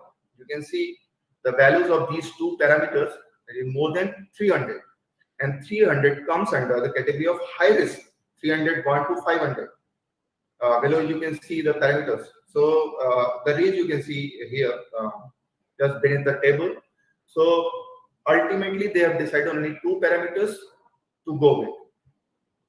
Finally, by using these two parameters, they have decided to implement the full factorial design, and statistical optimization was started, and they have used 2-factor 3-level full factorial design, PC phospholipid concentration x1, ethanol concentration x2, and 3 levels were low, medium, and high. CQAs were vesicular size, percent rapid efficiency, permission flux, and extent of deposition. Total 13 batches were prepared, and they used DOE Design Expert software. इसका version भी यहाँ पे लिखा हुआ है. So response surface analysis was done, and contour plot and response surface plots were made. Effect of different CMAs on CQA was identified because they did not take any process parameter. They took only material attributes. So they checked the effect of these material attributes on critical quality attributes, and finally they applied ANOVA to validate the design. And constant for the quality attributes was set at target level, and possible formulation composition was determined using checkpoint analysis, and a numerical optimization selected the optimum formulation procedure using a desirable function. So this was the steps they are used in this particular statistical optimization process. Finally, based on these parameters, you can see here the label of the concentration of phospholipid. The 20 mg was the low level, and 40 mg was the high level. Concentration of ethanol, 15% was low, and 35% was high. And the medium level was 30, 20, and 40. Between the 20 and 40, 30 mg was the medium level. So these 4 critical quality attributes. I have already told you about all these things. So finally, they prepared 13 batches based on the statistical design, and you can see here in the first case, the low level of X1, X2 was taken, and the values of Y1, Y2, Y3, Y4 was checked. And finally, they got the 2 highest and lowest level. In the case of vesicle size, you can see 243 is the highest value and 44.6 is the lowest value. In the case of entrapment efficiency, 36 and 71. In the case of permission flux, 4.79 and 7.83. And in the case of skin deposition, it was 323 and 113. That is highest and lowest level. Finally, the design summary, and they build the information and they summarize the design. So here you can see the R square value, and it is quite good. And in every cases, you can see the good R square value, and as the design says, the difference between adjusted and predicted R square value should be less than 0.2. And each and every cases you can see the difference between the adjusted R square value and predicted R square value is less than 2.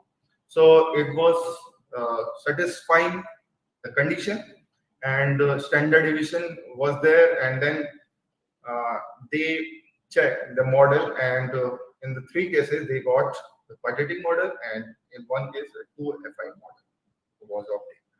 The regression model resulted in the several 2D and 3D response surface plots. I'll show you in the next slide. So it shows the interaction effect of 2 CMA on CQA simultaneously. जो भी 2D या 3D graphs मिले उसमें interactions पता चलते हैं, और उनकी जैसे जैसे उनकी कॉन्सेंट्रेशन को हम बढ़ाते या घटाते हैं तो क्वालिटी एट्रीब्यूट्स बढ़ते या घटते हैं वो पता चलता है. So ultimately they took the 4 response variable, that is Y1, Y2, Y3, Y4, I've already told you, and here you can see the perturbation graph and contour plots. The first case in perturbation class, that is effect of variables on vesicle size. You can see here, this is the lowest value for factor A, and this is the lowest value of factor B also.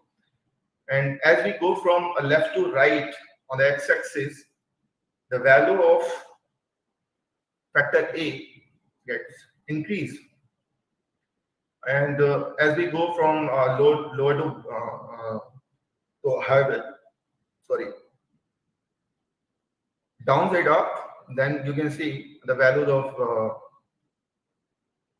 vesicle size is getting increased.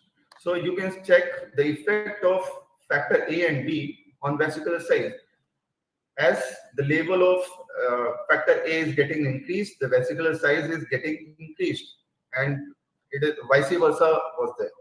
The level of vesicular size is getting decreased by increasing the level of factor B, and the same can be seen by contour plot.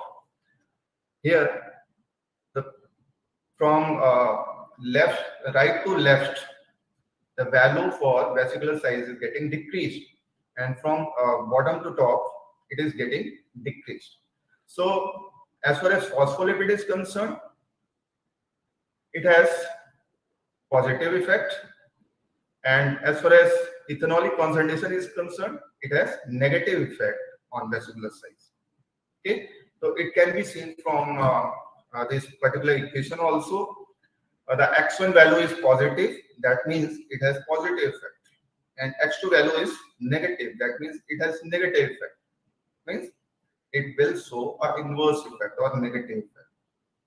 So in the case of effect of variable on entrapment efficiency, and in the both cases you can see the positive effect, and the same can be seen by this equation also.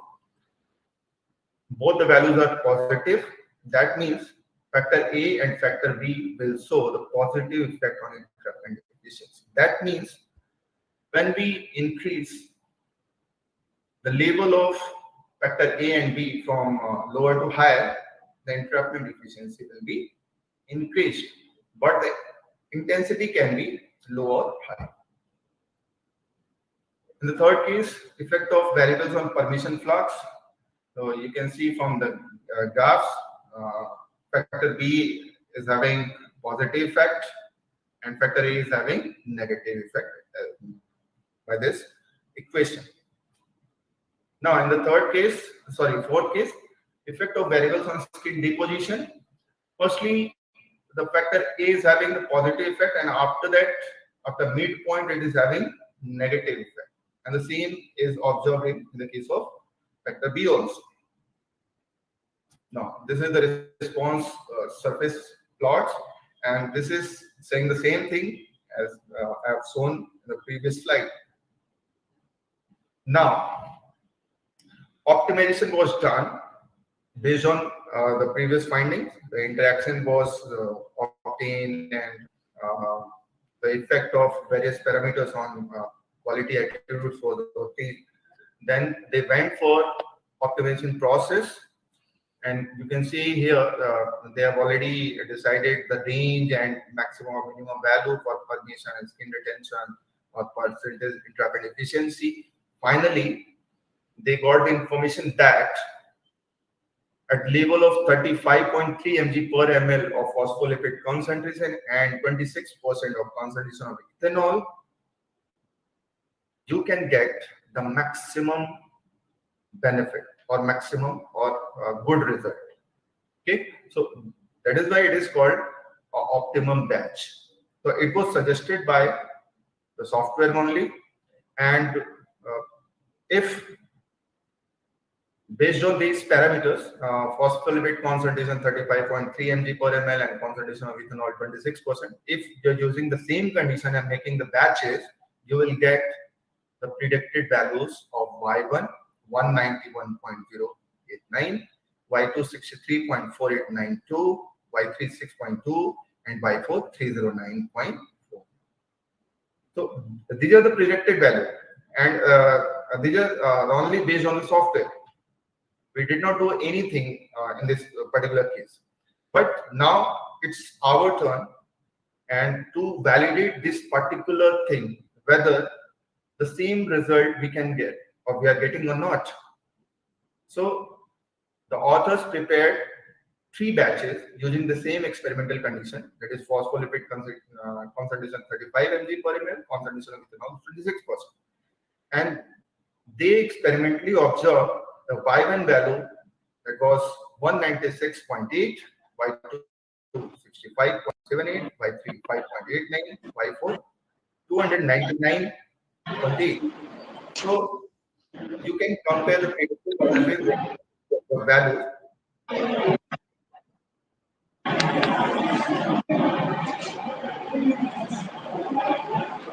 I think there is some disturbance. Yogita Charde, please mute yourself. Please proceed, sir. Okay, sir. Thank you. Now, if we see the difference between predicted and experimentally observed values, the difference is not much. You can see, I think, up to 5% difference between predicted and experimentally observed values. So, based on which we can say that the model is accurate and validated, and design can be selected for the proceedings. And finally, based on this design, they got the optimized condition using which the best result can be found.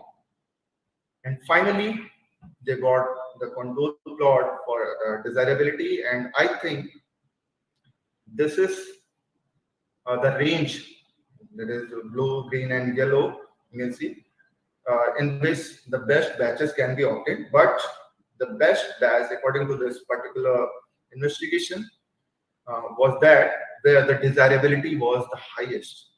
And in the previous slide, you can see the desirability value, that is 0.845. But in the other cases, the desirability value could be lower than this value. That is why they have not selected the rest one. And that is the final optimized batch. So after optimization, they went for chem analysis of ethosomes, and they got spherical safe ethosomes, as you can see from this figure. And finally, they went for permeation profile, and they got the slow release from their formulation. That is the ethosomal carbopol gel, and next one is the optimized ethosomes. They got the control, or you can say slow release from these formulations as compared to the other formulation. Okay, so permeation flux, they obtained the highest permeation flux was obtained in the case of resveratrol carbopol gel and resveratrol alcoholic solution. So in the presence of alcohol, the permeation flux was very high, and by making the resveratrol carbopol gel, the permeation flux was also high. So permeation coefficient, they got the highest permeation coefficient in these two cases only. And finally, the drug deposition study says that skin deposition was higher in the case of optimized ethosome and ethosomal carbopol gel. You can see from these graphs, and it was confirmed by confocal microscopy. And in the case of B, you can see the ethosomal hydrogel is showing higher retention. So, and stability study says the formulation was stable up to 6 months. So I hope I conveyed the message to you. And as far as this conclusion is concerned, they said that the formulation was successfully developed by using quality by design approach, and that can be used in developing several other formulations in future. If you want to get the idea about the quality by design, comprehensive quality by design approach by other studies, you can go through this particular article. Although this title doesn't have the terminology quality by design, we have not mentioned here, and it is our article. And but this article is having the comprehensive QBD approach, and you will get how we can use this particular approach for developing several other formulations. So this is all about from my side, and thank you so much for all for patient listening. And this is my email ID. You can write me up in case you have any queries. So I think I'm open for question and answer. Thank you so much.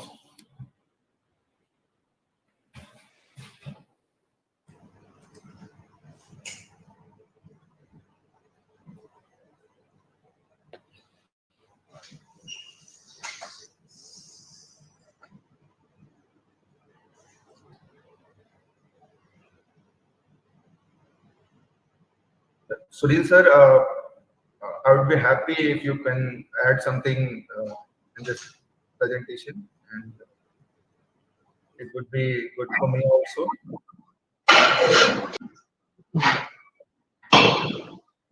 Vinijit, thank you for the nice presentation. Thank you so much, sir. It is good to see you after a long time. Thank you, sir. Same here.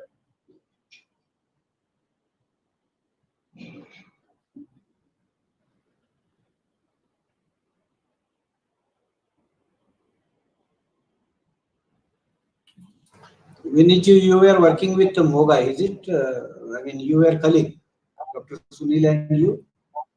Yes, sir. We have worked for some time. Okay. Now you shifted to Bhubaneswar, is it? Okay, okay.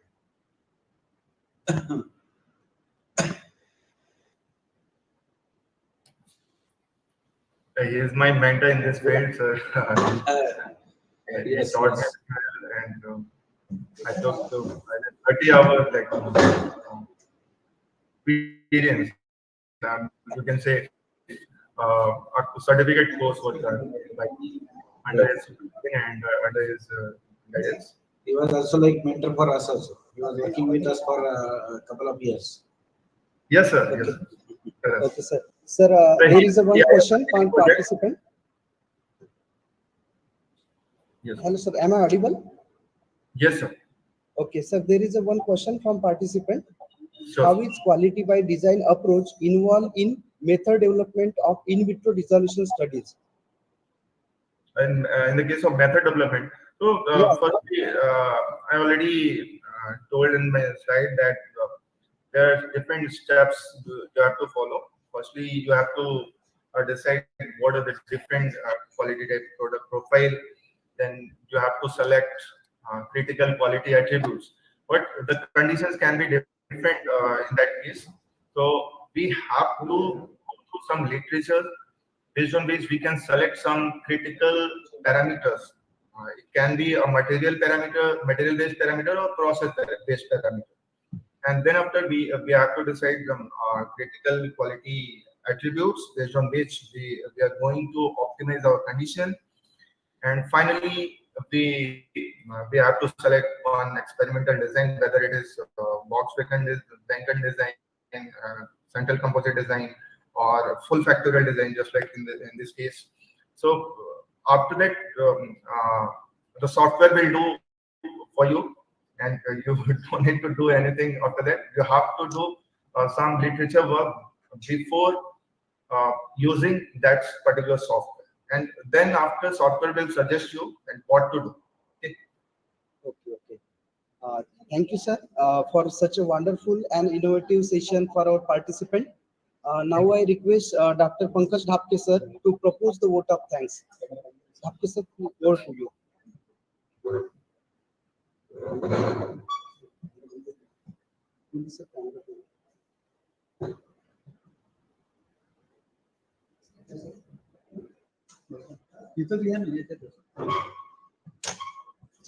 Hello, am I audible, sir? Yes, sir. Good afternoon. Very good afternoon to all. Thank you is a prayer that can be seen or touched. It just can be feel by heart. I feel honored and privileged to get the opportunity to propose the vote of thanks for today's program. On the behalf of Community College of Pharmacy, Pankaj I can yes, एक sir. Minute. पहिले कोणाला काही views sharing करायचं असेल तर you just ask if anybody wants to share some views they will share their feedback or views or suggestions about this conference, and then you jump for a vote of thanks. Any views for this conference, for this session?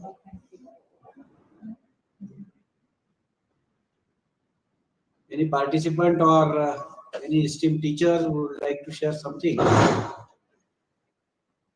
Feedback or suggestion or anything which left out?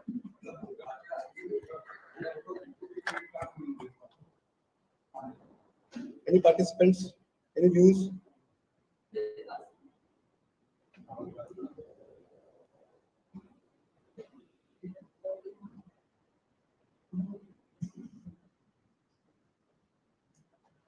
Any queries to any session? Anyone wants to ask any query?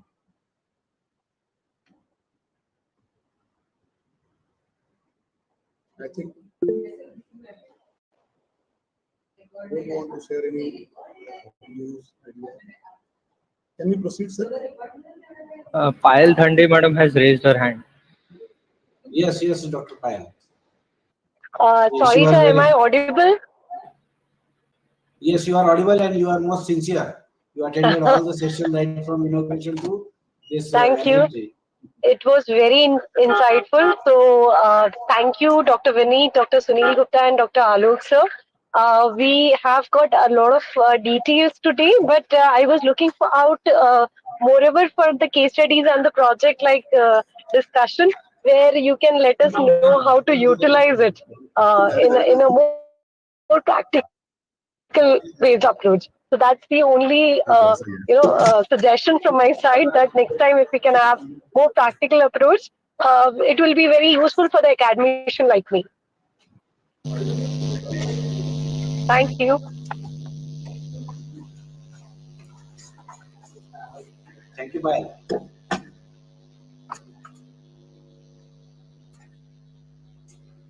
Anybody else?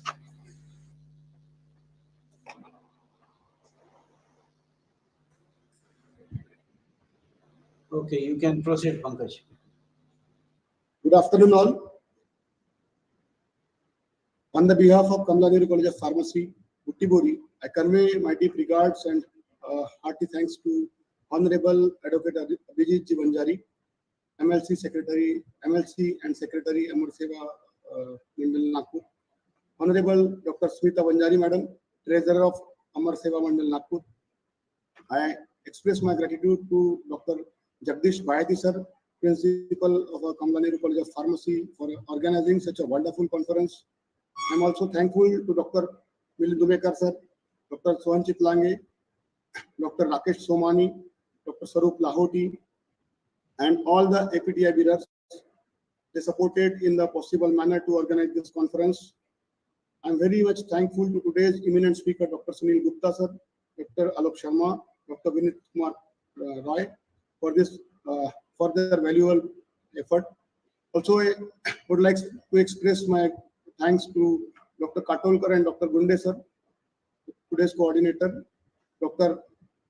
Nitin Padole sir, co-convener, and not least, thanks to Rajib Ragtate, Rabade madam, and all the teaching and non-teaching staff of Kamla Nehru College of Pharmacy.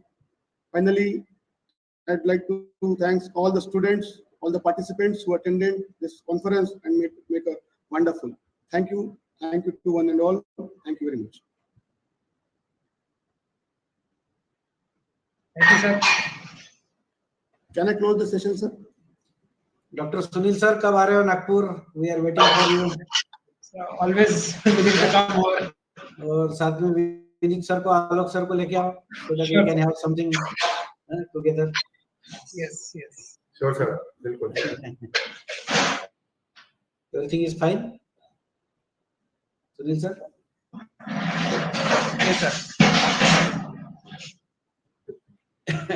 Thank you very much. Thank you all. Okay. Have a nice time, nice day. Thank you.